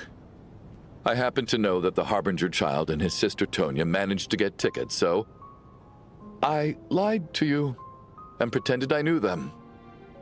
And yes, I was lying about my family too. The truth of the matter is, I lost them a long time ago.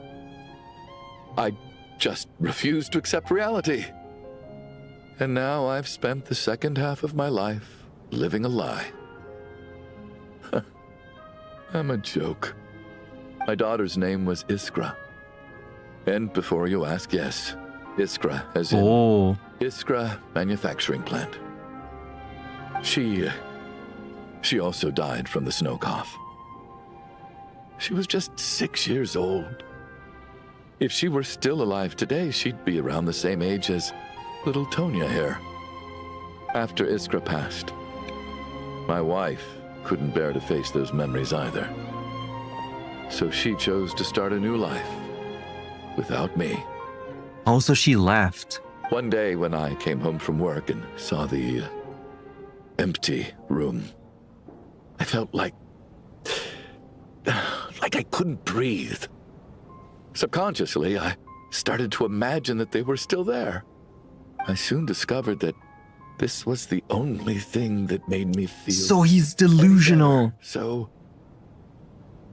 I just embraced the delusion.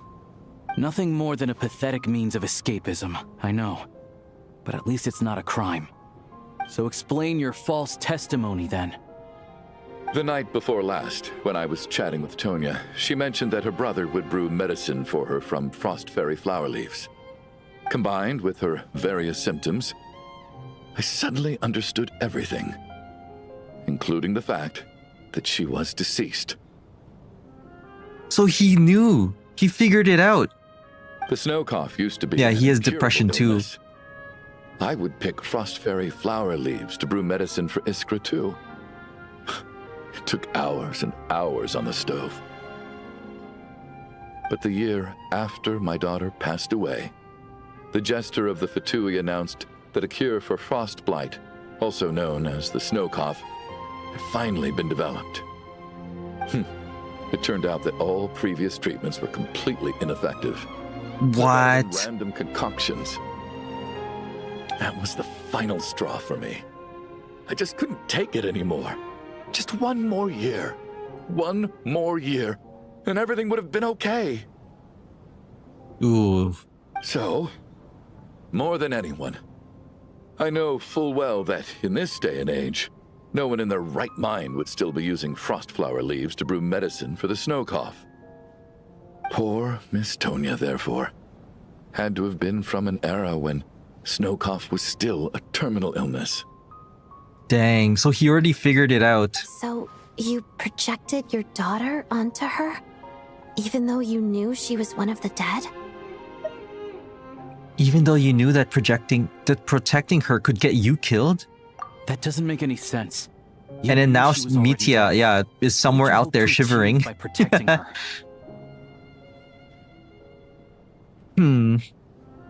I just don't believe in your crackpot theories, nor do I approve of your actions.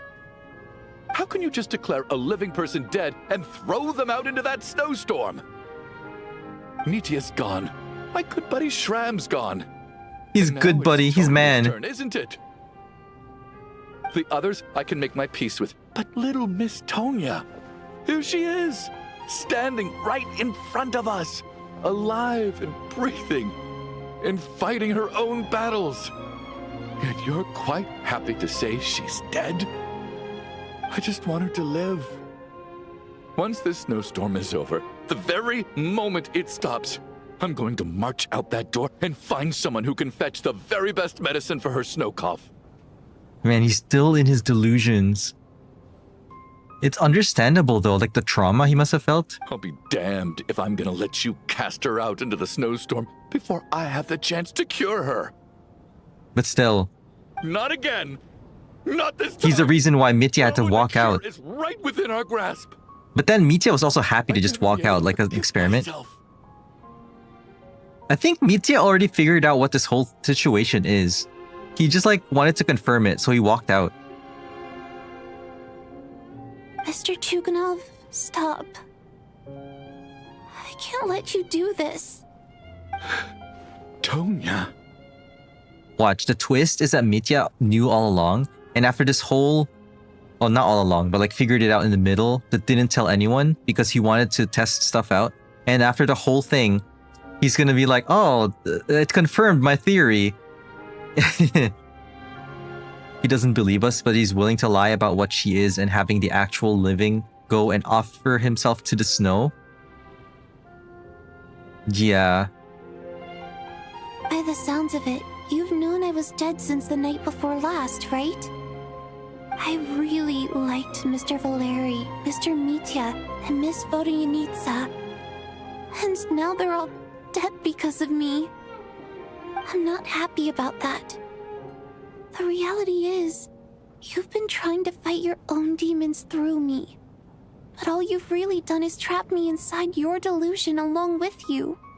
No. Listen to me. I want to save you. I do. Well, at this point, I'm quite sure that I'm dead. I don't need to be saved. The time I got to spend with all of you is more than enough for me. Despite all the bad things that kept happening, I got to meet so many interesting people and spend so many days and nights by your side.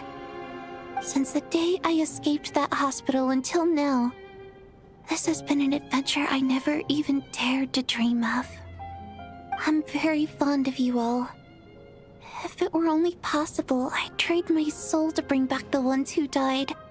If it meant things didn't have to end like this. And that's why I'm not fond of you at all, Mr. Chuganov.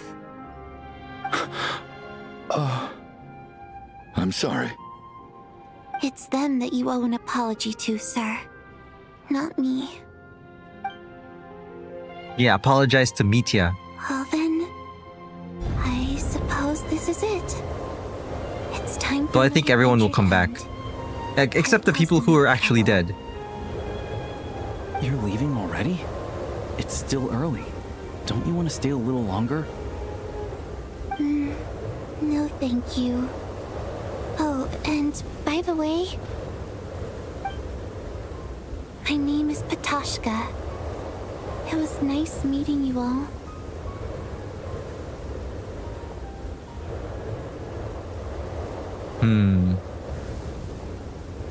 Feels strange that we're only being properly introduced now that it's time to say goodbye. Tashka,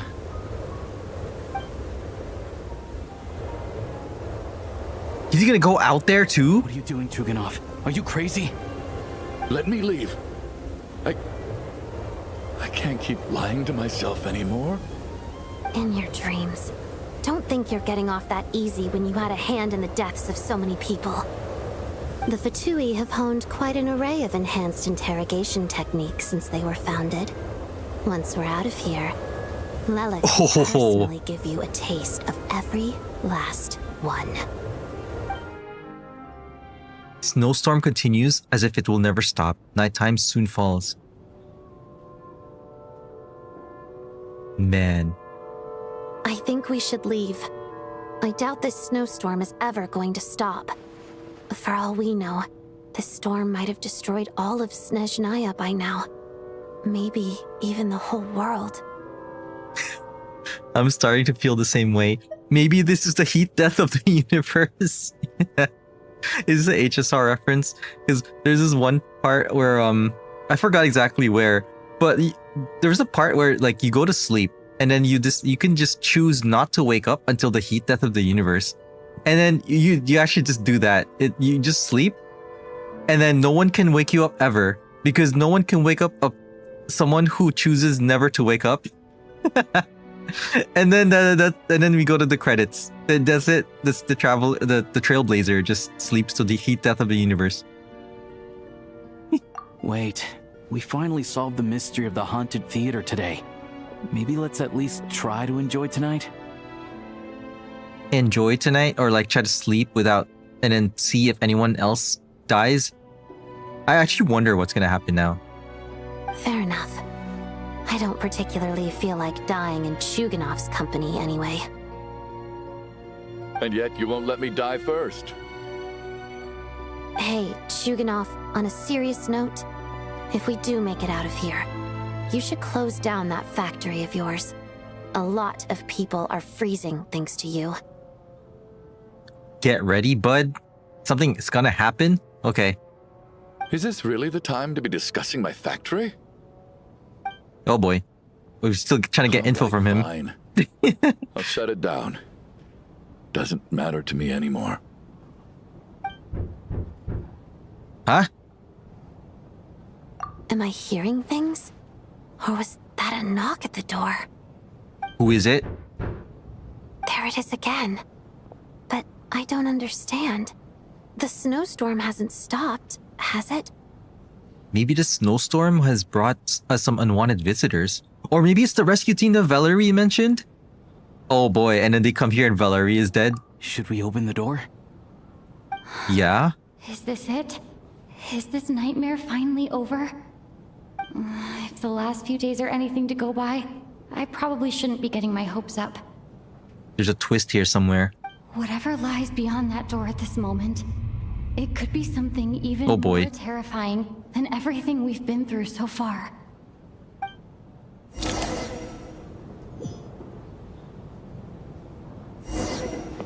This feels ominous.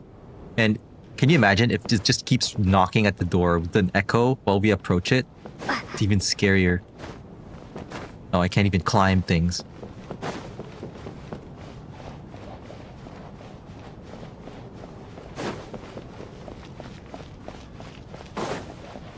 It's so quiet.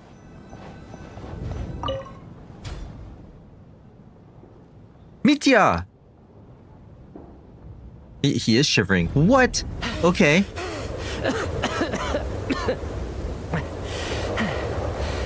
Hey everyone, I'm back. Hi. How You are okay? doing? Feeling any better? What's it like out there? Much better, thanks. Whew, it is so good to have you guys here.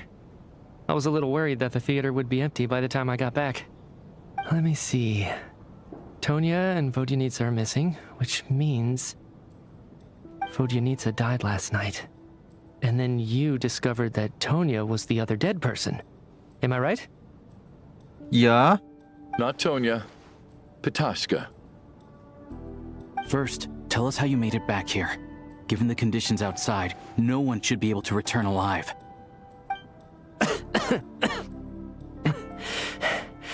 You're right. The thing that got me back safely was a song. Wait, a I heard song? someone singing. Boryanitsa? What? After walking into the snowstorm, my mind grew hazy. I don't know how long I walked through the storm before my mind completely slipped away. Literally slipped away? Then, suddenly, I heard the sound of singing. The voice instantly brought me back to my senses, and I regained consciousness. So I followed the voice, searching for the source of the singing. I searched and searched, until finally, just a few moments ago, there was the entrance to the theater, right in front of me. Huh. The singing? I've actually never performed this song in the theater before, because it has more of a ceremonial purpose for our people. It's not meant for the stage. It was when she was singing?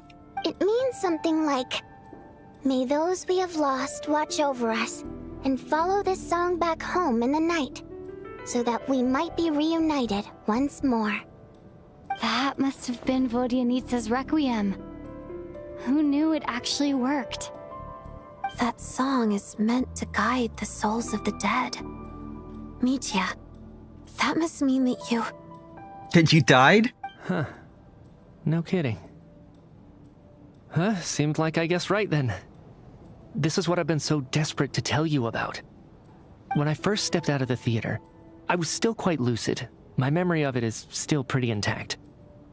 I remember the outside world being completely different than what I'd expected. It was like this was a world where only the snowstorm existed. There wasn't a trace of any humans or buildings ever having been there. What? I don't know how else to describe it, except to say that it just didn't seem like the real world. What, it's like a bubble universe? And as for the requiem, if I was guided here by Vodyanitsa's song, it can only mean that I must already be dead. And this is my soul, not my body. But I didn't experience a clear moment of death while I was out there. Nor do I feel any different now than before I walked into the snowstorm. You don't seem any different to me either. In fact, this is something I've been wondering about for a while now. If souls aren't physical, shouldn't they lack tangible form? Both Shram and Petashka were clearly deceased, and yet their souls didn't look or feel like ghosts at all. They were visible, tangible, no different than you or me. Yeah, but if we're talking about ley lines, do you remember in that one Inazuma quest? I think it was an Archon quest where the ley lines were spilling out, and we could see past warriors coming out, and they were like reliving or reenacting like stuff that happened in the past. But we could interact with them, and they affected the world. Like we even asked one person to make, I think it was tea, and then we brought it back, and then when the ley line got fixed, the T disappeared. So I can believe that the ghosts aren't like the usual stereotypical ghosts that are ethereal. This raises a truly terrible thought. Is that really what Mitya is suggesting? Like as soon as the storm started, everybody here is just souls. Everyone in the theater had been dead all along. We're all inside a dream. Actually, maybe. Mitya's come back to life once again. We can leave this place now? No. We're all inside a dream. I mean, I would like to choose this, but I think everyone in the theater has been dead all along. But this is probably more like what's actually happening. Mitya's soul was summoned back by the Requiem, confirming that he is indeed already dead. And yet, he looks no different from us.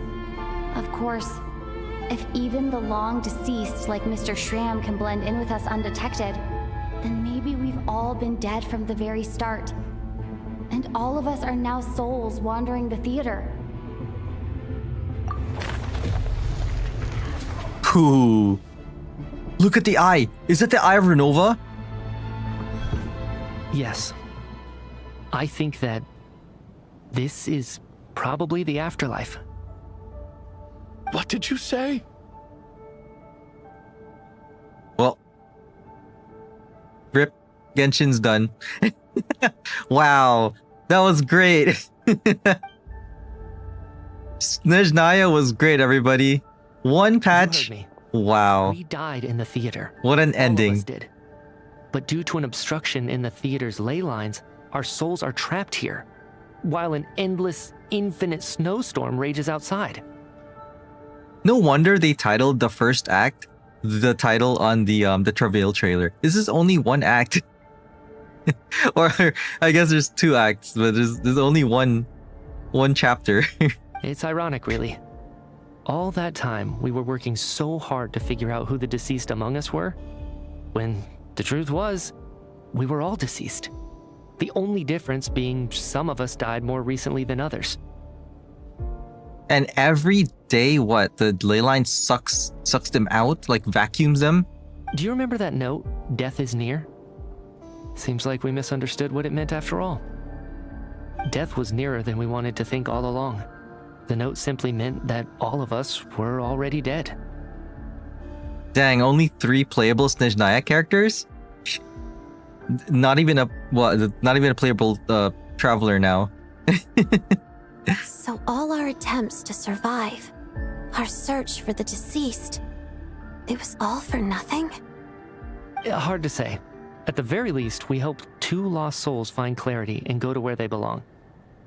The presence of those 2 is probably what caused our souls to be drawn in by the ley lines.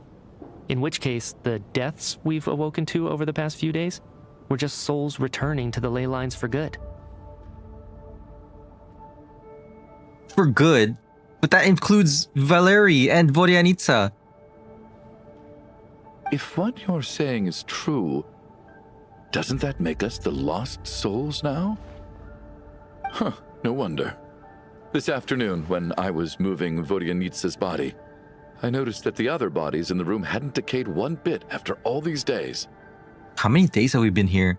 That's further proof that those aren't physical bodies at all, but merely our shells here in the afterlife. Wonder who we're getting in the next region? Am I really dead? This doesn't feel real to me at all. Man, what an end to the 6-year-long journey. No, that's impossible. This cannot be how it all ends. I still find it hard to believe that all of us are dead. How exactly did we die in the real world? None of us have any memories of dying, right? Not even knowing how we died is preposterous. Good grief. Surely there has to be some reason. Exactly. It's hard to rest in peace when you don't even know how you died. It gave me lots to think about as I strode out into the snowstorm. I racked my brains trying to remember the cause of my death, the exact moment I died, the root of all of this, right up until my consciousness faded. Wait.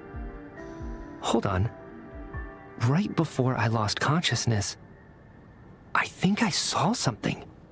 What? What was it? I can't remember. And I think I lost my notebook and pen. Mitya, your hand. Is that blood on your fingers? Huh? Huh? You're right. There's blood on the fingertips of my right hand. Looks like it's already dried. When did that happen? What the? Brunova's eye? I guess this was what I saw. I must have desperately drawn it in my own blood right before losing consciousness. What's wrong? Do you recognize the symbol? It's Renova, the ruler of death. Alosha, do you still remember that Snezhnayan folktale you told me about? Huh? It was about the Grim Reaper. When someone's about to die, he appears as an incarnation of someone familiar to guide their soul into the afterlife. And as soon as you recognize his face, your life is over. I heard a similar tale when I was little. You think the Grim Reaper in this story refers to the ruler of death you mentioned? That's right.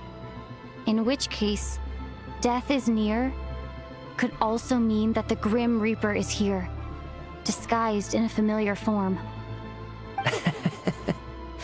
Death, the deceased, and the Grim Reaper? So it's a triple entendre. When I first saw this note, I thought it contradicted the investigation report. But now it seems like that was the whole intention. So the Grim Reaper deliberately misled us. Then, we started suspecting each other and searched for the deceased while they hid in plain sight. By that logic, the one person most likely to be the Grim Reaper incarnate is... Really?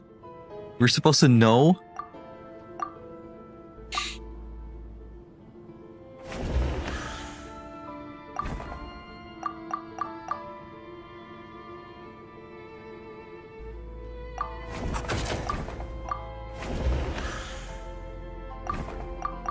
I guess we just try.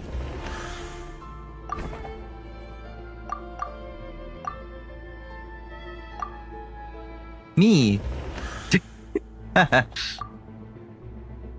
don't know. Okay, I'll try Odette. Identifying the Grim Reaper is a major decision to make. I should think it over carefully. Nope, not Odette. I really don't know. The logic, there was no logic in there that led me to conclude one person. Unless I'm missing something. I don't think it's Mitya because he was supposed to be the revealer. Like, if I'm thinking of the story, it's like the person who revealed it, right? So it's not like that's his role. I feel like, I don't know, it feels like it's me. Identifying the Grim Reaper is... No, it's not. Alyosha? No, it's Shugunov? Because we don't know who he is, really. Identifying the Grim Reaper is a major... No. Alyosha? I feel maybe it's Mitya, just because he just came from nowhere. Identifying the Grim Reaper is... Alyosha? Why is it? Okay, maybe it's nobody. Wait, why is it him? No doubt about it. It's Alosha. Maybe my little... Acted over the past few days. Alosha is most likely the Grim Reaper lurking among us. How? How? I have the brain the size of a walnut. I don't know. I can't think of why. He left earlier. What do you mean he left earlier? You, Alosha? You were the first to discover the investigation report, and you had plenty of time to slip the note inside to mislead us.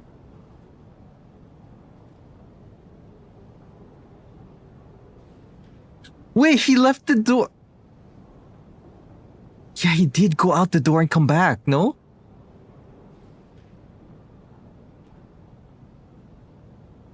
What? That was such a small thing. So? Surely you can't suspect me based on that alone. What if someone else found the investigation report first, slipped the note inside, and then put it back without telling anyone? There's no denying it. The note could easily have been slipped in much earlier than it was discovered. That's not all. I've also noticed that, although on the surface, Valeri, Mitya, and sometimes I were the ones taking charge of the situation, looking back now, even though you didn't say much, you were always subtly guiding everyone from the sidelines. Huh? What do you mean? Yeah. You were the one who emphasized how dangerous it was outside and insisted we all stay here. It was also you who suggested that we all sleep in the same place. Oh yeah, because he went out and came back and he was like, it's dangerous out there, don't leave. So we all believed that it was like that bad. Right? And earlier today, you tried to convince Patoshka to stay. I don't understand why, but it was out of character. You just realized that he's the only one we didn't see in the dream? That is right! Could try to convince Patoshka to stay, and you don't understand why, but it was out of character. Huh. So, you didn't understand my intentions, and now you're assuming the worst. Seems pretty unreasonable if you ask me. He still won't admit it? Fine. Let's see how he responds to the most damning evidence of all. Should lead with the most damning evidence, though. Okay, what is it? The biggest question I have right now is, if the Grim Reaper is impersonating Alosha, then where's the real Alosha? When did they switch?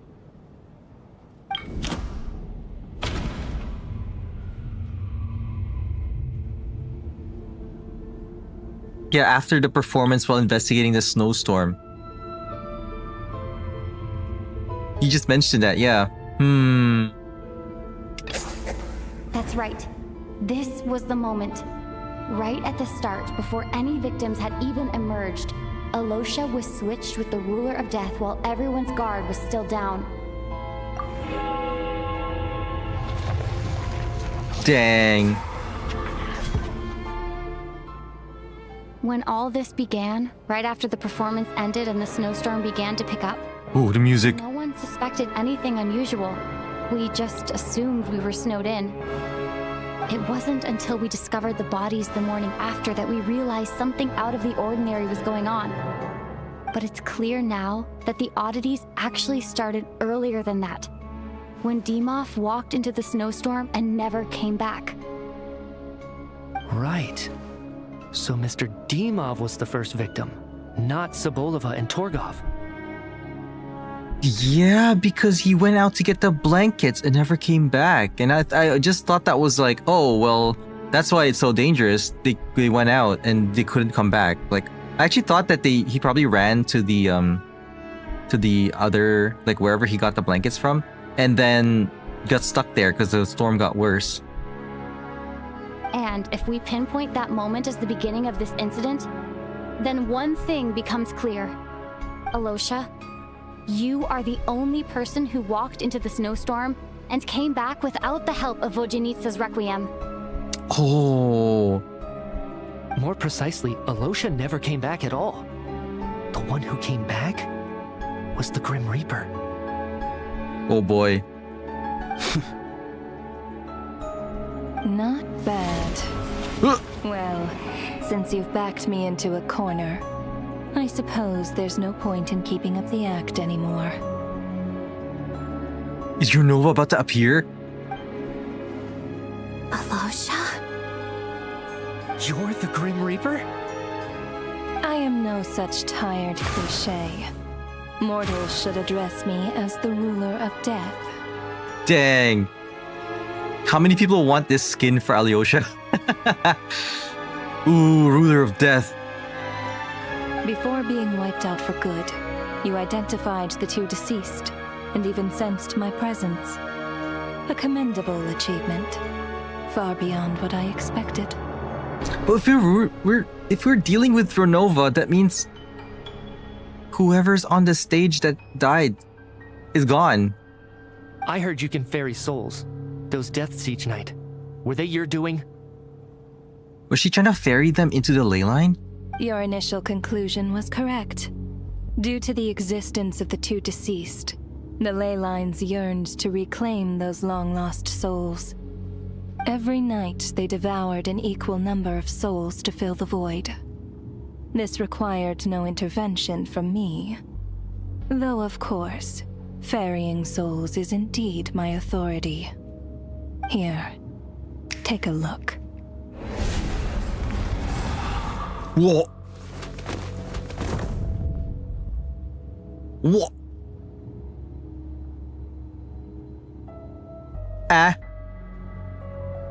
Odette, Mr. Chugunov? What are you doing? That takes care of today's two. Huh? Don't get so worked up. You are already dead, and your souls must return to the ley lines.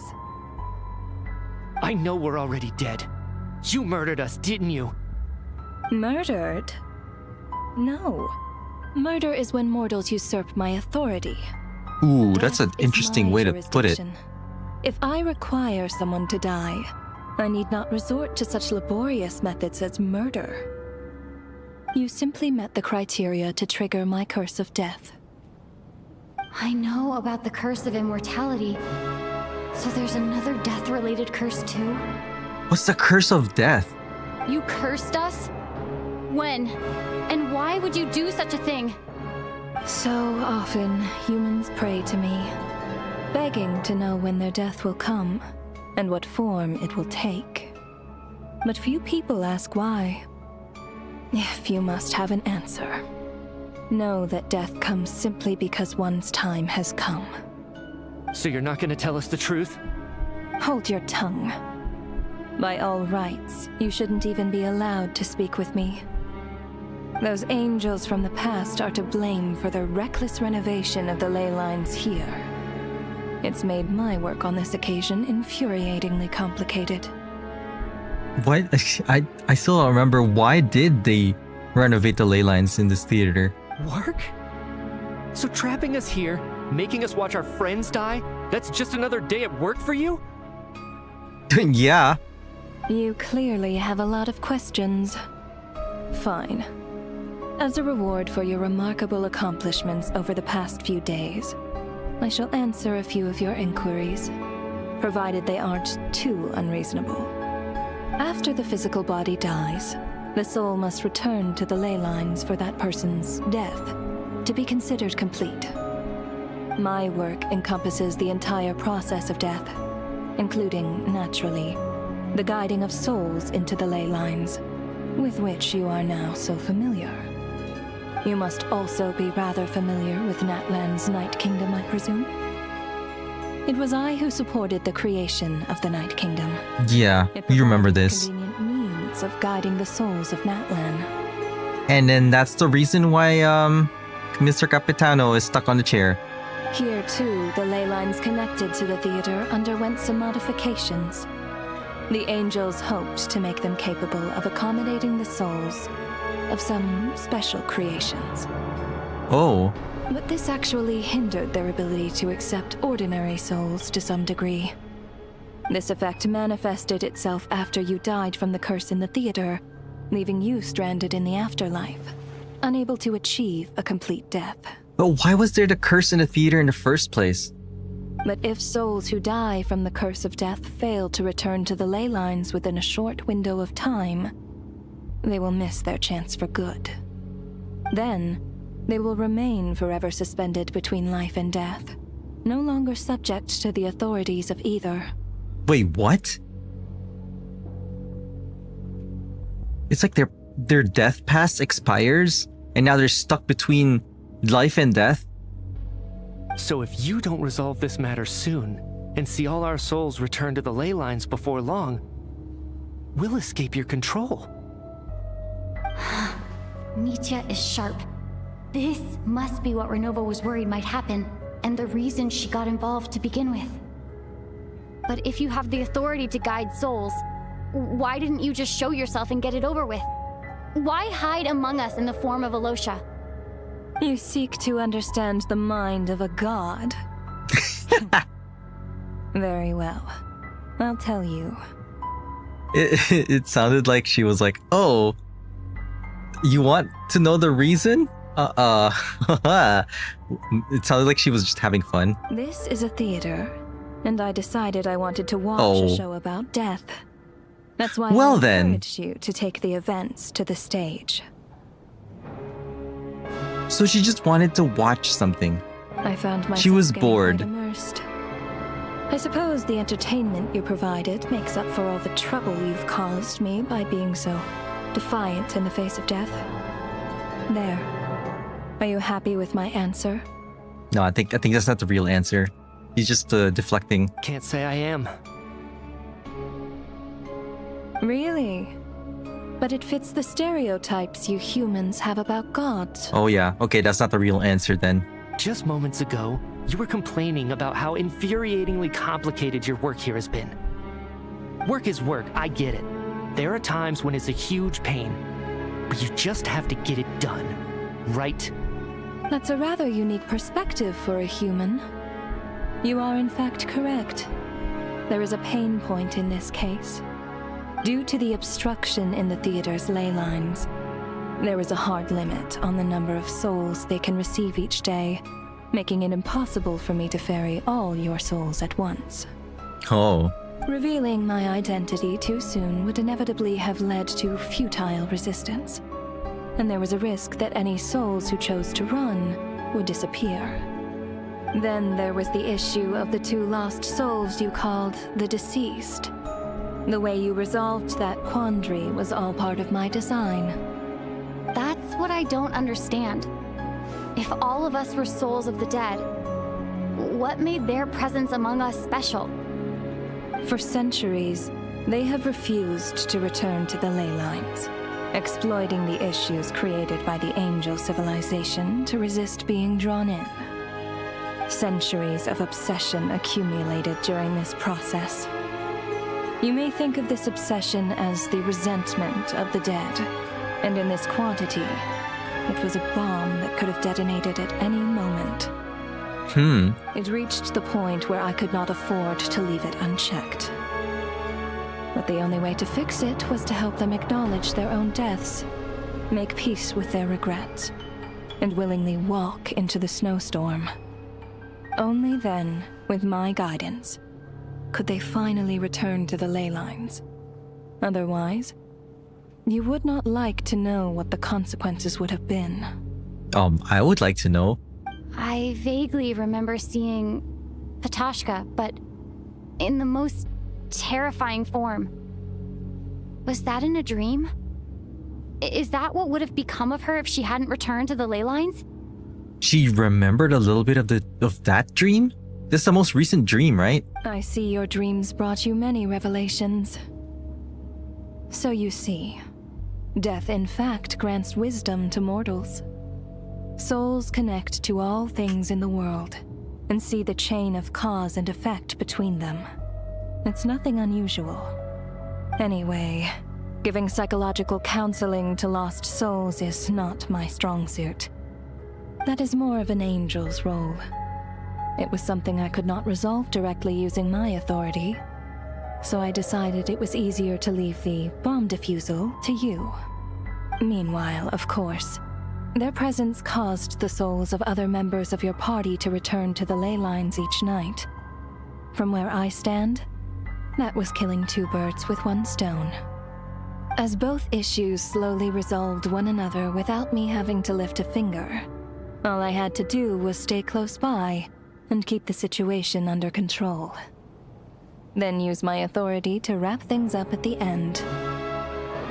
And, of course, while I was at it, I thoroughly enjoyed watching this drama, dealing with death from a mortal perspective, play out on the stage.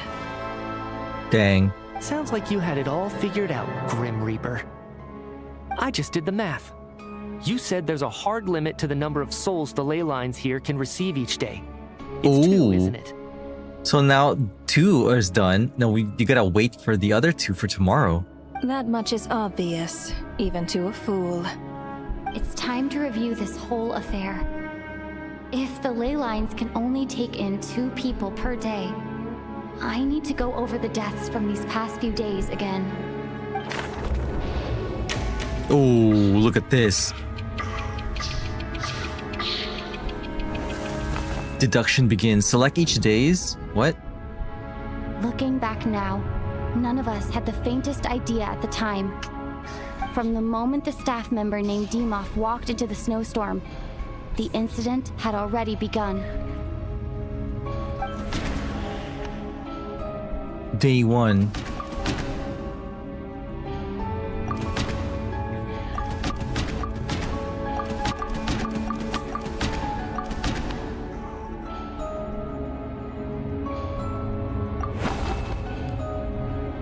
No.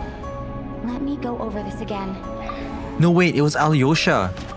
Because the guy left, right? And then Alyosha went out and come back. So it was Alyosha. Alyosha was the second to walk into the snowstorm after Demoff to investigate. During this process, the ruler of death assumed his identity, making him one of the victims.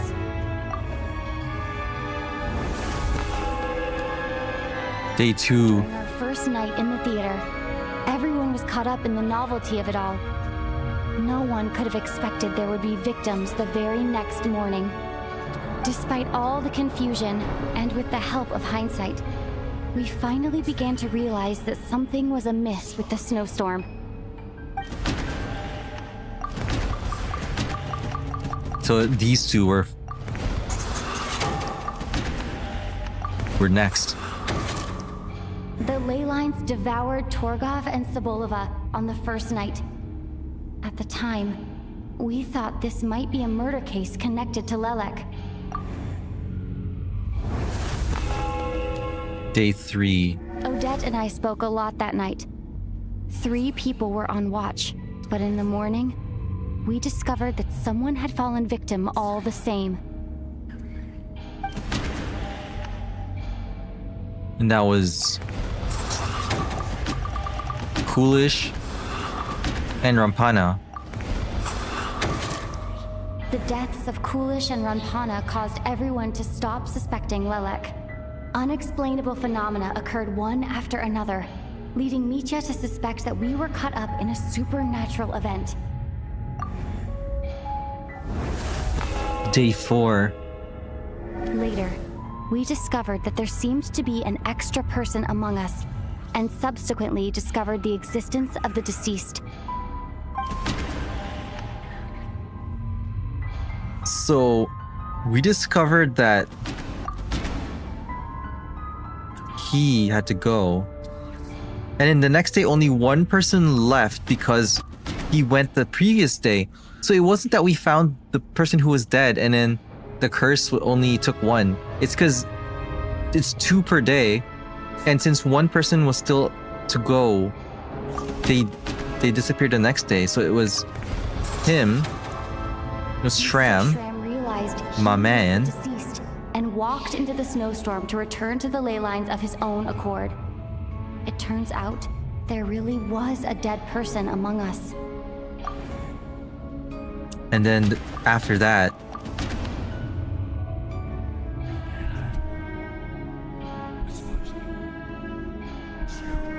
yeah. We thought it was all over, but Mr. Valeri's death was a rude awakening for everyone. Once again, the ley lines consumed him during the night. A lot happened today. Mr. Valeri's death led us to discover the connection between the number of deceased and the number of victims during the night.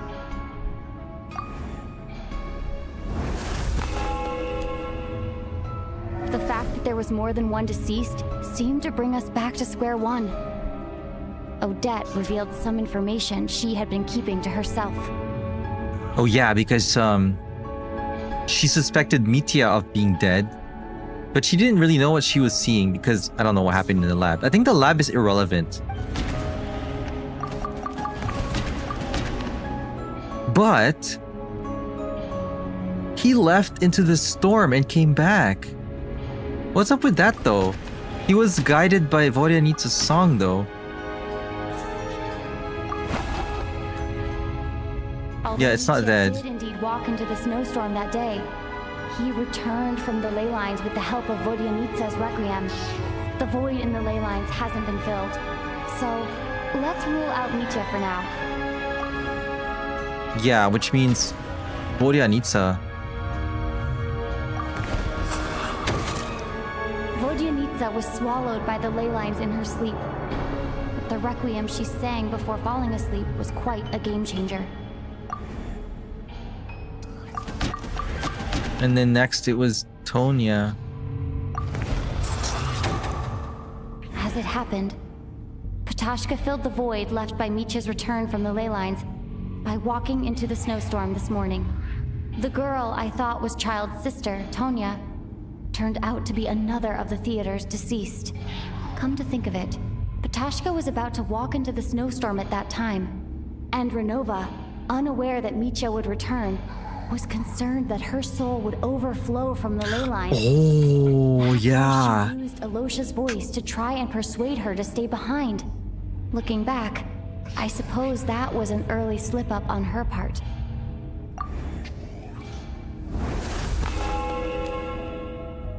No one could have expected anyone who walked into the snowstorm to return.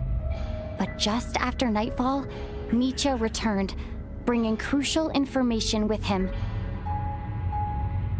Various truths began to surface, including that all of us were already dead, and that the ruler of death was here among us. Amogus. Then, after revealing her true form, Renova callously claimed 2 souls. Yep, Chugunov and Odette. So why are we counting this whole thing? Everyone was already dead by the time we took the photo. And in the days since, we've experienced many more partings in the afterlife. Now, only Mitya and I remain. And the true culprit behind everything still stands before us. In Mitya's eyes, I see the same anger and frustration that I feel.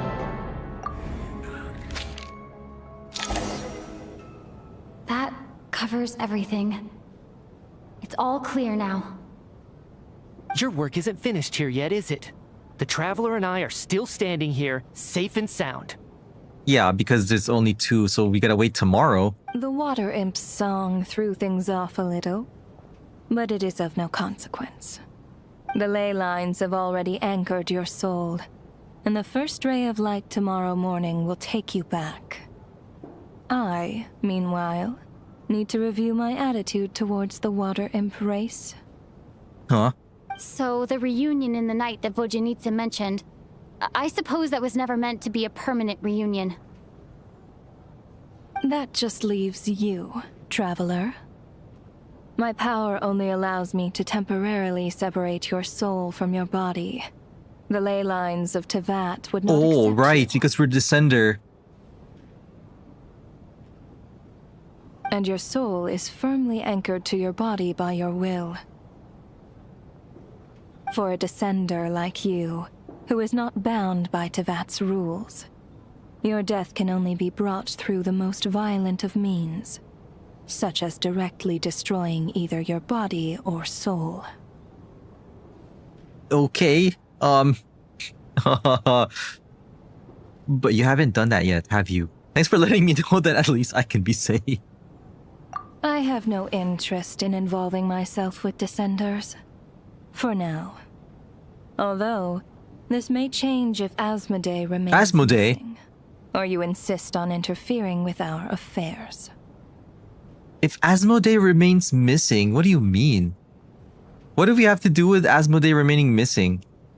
One last question then. All our struggles and sacrifices here, they were meaningless from the very beginning, weren't they? Death abides no reason. Besides, Yep. what you call sacrifice is merely a concept created by humanity. To me, it is nothing more than a self-indulgent charade in the face of death. Mere mortals fantasizing that their actions could reclaim something from my grasp. A truly laughable idea. Whoa, cutscene. Grim Reaper, you really know how to get on my nerves. I'm not here to ingratiate myself with you. I kill. What can you do, though? Because your deaths are necessary. Oh, you've made that quite clear. But humans don't take well to being scorned. Not even by the new sword that I haven't leveled up. Whoa. She's copying Alyosha's dogs?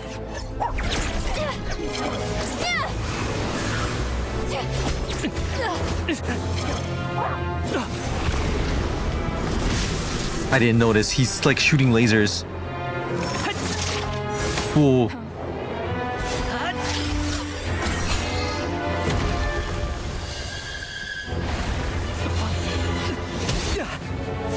The scarf saved him.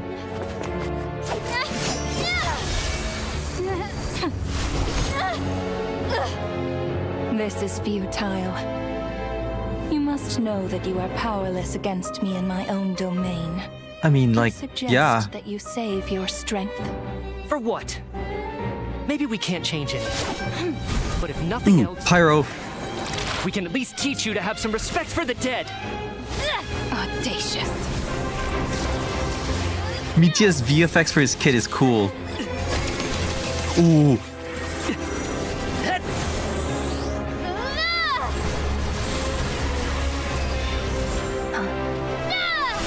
Was that Stellar Swirl?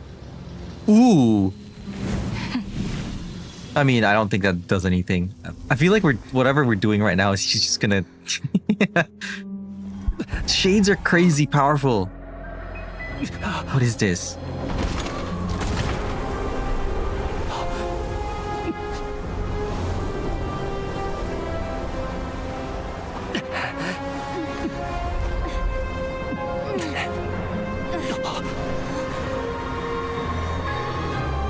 Ooh.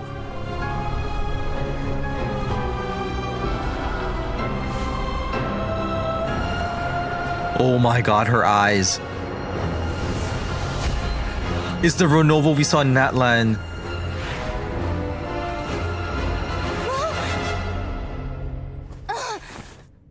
What?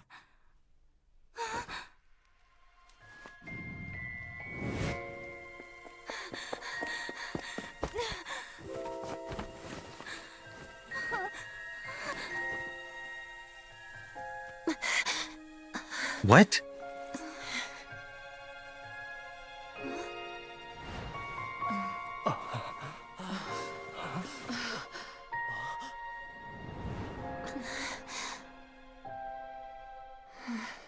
What happened?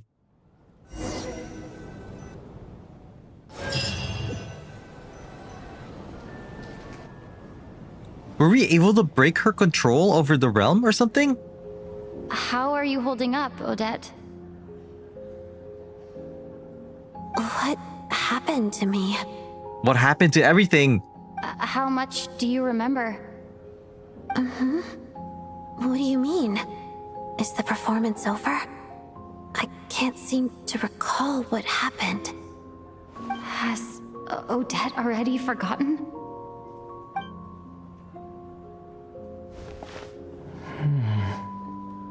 Does Michia remember? Because she's the one who walked out with us. Michia? Oh, I'm sorry. I guess I spaced out there for a second. Remind me. Oh no. His memory thing. Don't you remember anything?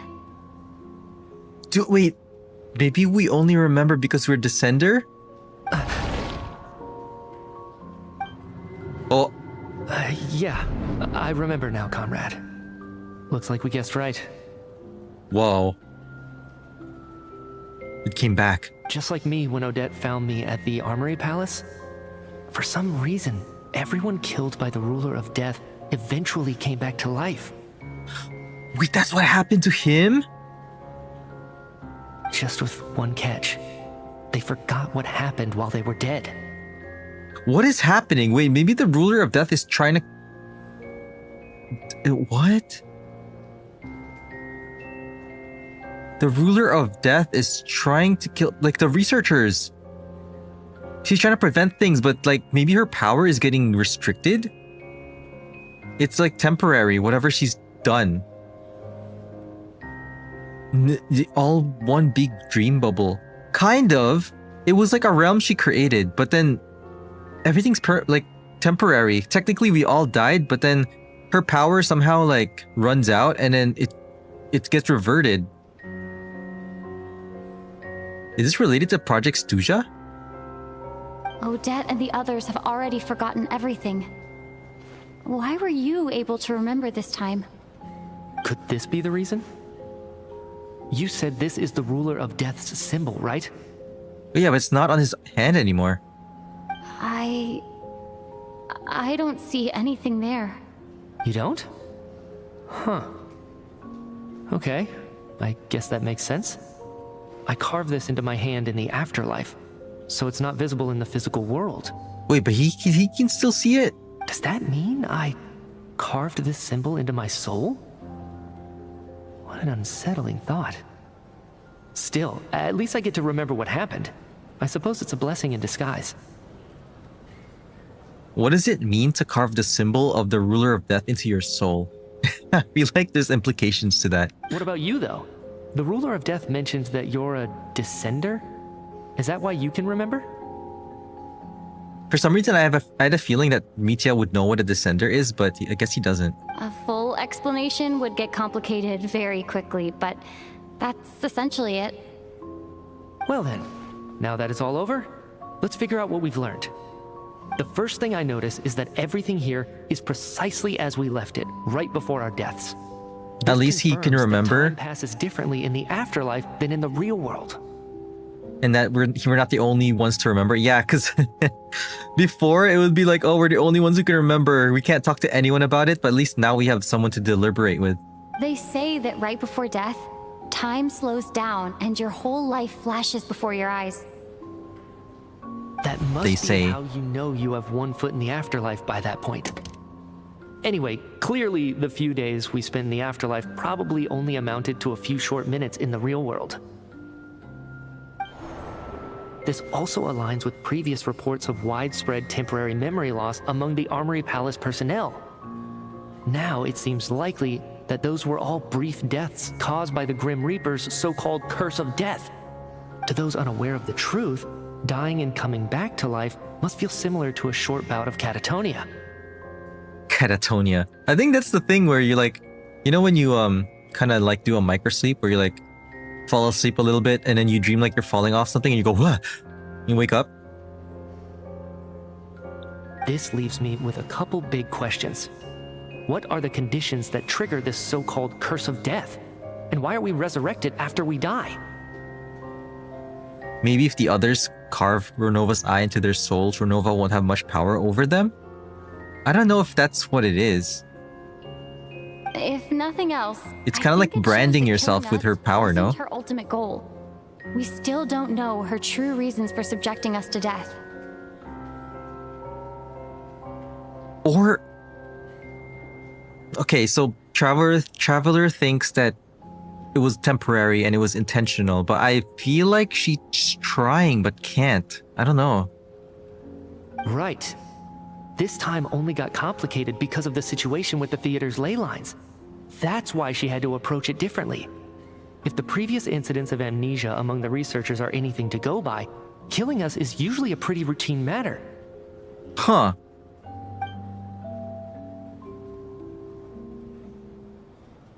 And? Come to think of it, wasn't I about to note something down before I died? Yeah, check the notebook. I can't remember what it was, but I think it was something related to my research project. Is she doing this to prevent Project Stuja from, like, finishing? Maybe? The notebook? Sorry, Traveler. I'll catch up with you again later. Right now, I have to make a trip back to the Armory Palace. Ma'am, if I may, no one of your description has ever shown up in my investigations into Mr. Mitya's friends. You don't look like his usual friends. Who are you? Yet, you two seem very familiar with each other. Could you perhaps tell me where he was in such a rush to get to? Work. For once. And by the way, have we ever crossed paths? Forgive the presumptuousness, but I feel a vague and indescribable sense of familiarity about you. I can explain everything. Could you help me gather everyone in the theater in one place? Wait, this even, like, would you even believe if someone told you this? He's going to work evolution for media? Yeah, it's character development. Everyone gathers on stage once again, but this time you do so in the real world without everything outside being devoured by a snowstorm. Due to the unique properties of the theater's ley lines, it seems no one has completely forgotten their experiences in the afterlife. Oh.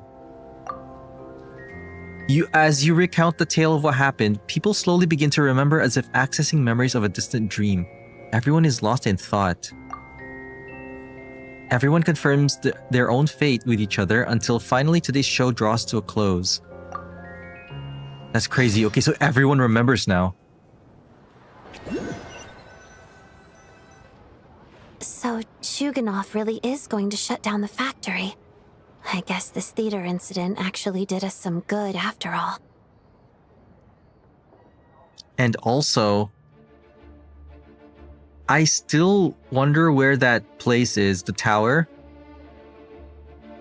So, you said I It's such a promised weird to thing. take you to the Armory Palace while we were in the afterlife, yes? I believe you.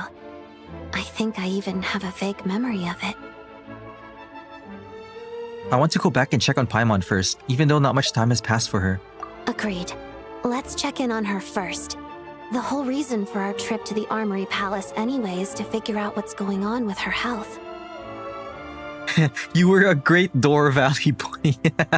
I still can't believe he was Mr. Door. What the... I have so many questions about that world. Everyone just assumes there's somebody else. I wonder if, like, it's like a recollection of something that actually happened in the past, but then we're kind of like taking their place, like role-playing them. Still big funny plot twist. Renova is a role player LARP person. Yeah, he's like, she's LARPing as Mitya. No, as Alyosha. Huh. That was a crazy experience though. Return to the room to check on Paimon. But before we do that, I need to go to the washroom for a little bit. So, small break. Be right back. Be right back.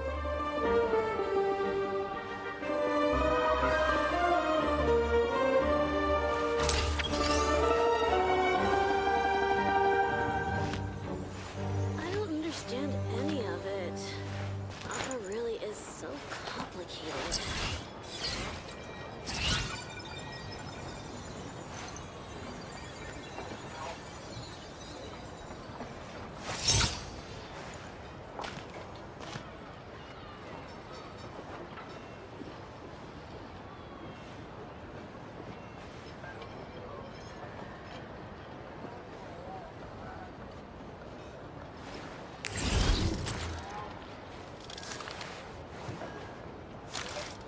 I don't understand any of it.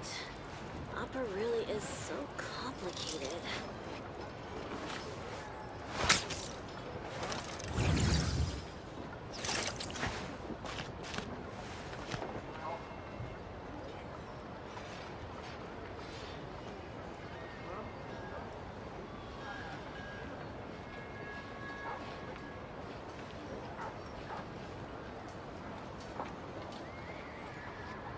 I don't understand any of it.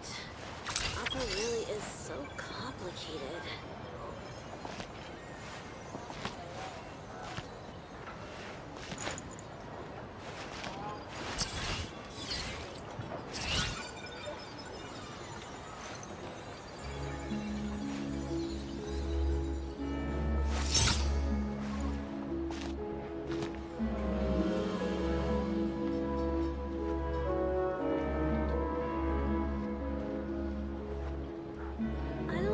understand any of it.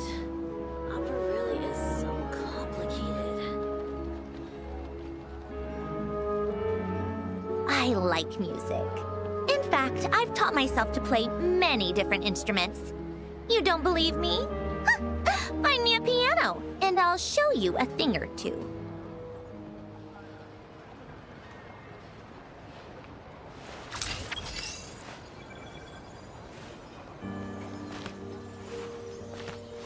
I don't understand any of it.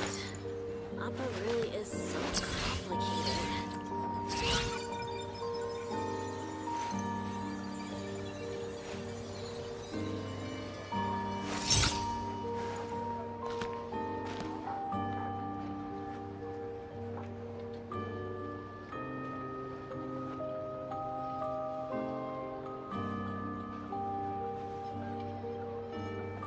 It's about time we throw another tea party, don't you think? I wonder who else is free.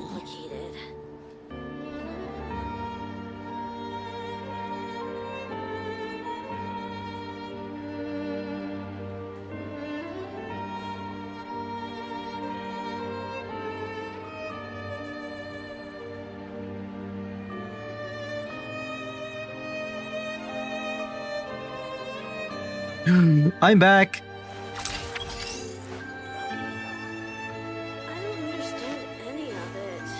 Okay. Dang, that was a first. That was a crazy first part of the Act 2. Crazy introduction for Renova though, for the story. And just to reveal that she's been basically killing people. Like all over? Or I guess anyone related to the... Damselettes. Yeah, great drama. Like, How tired. I guess anyone related to Project Stuja at this point. I wonder if any of the Fatuis, the other Fatui, has been affected by this.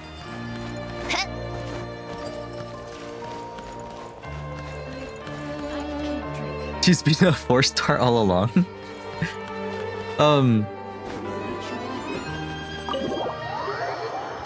Yeah, because Alyosha.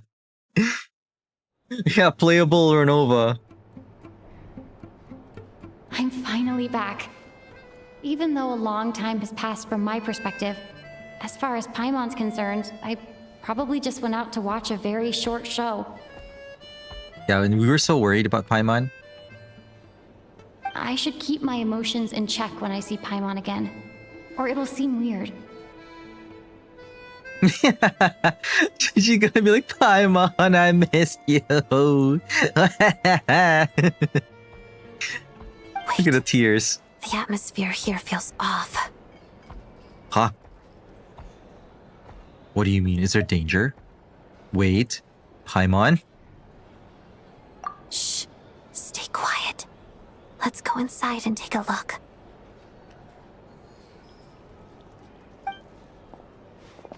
Wait, is it like... Have we still not been able to notify Child yet? We need new orders. What if that person comes back again? Wait, something happened? What happened? What did you just talk about? I'm so sorry. Under the circumstances... Paimon? There was really nothing we could do. Tell me, what happened to Paimon? It was the Jester. He came here in person and escorted Miss Paimon away. I guess they can't do anything about that. He's the director of the Fatui. His authority supersedes all others and cannot be questioned. There was nothing we could do. Still, you can't lead with, I'm sorry, there was nothing that we could do. It's like you're implying something. Okay, so the Jester took her. How long ago did he leave? And what was Paimon's status? Bro, can the Jester escort me too? Wait, you said, but was it really him? Wait, you think Renova is LARPing as the Jester and took Paimon? It was about an hour ago. About an hour ago? That's so slow. I mean, okay, wait. Okay, I got fooled by the timeline again. We were only gone for a little bit. Okay, so an hour ago was not that long ago, but at the same time, it's not like that recent. Miss Paimon was fast asleep at the time. The Jester simply walked off with her as if it was only natural. Wait, what? I assure you, he absolutely did not use any force. Okay. Do you know where they went? Just, what, like cradled her like a baby? She LARPed as a 4-star for days in her world? Yeah, this isn't her world though, I don't know. Can she LARP as other people now? The Armory Palace, most likely. Lord Piero, the Jester, has been overseeing the experiments there lately, keeping a close eye on their progress. Everyone in the Fatui has heard about it by now. I'm surprised he came in person. Whatever his reason for taking Paimon, he'll most likely return to the Armory Palace first, which is exactly where we were headed anyway. Okay. Then lead the way, Odette. That's right. Okay, Scorch Earth for Paimon.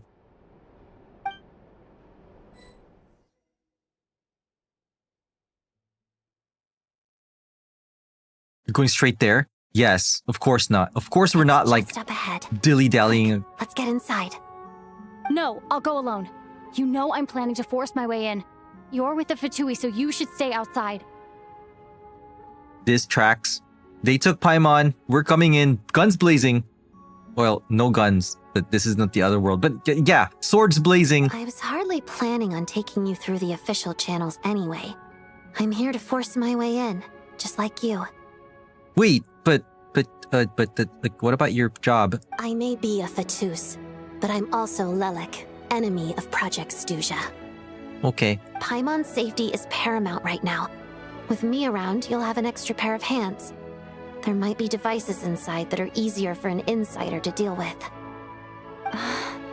If you say so. Okay. Let's go. There's no time to hesitate.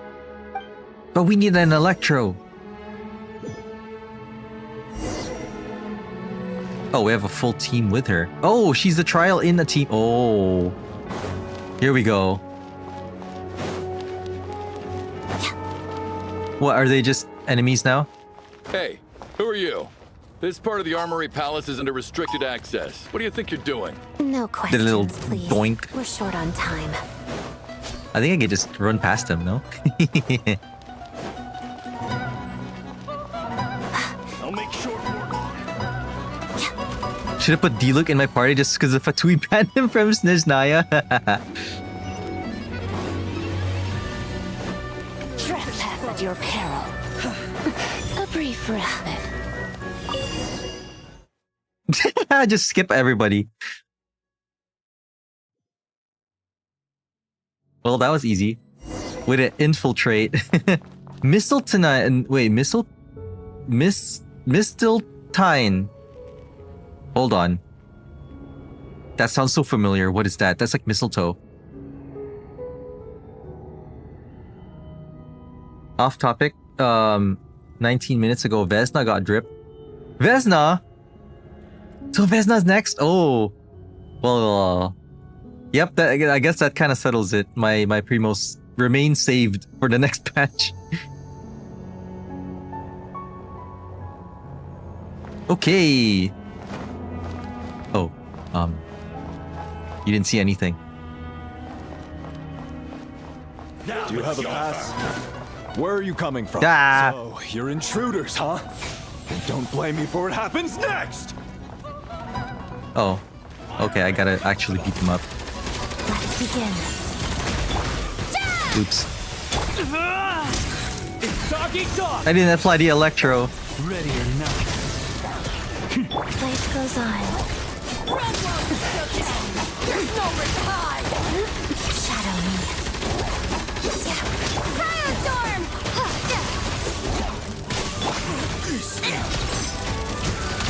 That's right, Sandrona's helping us too. Yeah.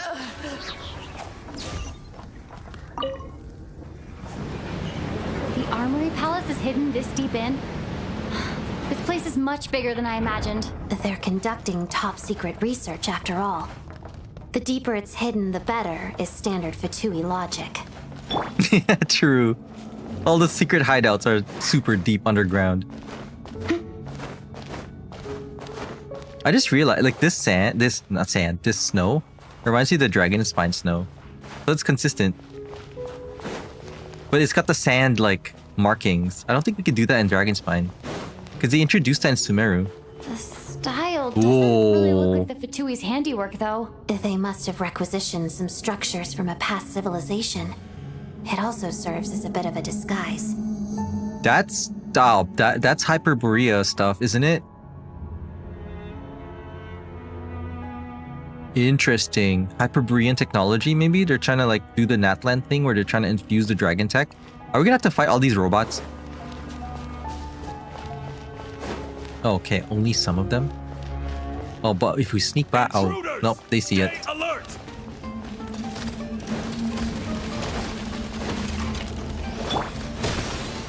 Ow. Gotcha.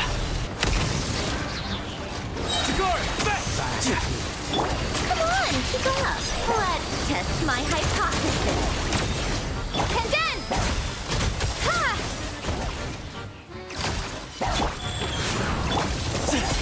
One down. That was it.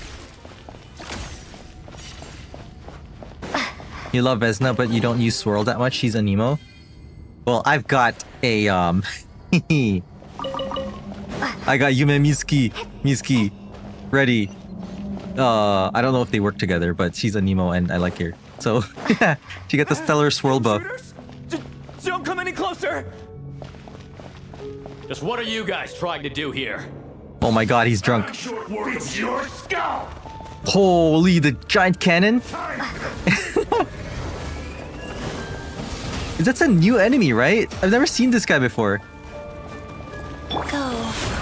Sacred name. Fortune preserver. Gotcha. I should have brought another Electro. Lots of the snowflakes.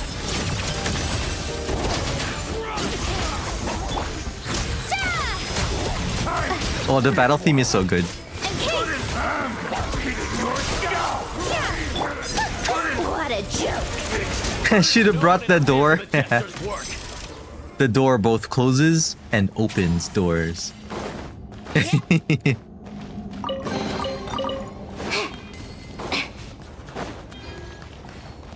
Whoa, look at this. A cube. I can't tell if this is, I mean, this definitely old civilization stuff, but I can't tell if it's like Hyperborean technology, architecture or something more like, you know, like in the Enkanomiya. But it seems different from the Enkanomiya ones. I think it's more like Hyperborea. There's a lot of gold. Okay, maybe it is Hyperborea. And that's been a theme throughout our exploration in Snezhnaya.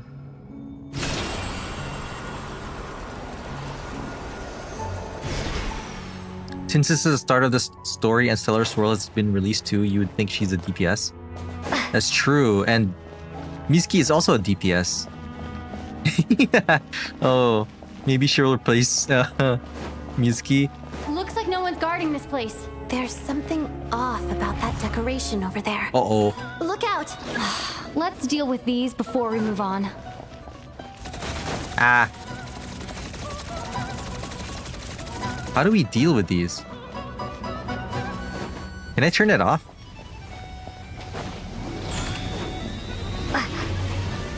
Nope.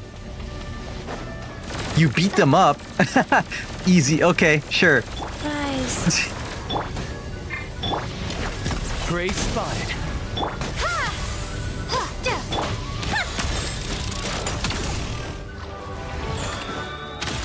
Ah.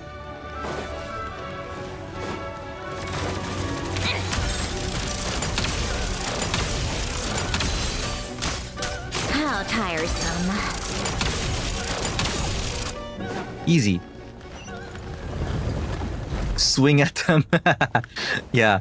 I thought it was like, oh, a cannon. Okay, maybe I'd have to disable it somehow. But no, it's just Unga bunga time. Whoa. The snow coming in is cool. Lighting. One thing Genshin really loves in their environments are light shafts coming from holes in the cave. Even though it doesn't make sense. But Teyvat has its own laws, I guess. Any chests? Oh, are those researchers or... They look like researchers. The researchers here probably don't know that we're uninvited guests. Let's try not to hurt them. What's the big star from the theater doing here? Oh, that's right. Sandrone, the big star She's from a the member theater. of the Fatui. Don't tell me you didn't know that.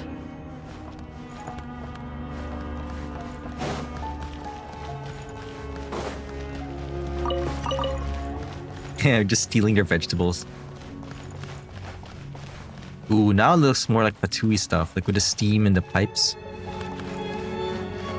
This is kind of cool with the Fatui like steampunk looking pipes, and then juxtaposed with like the ancient gold and Was the whole reason for Project ornate Stasia to support the research architecture. here at the Armory Palace? Just what are the Fatui and the Saritsa planning? This is crazy. Look at that giant, like, what is that? It looks like a reactor. Okay, that kind of tracks. When I had this theory, like, okay, are they building a nuke? It looks like a reactor. Hi. Just taking your vegetables. Don't mind us. Hello.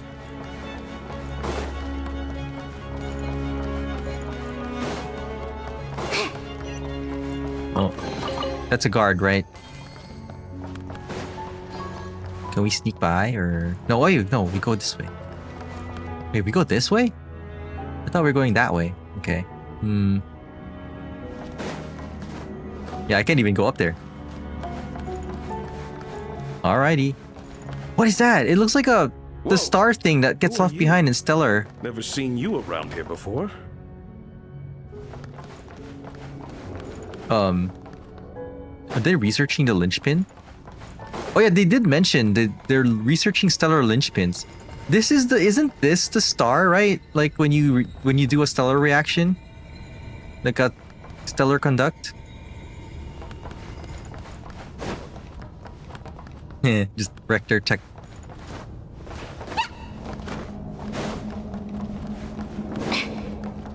Ooh.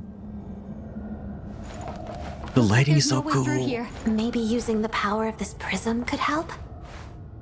I'm pretty sure I can make it past there with Sandrone just flying. I don't know. This prism? How will this prism help?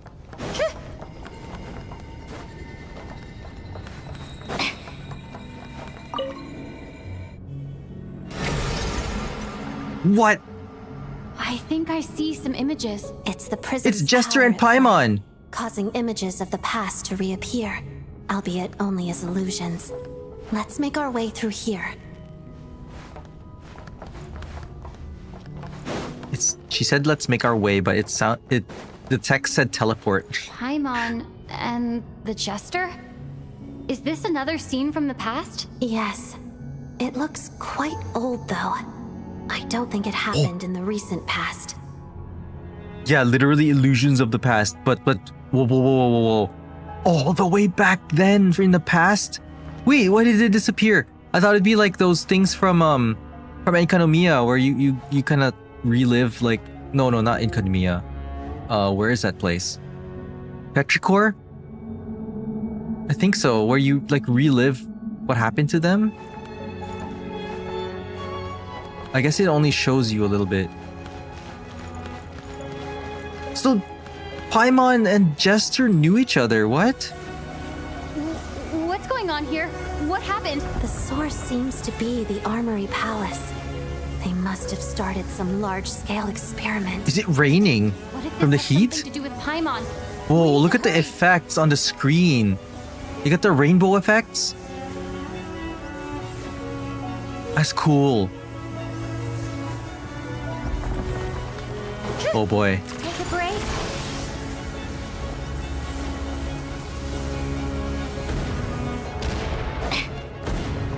What? Why is things exploding?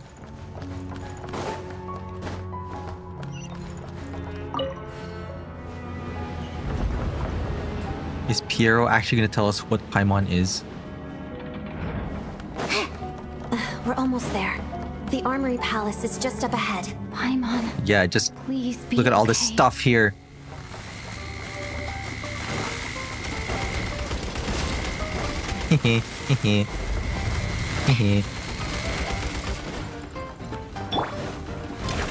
Ready or not. Doggy dog! Mission over. Come on, keep up.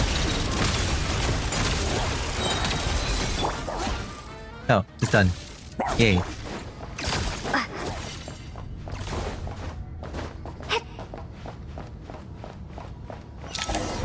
What? What's going on? Wait, I remember this feeling. What? It's the curse of death. No, no, not now. Why is the curse of death striking again already? What? Odette?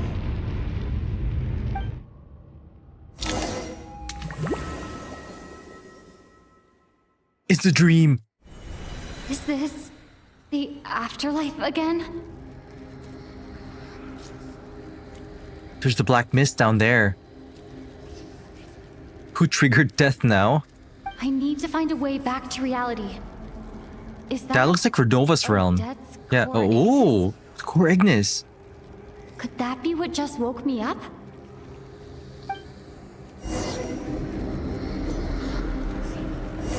Oh, look, it's following us like one of the gadgets.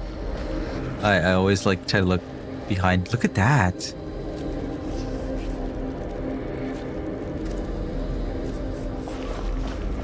Oh, the swirls is crazy. It's forming like eye shapes.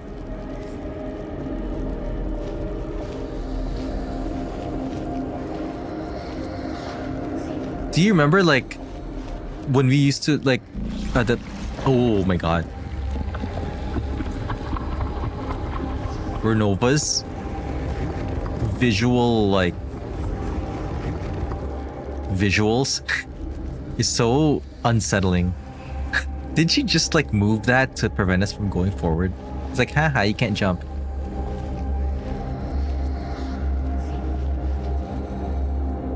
It's sparkling. I forgot what that means.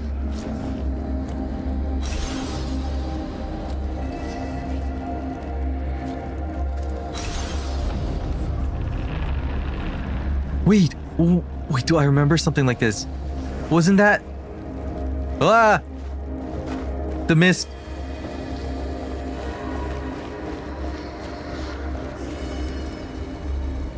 It reminded me of that puzzle from one of the Golden Apple Archipelago with Fischl's castle. Where the 2D, like, you had to move the things in 2D and then it became like 3D. But I guess this is interesting. It's more of like a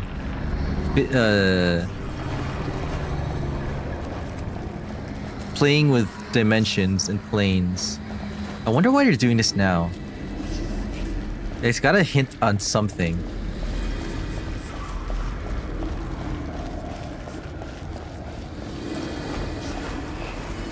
Tevada's simulation. When you saw that, you were like, well, Renova, don't you know you have the power to change angles? Odette! Ooh.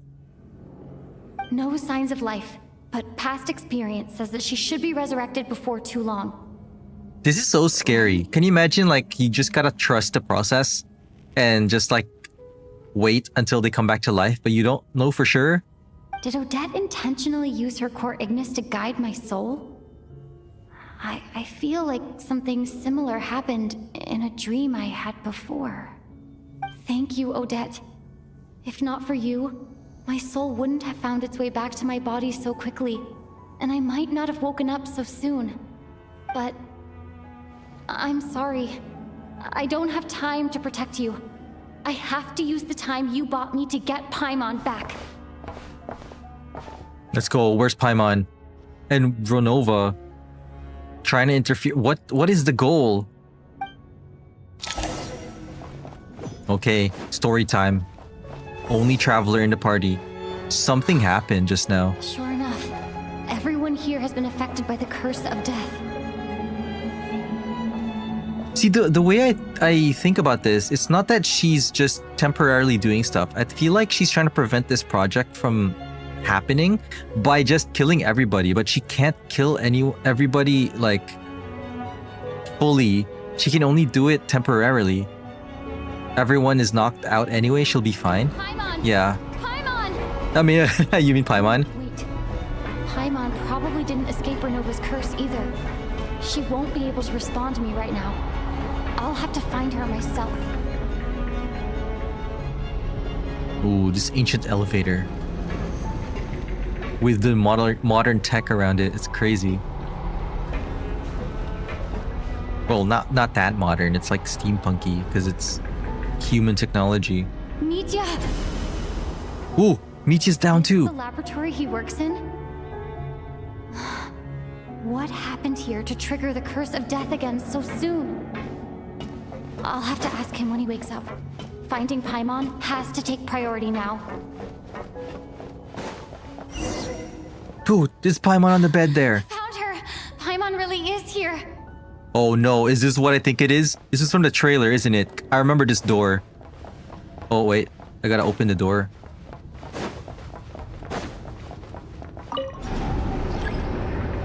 It seems you've only activated some experimental equipment. Oh. What if I turn on all three?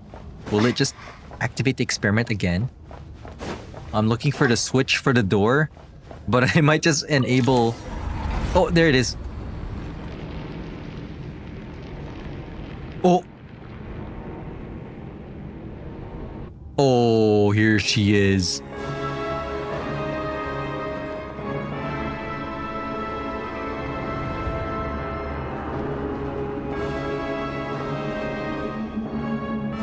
Her eyes are crazy. Ruler of death. She even got introduction magic. You don't learn, do you? Entry. We actually got an entry for Ronova. Ronova, ruler of death, Ronova. Ronova is the ruler of death, one of the four shades of the heavenly principles. In carrying out their will, she fulfills the duty appointed to her. For what reason does death come? Only because the destined hour has arrived. They did mention in the Shades trailer that none of them have reason. They're kind of mechanical. Like, you know how natural forces work? Like, they don't have a reason to kill people. It's just a natural, like, they're just doing their job, basically. Vernova. You've already been involved in one mass death, and now you show up at the scene of another. Mass death? In the theater? Does she not know it's temporary, or what does she mean? This might have passed for a coincidence the first time, but a second time?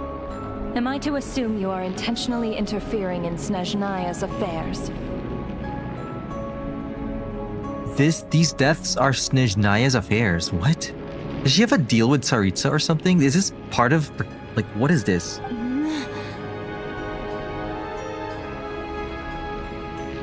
Judging by your expression, it seems that you understand little of what is going on here. Yeah, I don't get it either. In that case, a word to the wise. Do not interfere in Snezhnaya's affairs. Do not interfere with Snezhnaya's affairs. Look at the lighting in this, it's so good.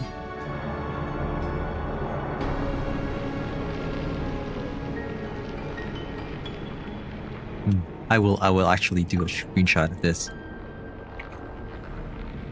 This is such a scene.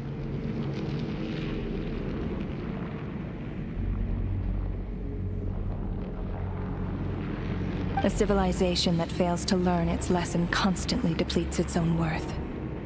It will one day lose any reason for its existence. This gives a screenshot too.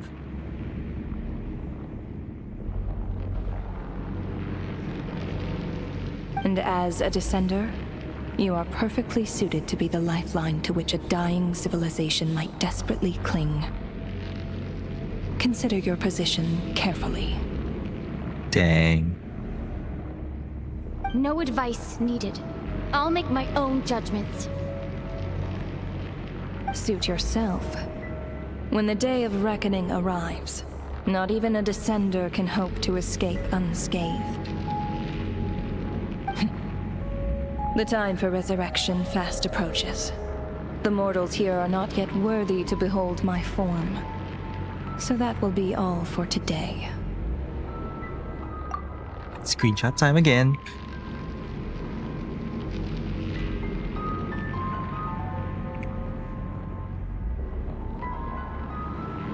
Oh boy.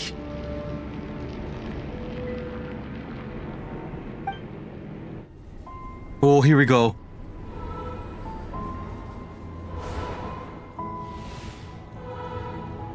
What?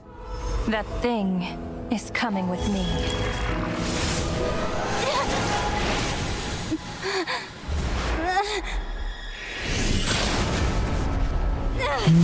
What?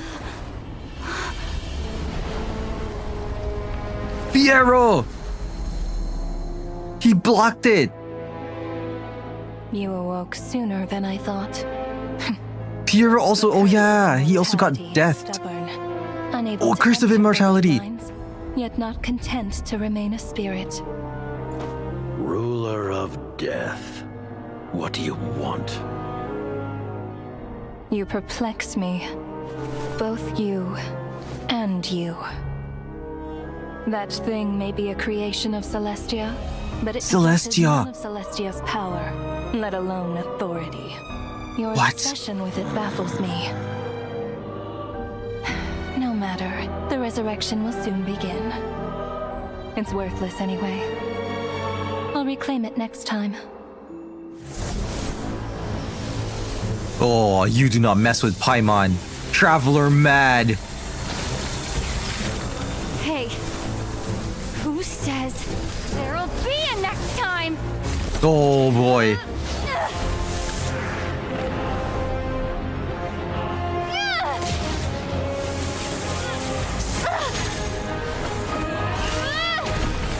Ooh.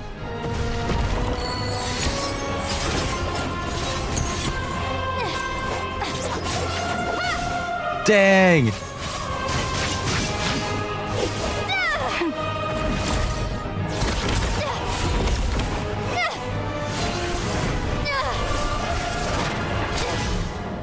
Ooh. Traveler's throwing everything at her. Ooh, Mitia's waking up. Oh, she got distracted. We nicked her. We ripped her shirt. She's mad. That was her favorite top.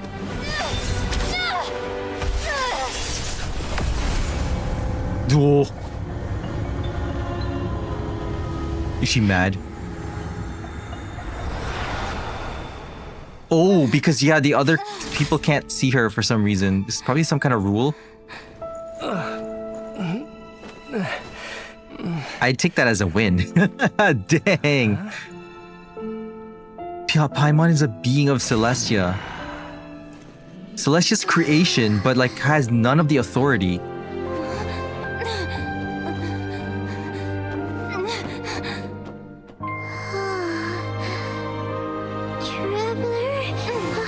Paimon!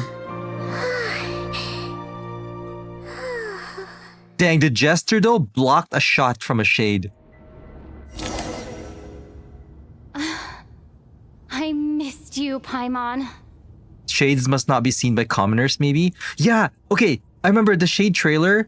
There was something about shades not like normal people can't. are not supposed to perceive the shades, and if they do, they get erased or something. Or like they have to be erased.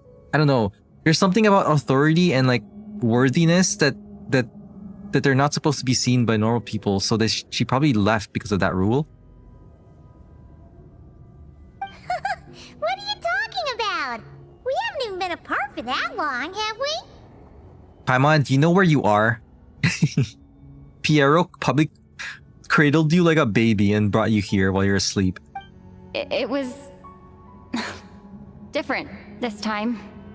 You seem to be in pretty good shape.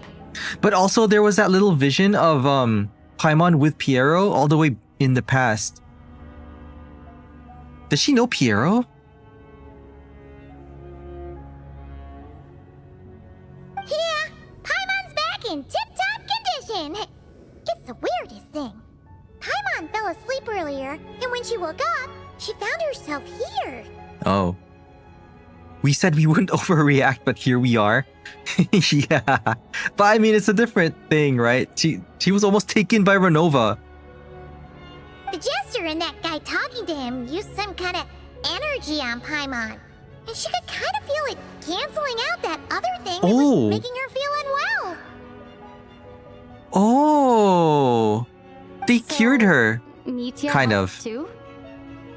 Apologies for leaving in such a hurry at the theater earlier. I was in a rush to verify some theories. Rest assured that your companion is perfectly safe. We reversed the effects that the experimental energy had on her. The jester specifically instructed me to do so. I suppose this is our first official meeting, Traveler. I could not let Paimon suffer in her condition for a moment longer, and so I simply took her without explanation. I hope you do not mind. It's funny. Just hearing Jester say Paimon's name just sounds so silly because Paimon in my brain is like this funny little creature gremlin. So every time you say Paimon now, it's like, haha, funny little thing. And then Jester saying Paimon just is like this. Imagine like super big, scary Batman type figure saying, "Hello, kitty." I don't know. It sounds like to me. Well, you definitely gave me a scare. For my part, I hope you don't mind that I beat a few people up on the way. But why would a big shot like you care about what happens to Paimon? As I said when you first arrived in Snezhnaya, we once spent some time together in the distant past. I wonder, what was Paimon back then? Her memory probably got wiped. Oh yeah, you did mention that. And Paimon did think you seemed strangely familiar the first time we met. I'm afraid the reminiscing will have to wait. Mitya, let us continue with the report. What conclusions, if any, did you reach from conducting the final experiment of our energy research ahead of schedule? Oh, are we gonna actually learn? Because now Mitya can't just like, no, like his scarf can't just mute him just because we're here. He's answering the jester. The good news is, my hypothesis regarding the Ruler of Death has been verified. This is part of the experiment? The Ruler of Death is part of it? As for the bad news, I recommend we suspend the experiments and Project Mistleton until further notice. Wait, what is... We have no means with which to make a breakthrough. I say this purely as a scientist, guided by reason alone. What is Project Mistleton? I forgot. They mentioned Project Mistleton a long time ago.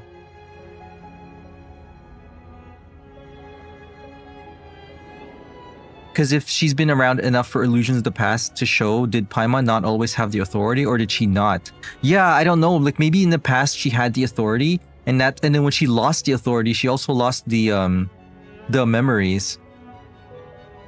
Maybe Paimon is from Conria somehow, or like an angel being kind of thing. I mean, I always thought she was a Seelie. I will trust your judgment. We shall put the project on hold until the Ruler of Death has been eliminated.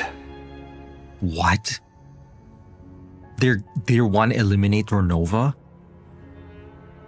Wait, what are you guys talking about? You want to get rid of Renova?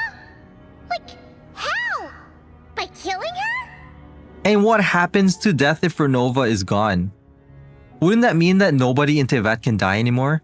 By whatever means necessary, so long as it removes the threat she poses to us.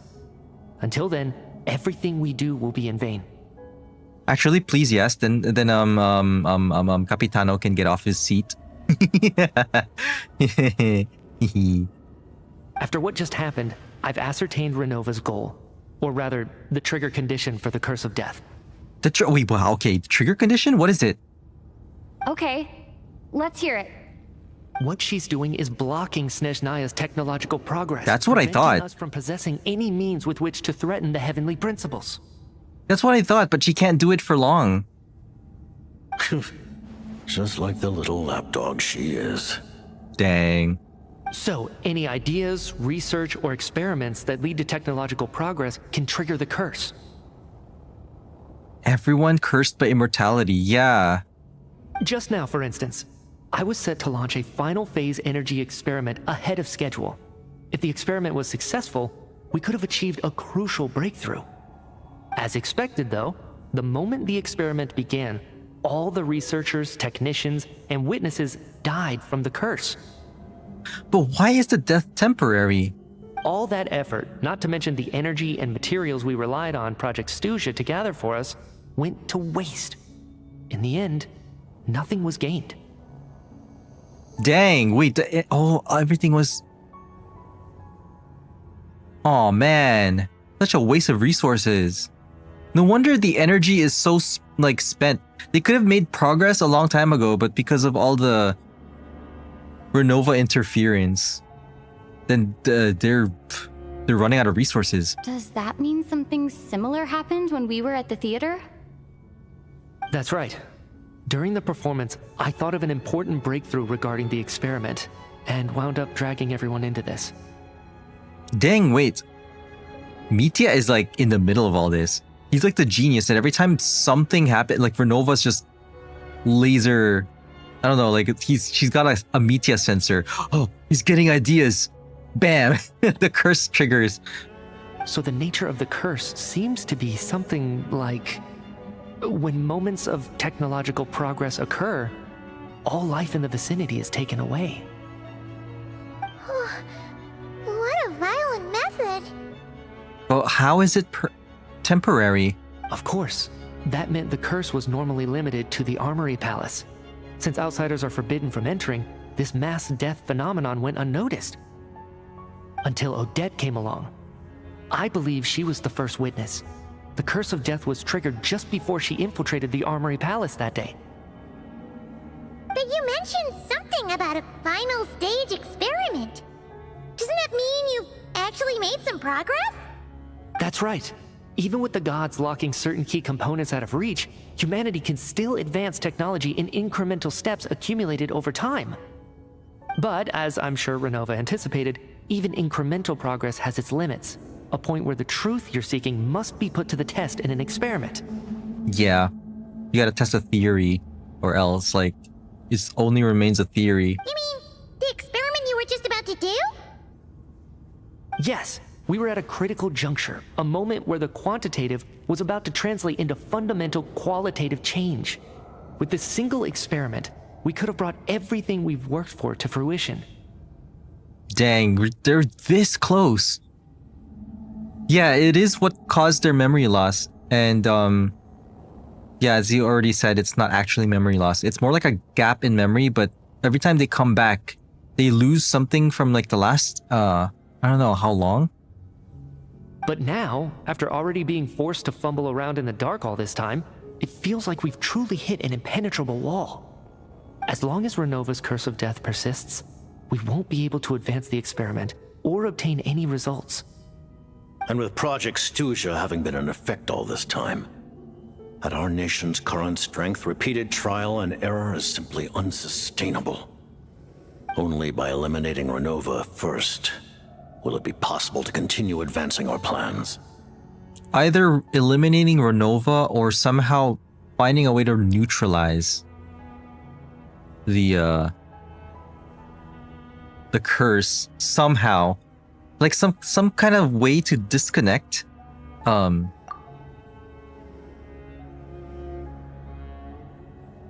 disconnect her connection from the curse, right?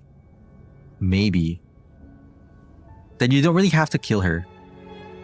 Because the implications though, if you kill her, that means nobody is dying. Everybody has a curse of immortality. Isn't that worse?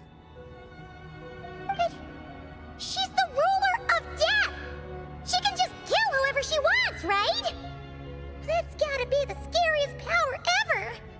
Isn't it Uh-huh. possible to beat her? We'll see.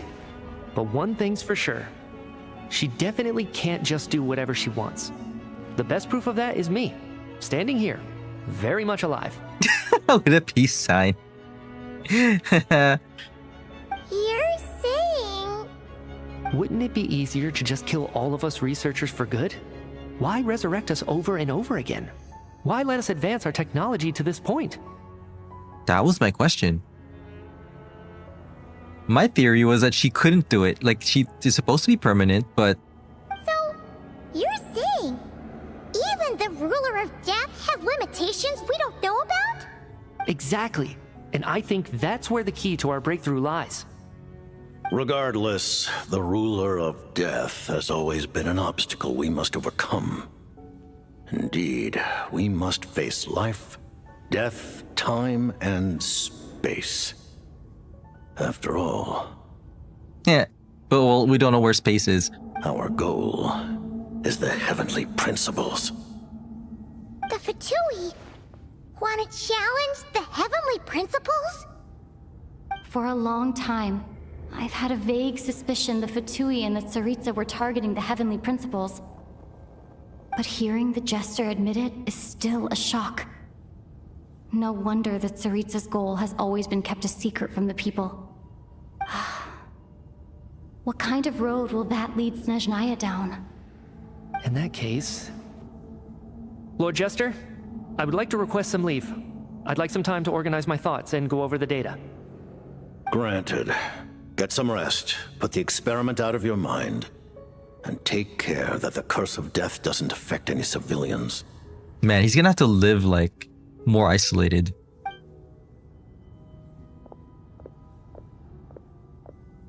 Look at Jester's fit, though.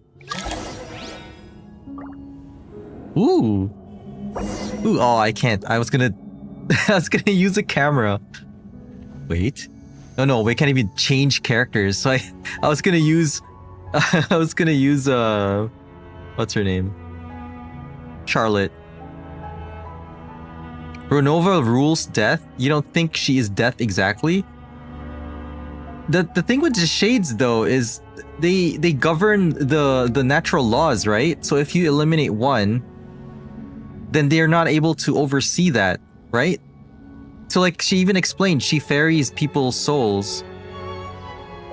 So if you eliminate her, who's to ferry the people's souls into the ley lines? But in any case, she's the reason why Capitano is on the seat. And so if you eliminate her, Capitano gets to stand up, okay? At least we also know that the energy works against the heavenly principle since Paimon was effective. Yeah, that's true, because it's she's Celestia construct? Yeah. But also because they're so desperate to make sure this doesn't advance. That's kind of the biggest proof, right? I wish I... Do I have to, like, talk to him? Oh, wait, look, he can go closer to the screen. Whoa, look at him. This new outfit just came out of nowhere. Crazy. I really wonder if he's playable, just because they gave him a new outfit. He's so tall. Too bad I can't switch other characters to see how tall he is, but I think he definitely is like Varka model. Oh my god, he looked at me.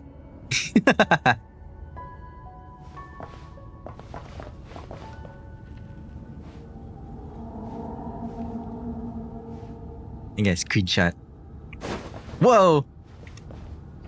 Thanks, keyboard. You can't do that anymore?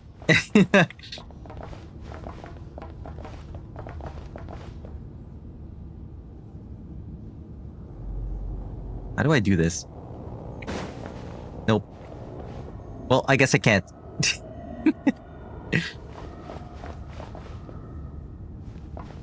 My key bind for keyboard makes me dash forward, but oh well. Alright. Hey, Jester. More info. Is this the lore time where we get to ask him questions? Allow me to offer you my hospitality, honored guest of Snezhnaya. Is there anything you wish to know? His name is the Jester, but he doesn't joke around.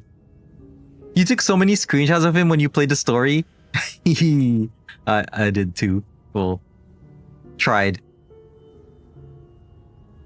It's funny because earlier I was saying how it's so funny hearing him say the name Paimon, because in my brain that Paimon's name is just linked to funny times because Paimon's so silly. And yet his name is the Jester.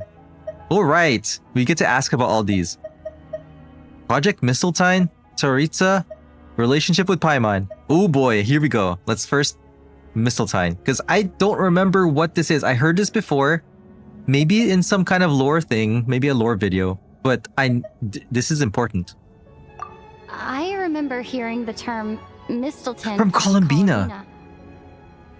Yeah, Paimon wanted to ask about that when the name came up just now. What is it? Paimon's heard of Project Stuja, but not this one. As you know, Project Stuja is a series of measures enacted to consolidate our nation's resources, the greater purpose of which is to serve Project Mistletoe.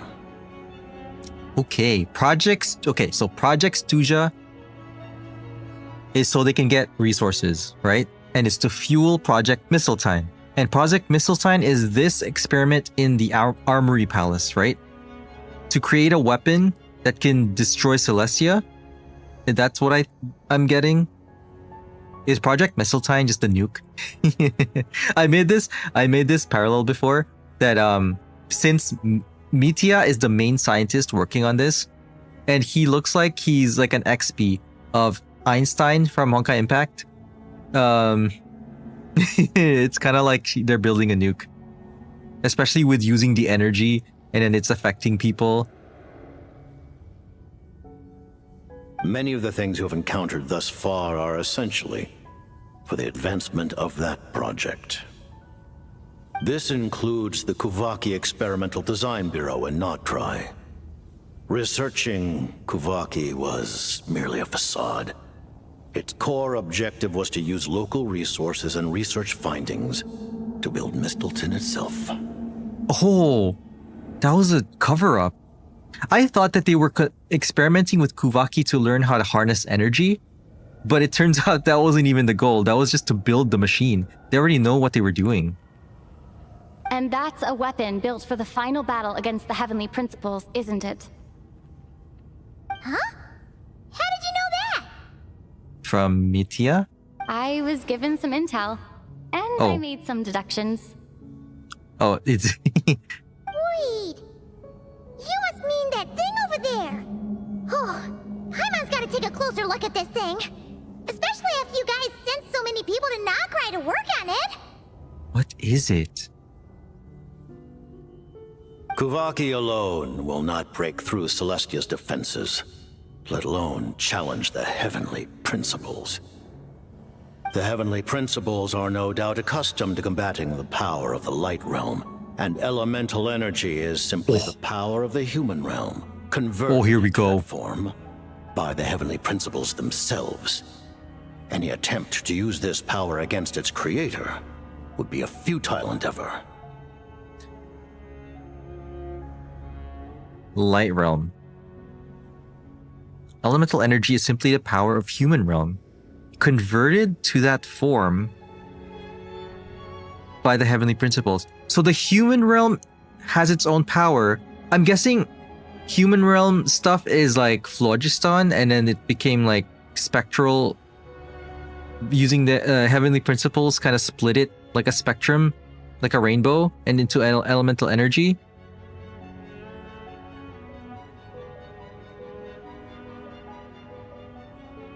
And then the Light Realm is something separate, I think. So what is this? Abyss Realm? No, probably not. For now, therefore, we have set our sights on the form of energy associated with the Third Descender and the Stellar Linchpins. This may hold the potential to allow Mistletoe to contend with the Heavenly Principles. The Third Descender. Is it because Descender can fight fate, but then Didn't the heavenly principles create the Gnosis from the Descender? Did they need the Gnosis for this experiment? But also, maybe they didn't need all the Gnosis, they just needed some? You could say that by reverse engineering the stellar linchpins to extract the energy within, we have obtained a source of anti-Celestia energy. Oh. So this is the energy research that Mitya is in charge of. I never imagined it was such a major project. Anti-Celestia energy. That's not Abyss energy, right? Because Abyss energy is just something else. The Kulagi Experimental Design Bureau, Project Studia, and the new energy experiments. Huh. So, Project Mistleton is what ties it all together. And it looks like your plan is almost complete. No wonder the Ruler of Death came after you.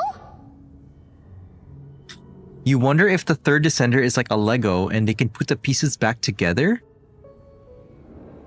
You talking about this weapon becomes revives the third Descender, and then the third Descender enacts his revenge against Celestia for splitting him away from the Tsaritsa. This whole project is just the Tsaritsa trying to revive her husband.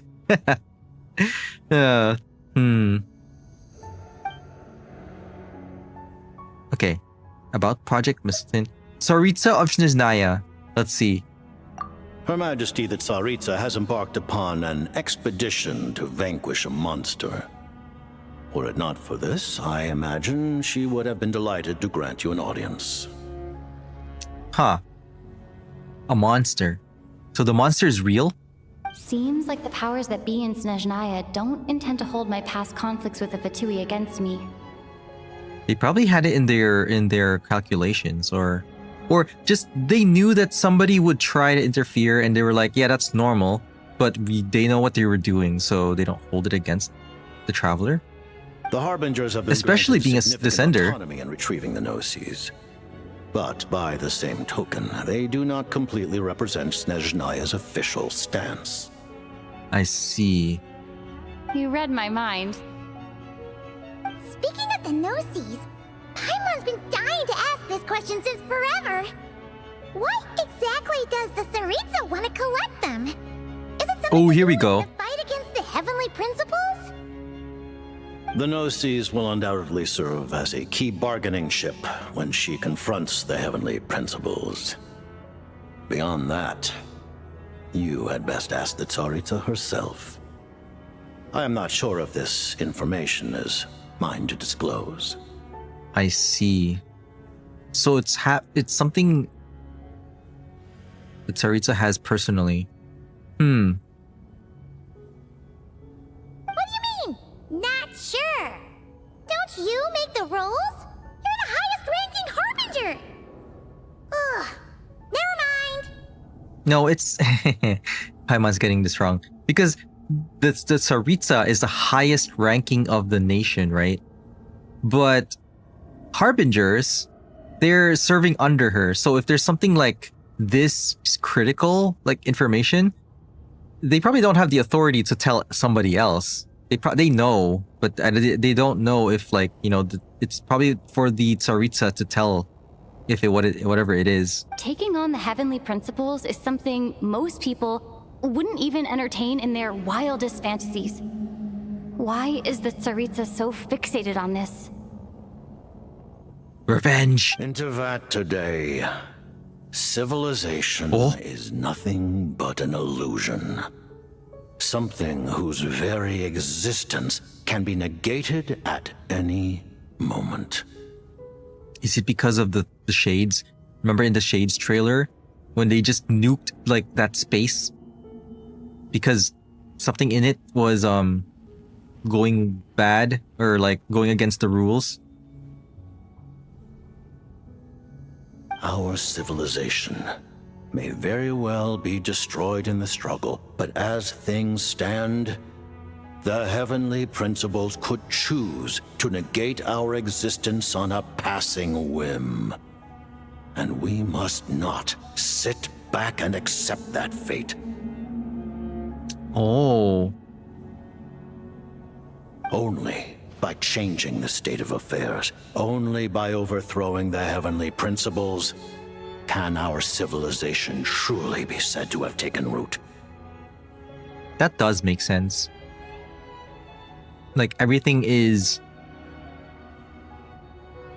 like under the mercy of the heavenly principles, right? So nothing is like certain. Like, what if they decided tomorrow, everything's too much of a mess, delete.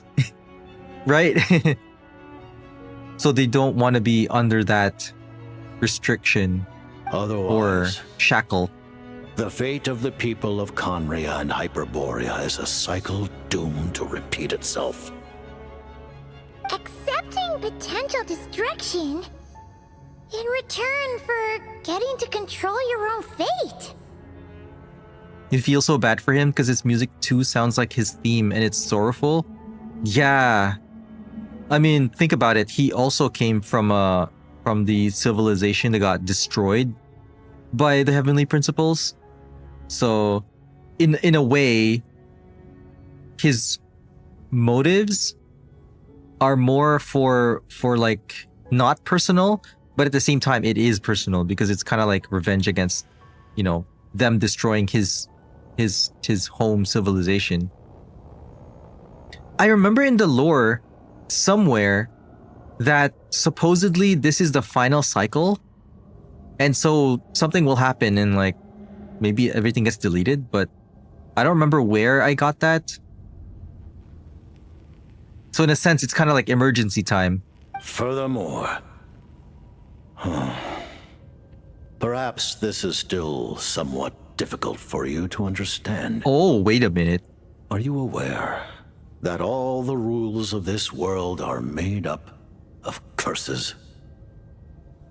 What does this mean? The rules of Tevat, the laws of Tevat are made up of curses. Like the curse of death. Like, you trigger a condition and it triggers. So, and that's how, and that's how they rule stuff?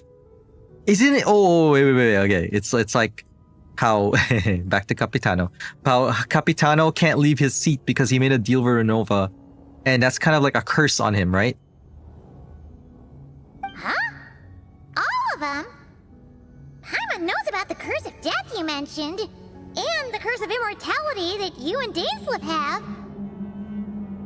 Then, the birth of the Hilly Churls, the rules of Natlan's Ode of Resurrection. Yeah, the Ode of Resurrection. Farina's long life seems to stem from a curse placed on her by Focalor as well. Yeah. Those are curses too. The Ode of Resurrection, the rules is kind of like a curse. Yes. Even a god's love for humanity is a curse the heavenly principles inflicted upon the gods. Hold on. Okay, wait. Okay, they're using the word curse. Curse is a very emotional word. It's like got a negative connotation to it, right? Like if you curse someone, it's like you're causing something bad to happen to them, right? But the way he describes curse, it sounds more like rules. No, like he's saying that the rules are curses, but it sounds more like programs. Like there's a trigger condition, and then something happens, and that's a curse. Like God's love for humanity as a curse sounds more like there's parameters in a God's like benevolence to humanity, and then there's also rules that, you know, if it goes against that, then it's like punishment. I guess that's a way to see curse. So that would mean Natlan no longer has a lifeline thing for people to come back anymore. Yeah, but they don't also have a war anymore because they defeated the Abyss invasion in Natlan. Like they're free. We solved that problem, so they don't need to revive anymore. What? The Tsaritsa has always had ample reason to hate the heavenly principles. Oh, this is related to her love for the people? Because she's supposed to be the Archon of love, right? And but like, I remember in the Travail trailer, it was like the Cryo Archon has no love left for her people.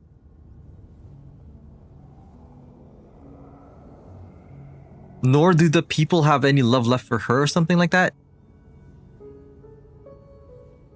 So that was a curse. Maybe she's trying to free from that If she can seize concept. their authority, she will reconstruct the entire world. And when that time comes, humanity will be completely liberated from curses and lies. If their love is a curse, it's basically a lie. No, not true love, but conditional and enforced upon them. Yeah. I mean, similarly to like monarchies, because, you know, you can't like truly express your opinion against a monarchy, or else, you know, it's kind of treason. Maybe it's something similar to that concept, but in a more Tevat way, where it's like a curse. Look forward to it. It will be a world beyond your imagination. Like in the Shades trailer, right? That lady that was telling the story about the Shades, and then she was describing all of them, and she was having a vision about the Shades, and then she got struck down because no one worthy are supposed to be able to like conceive of the Shades or like gaze upon the Shades, something like that. Though the ordinary people of Snezhnaya may not understand these details, in this frigid land locked in a ceaseless struggle against the environment, in this nation to which the gods have never shown favor. The nation the gods have never shown favor. We all believe that standing in solidarity with the Tsaritsa in our shared struggle will surely usher in a new and better world.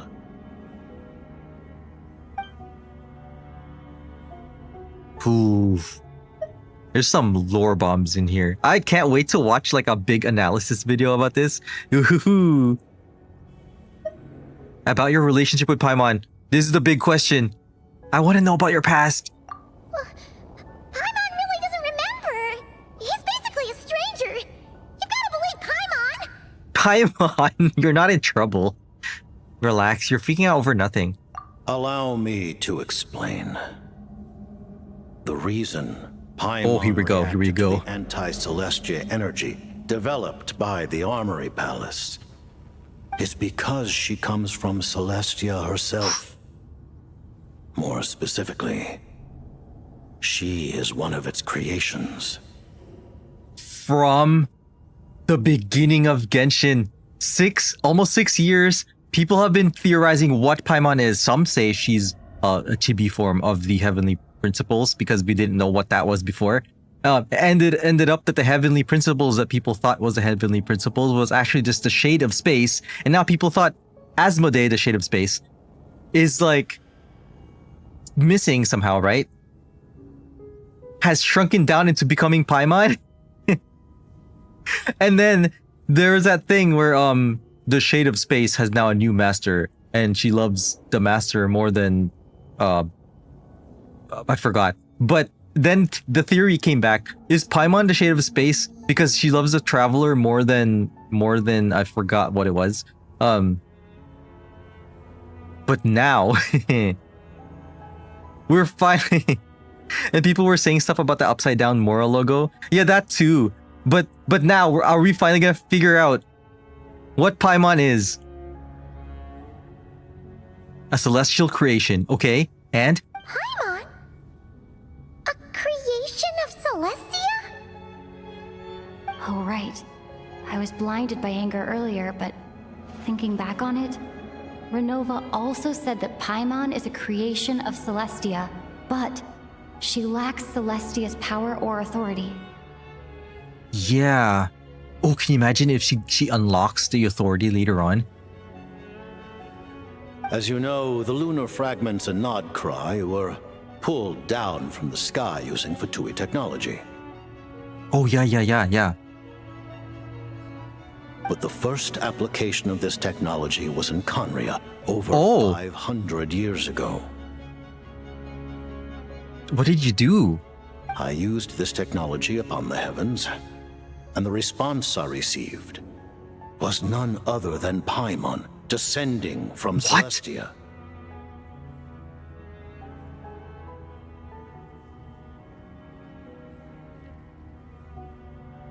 What? Piero pulled Paimon down from Celestia?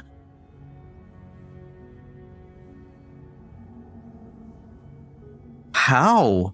I presented her to the Vinster King, but he took no interest in this gift, nor did it satisfy him.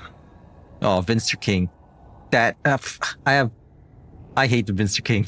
He's so annoying.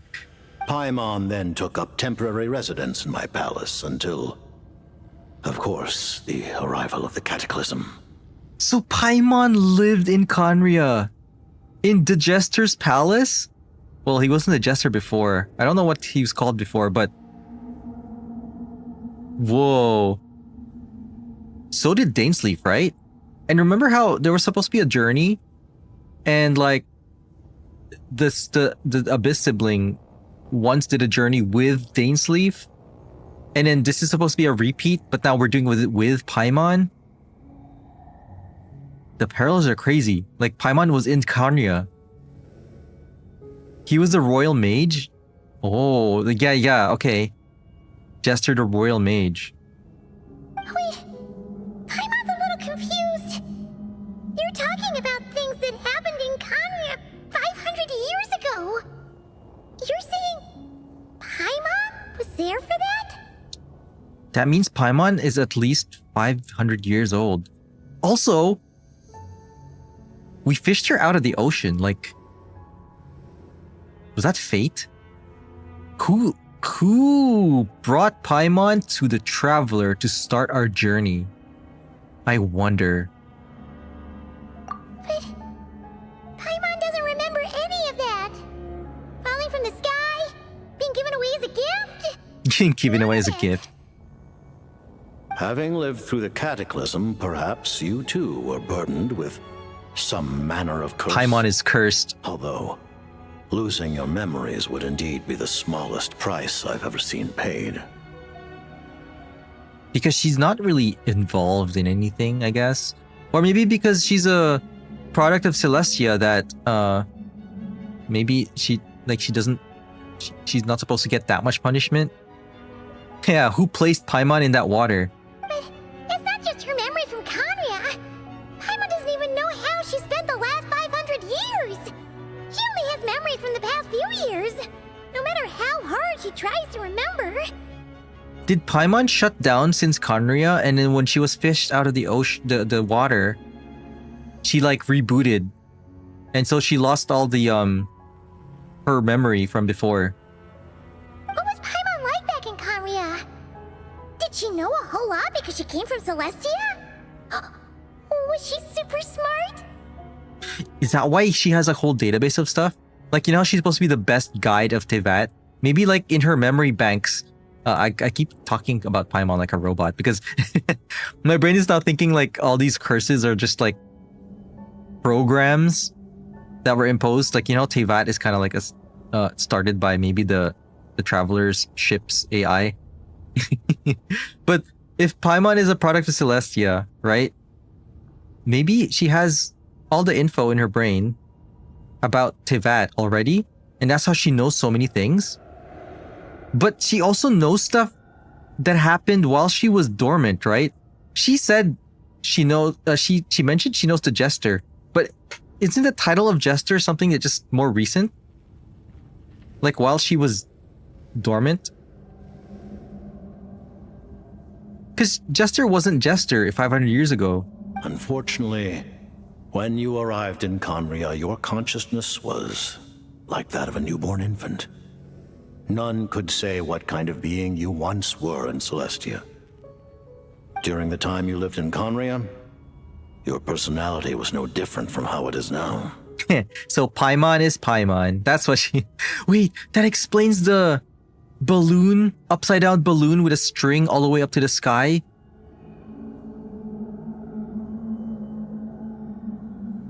Described by the Melusine, right? No surprise the Vincer King wasn't exactly taken by your charm. At least it sounds like you were able to fly under the radar. Huh. Aw, man!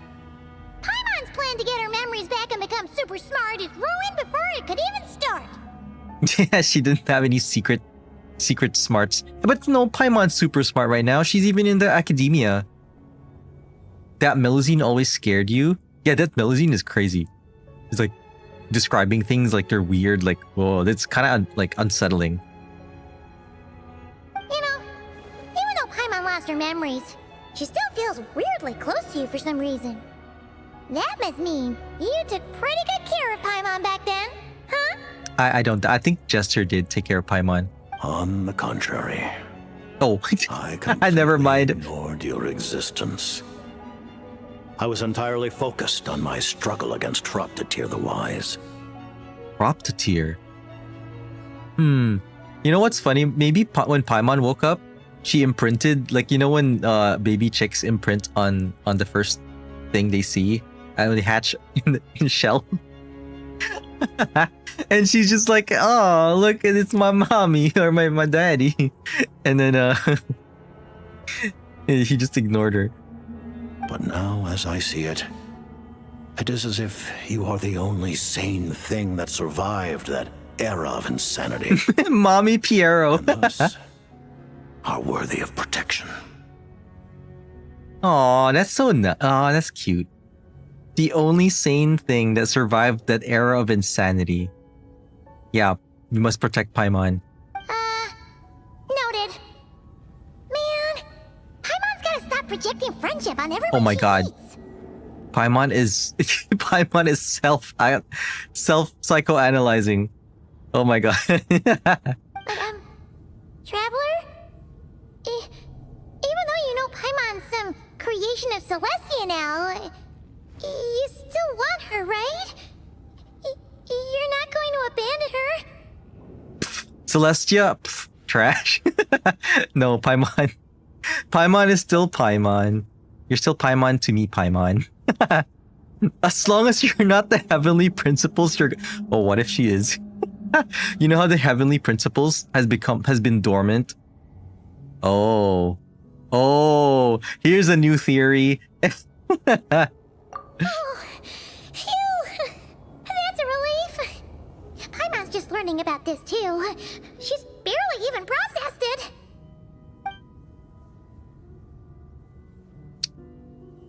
Like, when? I don't remember when, or if we know even, was the heavenly principles confirmed to have stopped, like, being active. I don't know. Like, can you imagine if they shrunk into Paimon and then they were just like in stasis in Celestia, and then Piero just vacuumed her all the way to Tevat, and then she just lost her memories and now she's like this. All right. Well, that's all the questions we get to ask. Thank you for telling me so much. I'm a bit surprised, honestly. I didn't expect you to be quite so transparent with me. Me too. Given the circumstances, the Fatui need not hide anything from our allies. Or he already considers the Traveler an ally. I guess because we're against the heavenly principles, we're technically not really like friends with Celestia, right? Oh yeah, because the whole reason we're stuck in Tevat in the first place is because the Shade of Space split our us from our sibling, right? And like cursed us, I guess, well, cursed us with taking away our powers, basically. Yeah. So we have a similar goal. Allies? To advance Project Mistleton, we must first resolve our issue with the Ruler of Death. And if I presume correctly, you have no intention of letting her actions go unpunished either. do you? Oh ho ho. We were so angry. That's right. Ever since she said she intends to reclaim Paimon when we next meet, I figured reconciliation was out of the question. Oh yeah. Also, we don't know if she's gonna still come back and try to reclaim Paimon again. Against an opponent of this caliber, deliberating over our allegiances would waste time we do not have. We must join forces unreservedly with whomever we can, if we are to stand anything like a fighting chance. You're going to challenge the ruler of death? Just for Paimon? But Paimon's only... Yeah, that's right. Protect Paimon. No buts. I won't back down when it comes to you, Paimon. Thank you. Aww. Thank you. Oh, gee. Now Paimon doesn't even know what to say. Anyway, Paimon's super touched. That's right, Paimon. So will return in triumph in short order, and the Fatui shall hold internal discussions regarding the enemy. The time for us to meet again will come very soon. Woohoo. Got it. Thanks for your help with Paimon. I'll be sure to look after her for you. To look after her for you? He didn't even take care of her. There was just one other thing. Well, just a request, really. Paimon really wants to see what this Mistelton thingy you're gonna use against the Heavenly Principles looks like. Oh. Of course, Paimon knows it's top secret and stuff, but she just had to ask. It's okay if the answer's no. Certainly you may. Oh! Are we gonna see it? Oh, for real? Actually, maybe it's best not to. What if her Nova suddenly pops up again? She might take this chance to... While the technology is not yet fully developed, it has nevertheless reached the stage where Celestia's creations Oh, are really? able to damage What? it. In that regard, you may rest assured. Really? Whoa, my god, what is it? Oh. Wow. No wonder Paimon felt so out of sorts recently, even though it was super far away. Alright then! Paimon's ready to take a sneaky peek at this top secret super weapon! Hello, Shogun! We're about to see some super secret weapon that even Celestia cannot even damage now because it's gone, like, it's progressed that far.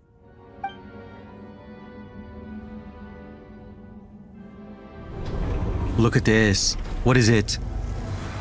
It's a lance.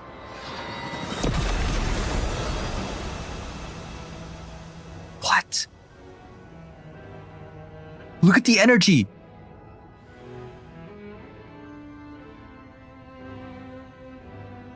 That is a lance.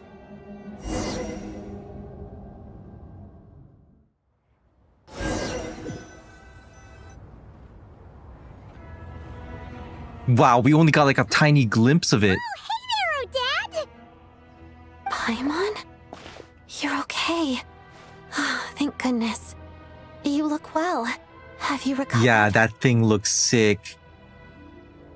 Can you imagine? Okay, I don't know what the Tsaritsa's weapon is. Can you imagine we finish that weapon and then that's the Tsaritsa's signature weapon? It's a railgun? It's more like, yeah, it's like a harpoon. Well, it's a lance, but you shoot the lance, it's basically a harpoon. Wait, Bianca XP wields that, maybe? Bianca from Honkai Impact. She's like a lance wielding knight kind of character. Long story short, yep, Paimon's all better. What are you doing here? Were you waiting for us? That's right. When I woke up, I wanted to go in after you, but the guards had woken up as well. It would have been tough to take them on alone, and there was no easy way to sneak past them. So I returned the way I came and waited for you here.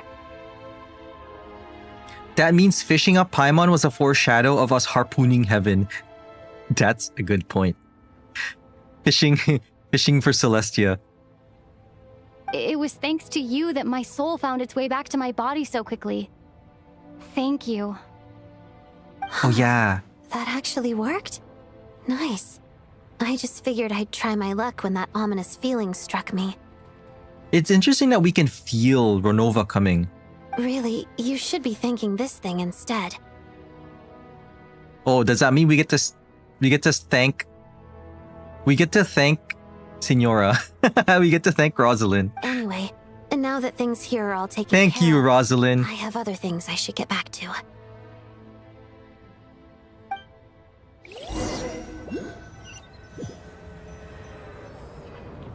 Ah, Director Chuganov, you're back.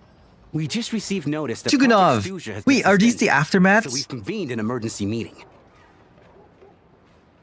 Project Stuja has been suspended. Oh yeah, because right now we can't do anything. So, Do you think Renova will be playable? I don't know actually. She seems too important in the story, and like, I don't know. She might be a boss. I no doubt she will be. She could be a boss. She could even be the next weekly boss. This is the preliminary plan.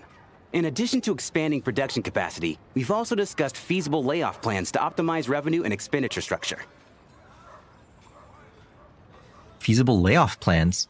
Oh, they were about to lay people off? Oh boy. Wait, but he's about to shut down the whole thing. Ooh, Our wait. calculations indicate that the factory's profits will increase by at least 30%. Just give Dang. the word, Director. Increase profits, but lay off people? What does that remind you of? Today's economy. That won't be necessary. Leave the energy for those who need it. Whether they use it just to get by or to run a business, that's up to them. Start preparing to halt production and lay off the staff. Make sure the workers are able to land on their feet and that they are duly compensated. Yeah, get some Thank you fair all severance for your pay. hard work during this time. Am I hearing you right? Why? After all the tough times we made it through, now is exactly when we should start to turn a profit. I just suddenly don't want to do this anymore. Huh. Does there have to be a reason? Iskra, it's time to rest. If we can have two of the doctor, we can have two of a dead woman. Of the death woman. The woman of death. Oh, Iskra, it's time to... Oh, that's... This is so sentimental. Dear esteemed members of the Rokot, given the effects of Lelik's radical actions upon our organization's reputation and social stability, a decision has been made to permanently withdraw this codename from use. Ooh. Considering that Lelik did what they did for the benefit of the people, the Rokot has nevertheless negotiated with the authorities, ultimately securing a waiver for all penalties due to them. Lelik will be suspended for a period of time. Depending on their future performance, they may be allowed to adopt a new codename and continue acting as part of the Rokot. The purpose of this notice is to remind everyone once again that motives and methods are equally important when one operates in the shadows. Even with Project Stuja's suspension and our interim operational victory, we must guard against complacency and rashness and work to consolidate the progress we have made so far. They made a really good model for Renova, so maybe after Tivat? Oh, maybe. Maybe. I mean, depending on what happens at the ending of the Tivat chapter, I could see that. Like, maybe the shades all turn against heavenly principles in a way. I don't know. We act only for the greater glory and solidarity of our nation. May the aurora shine ever on, and the tundra always stand firm.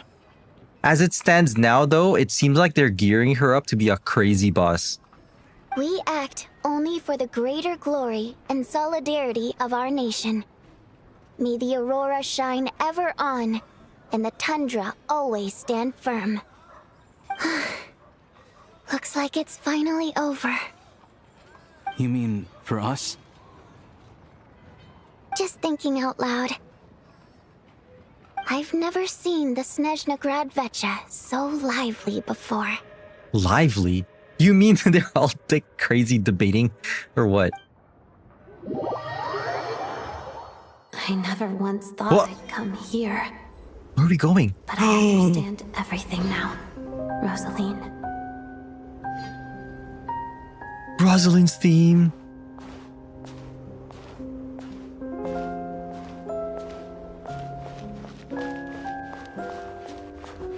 Oh, I kind of need these for a... Wait, these are the frost fairy flowers. These are the flowers that they thought would cure the cough. Where is this? I need to know where this is on a map. Oh, it's here? Sanctuary of Grief.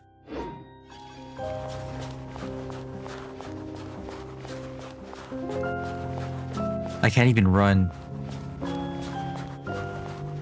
Oh, this is so cool. That's Signora's! I've seen Spirit Seeker performed many times, including by your mother. Why do you bring that up all of a sudden? Even though the choreography is always identical, every dancer finds a way to make it her own. Wait. Maybe she got the wrong idea. Look. It's her tomb. That's from the Winter Nights Lazo. We are here. After all these years. From the Winter Nights Lazo is probably the craziest lore video that Genshin's ever released. It came out of nowhere. Everyone was super hyped of it. The first time we saw every single Patui Harbinger. That was in like between Inazuma and Sumeru. Fun fact, you can come here after any time, and as Columbina, she sings her song in the trailer. Oh, really? What? You can come here with Columbina and she sings the song? Wow. But yeah, seeing this in the flesh is... Oh... I still remember the first time I saw the trailer, it was like the hypest thing. People were super excited for Sumeru to come out. To me about ballet. I just think it would be a pity if the dance was lost to history. She didn't teach it to you, did she?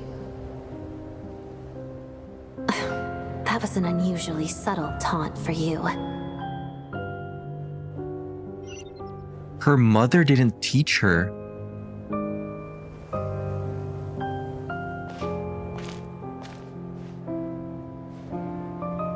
Oh, there's an Oculus up there. But man. Ugh. Such a crazy feeling.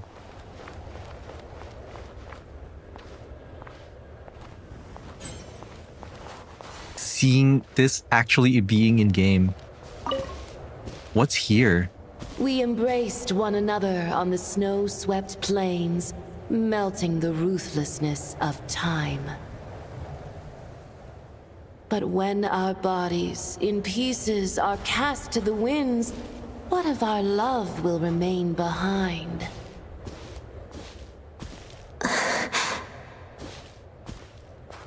Don't tell me you can't sing. Shush. She can't sing? It's animated. Her hatred. The Fatui robbed her of the life she should have had. I never opposed her dancing. Yet still I became an enemy of her ballet. I'll just keep my distance. Many despise me. I'm used to it. You're certainly not one to shy away from confrontation. But children, they need a different approach.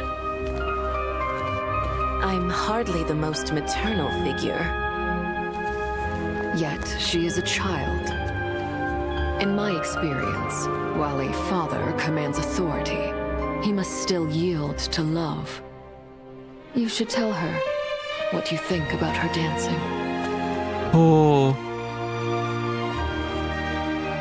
This is beautiful. Odette will soon take the stage at the Koralyevsky Theater. This could be your chance. Geonosis secured. It went smoothly. I'll be there. Have them send me an invitation.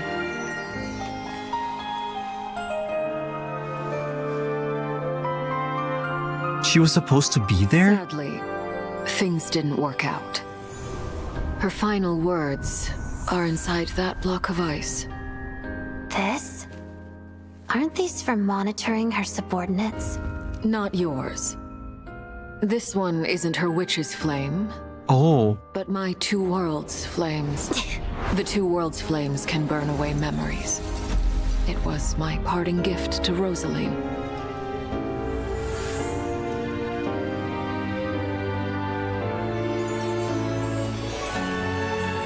If all goes to plan, she and I will both live to see the Tsaritsa succeed. I believe she'll find peace. But if anything happens to me, she needn't follow in my footsteps. The cryo energy will fade away in time.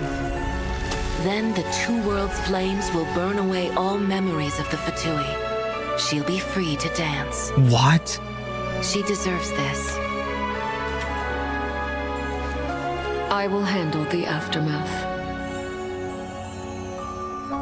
The choice is yours, child.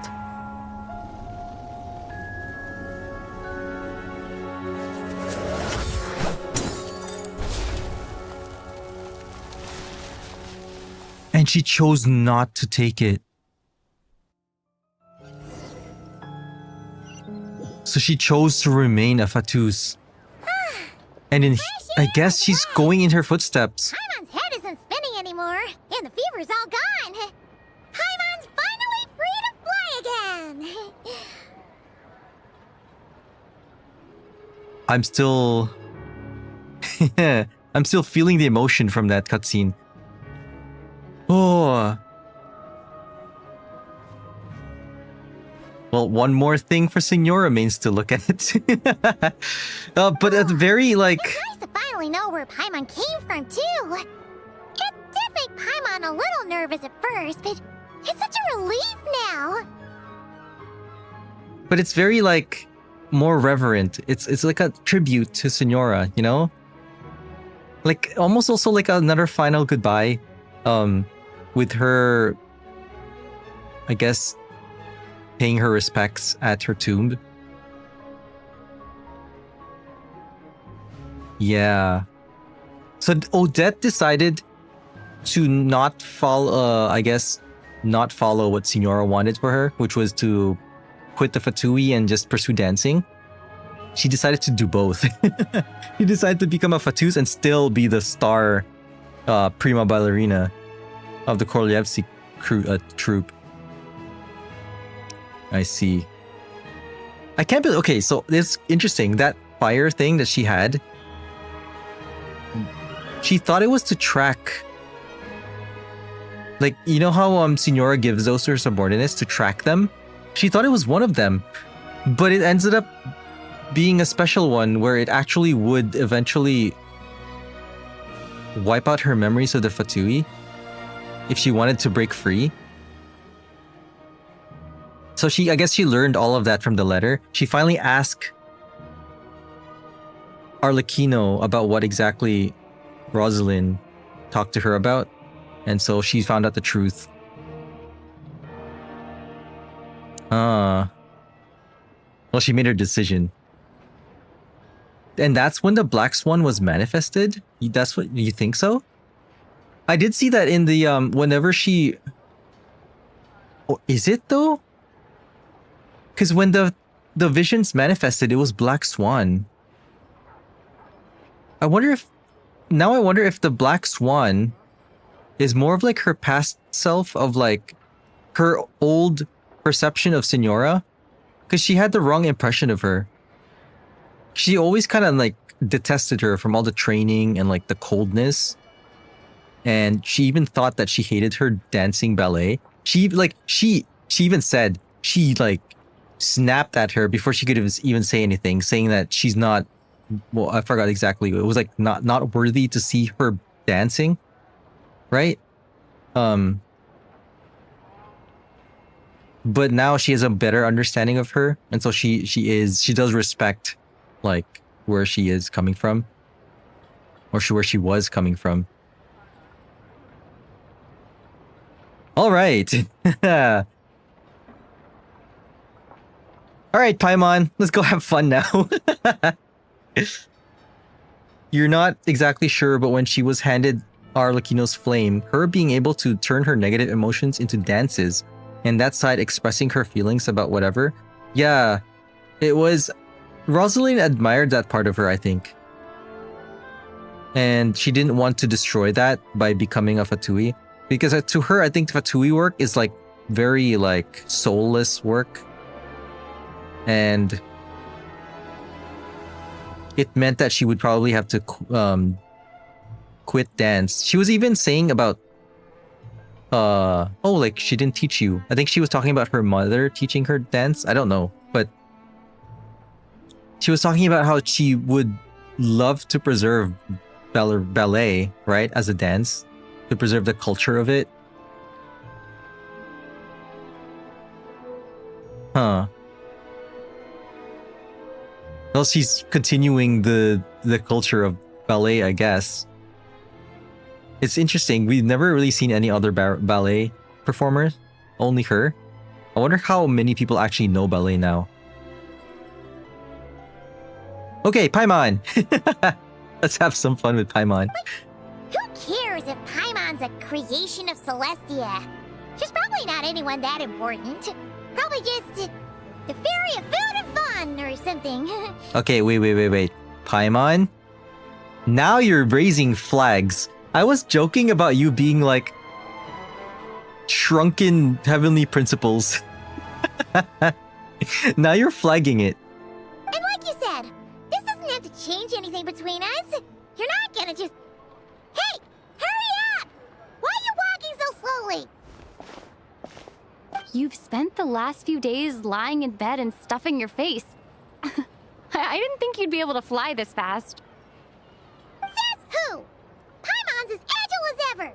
They don't call her White Floaty for nothing. White Floaty. Paimon originally wanted to check out the bookstores in Snezhnograd, but she's more in the mood for flying around right now, so let's save that for later.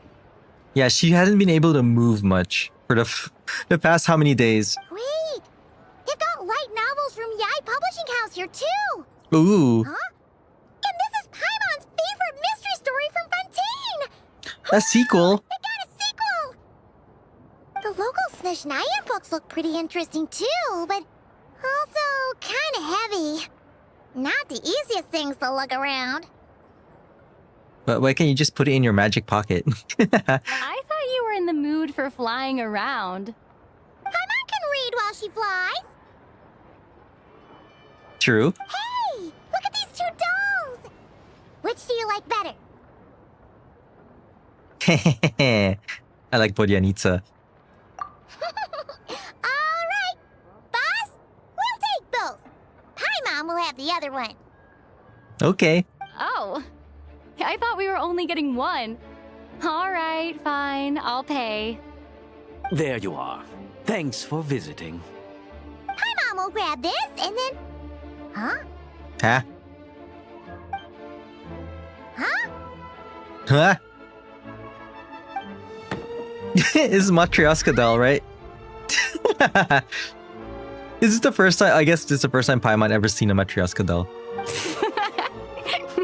How many layers does this thing have? And what are you laughing at? Huh. You knew all along, didn't you? A whole bunch of people are... Is that actual Tonya? Hey, look! That looks like Tartaglia! Hey, Tartaglia! Hey. I know that voice. Of course. Oh my god, they're blocking Tonya for a reason. Comrade. You're looking well, Paimon. All better? Yeah! The Jester knew what was wrong and fixed Paimon right up! Thanks for sending someone to keep Paimon safe, too. Oh, yeah, about that. That was kind of embarrassing. Who could have known that our director would go looking for you in person? So sorry for the misunderstanding. Oh, right. Let me introduce you. What? Tonya? This is my little sister, Tonya. Wait, there we go. Hey, Tonya. Hello, Tonya. Tonya, once a frail and sickly child, Tartalia's younger sister is now in somewhat better health, and as eager as ever to experience all manner of performances. So I guess she used to have the cuff, but then it's curable now, right? Nowadays? Hello. Firstly, I'm really sorry about my brother. Sounds like he's caused you no end of trouble. You're not sure if it's the same model for either Tonia's, but this is what you thought how tall she'd be. I think it's the same model. I think it's the same base model. Hey now, why'd you have to start with that? Not that it isn't true, of course. So she's the real Tonya. She said you two didn't manage to meet up. It's just her hair was longer She waited in the other ages one. for me, and when I didn't show, she got a little worried and went outside. Oh. You two didn't manage to meet up at the theater. She waited ages? And when you... Oh, what happened? Wait, what? Wait, you mean... You didn't even tell Tonya that I'd be going in your place? So... She got out of that whole situation because... Her child forgot to tell her? I know, right? He didn't bother to say a word to me. I searched up and down the city for him, and he only told me about it when I finally caught him at the gates of Glupov. Oh, I like her coat. Pink. I've It's been cute. rushed off my feet lately, so I didn't get the chance to go home. I just figured the Traveler would fill you in when she got there. Well, the snow was bad, and you're never late. So I was really worried about you. How was I supposed to know that you'd stood me up? I'm sorry, Tonya. I really am. I'll make it up to you somehow. Just... please don't tell Mom and Dad. Although the mix-up led to a series of misunderstandings, it's probably for the best that the real Tonya didn't get cut up in that mess. That would be insane. Besides, Also very interesting as a obvious story that though. Tartaglia isn't usually one to break a promise. He only gave his ticket to me because he had to look into Lelek. He did the praise. It's really my fault for being late. I should have come to find you first. No, it's fine. It just meant I didn't get to see the show in the end. By the way, what did you think? You were one of the first people to see it, you know? I would say... The best is yet to come. Well, vaguest answer ever.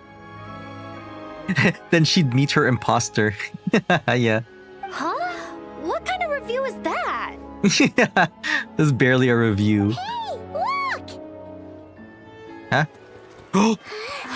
Is Saritsa back?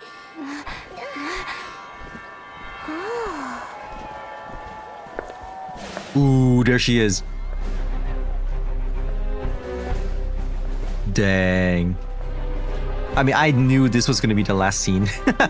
I knew it was gonna be like, hey, here's a Saritsa, and then next. Vesna, let's go! And Danica. I keep thinking she's a robot. I don't know why. Sheesh. This royal court. The OST is going crazy too. Oh, Piero's there. So did she slay the monster?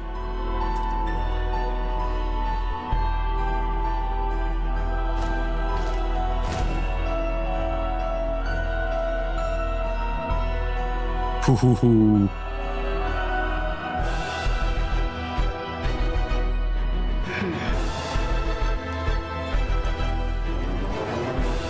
You go, queen. Give us a That's all she said the whole quest, I guess. We get a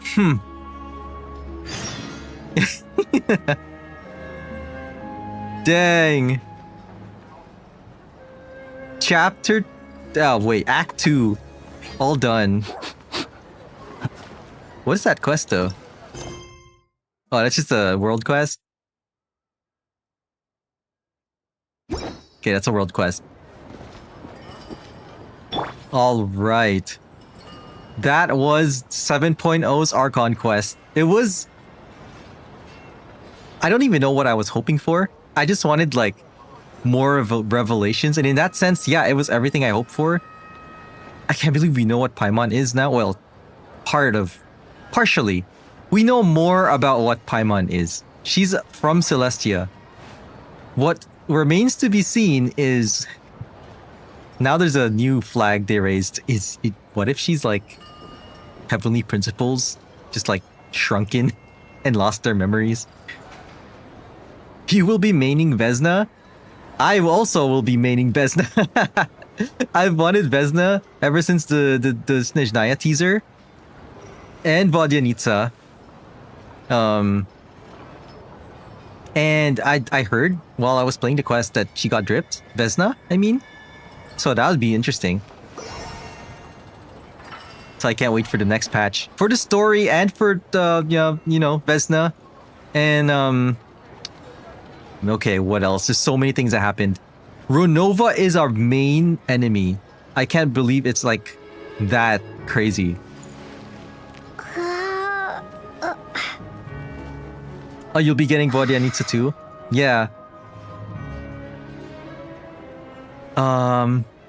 What else?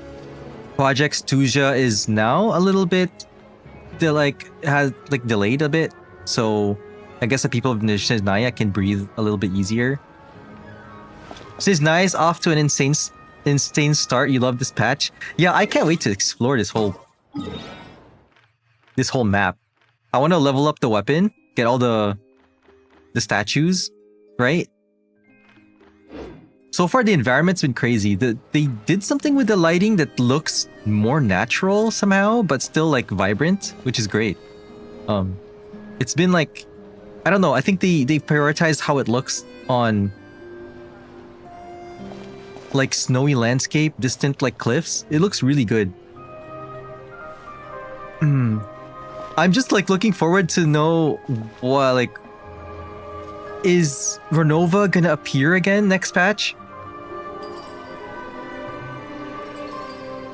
And I really love the tribute they had for Rosalind as well at the end, with Odette paying her respects. That was really nice. And the cutscene there,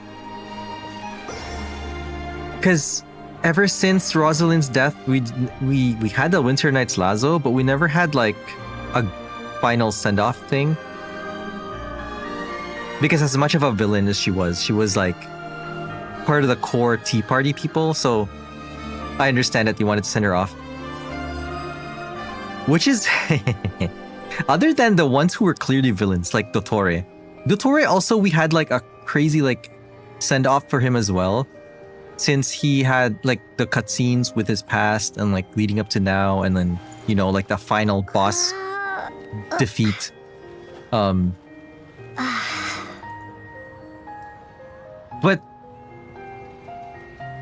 this is why I'm still holding out.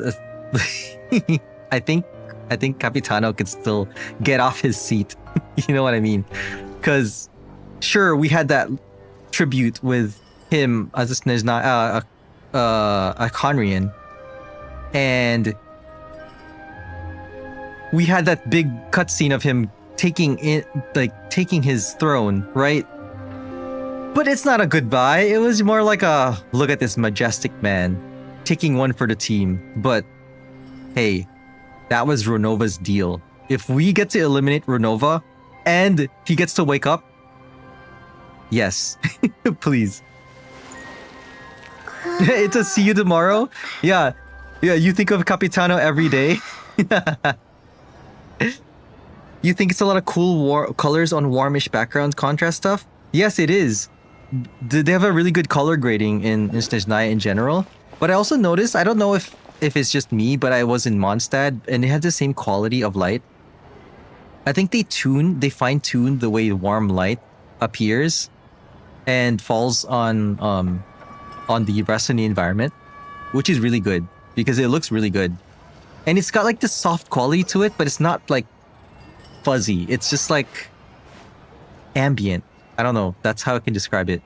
All right. Things I'm wondering about is what are those things? There's something about that. That's another mystery.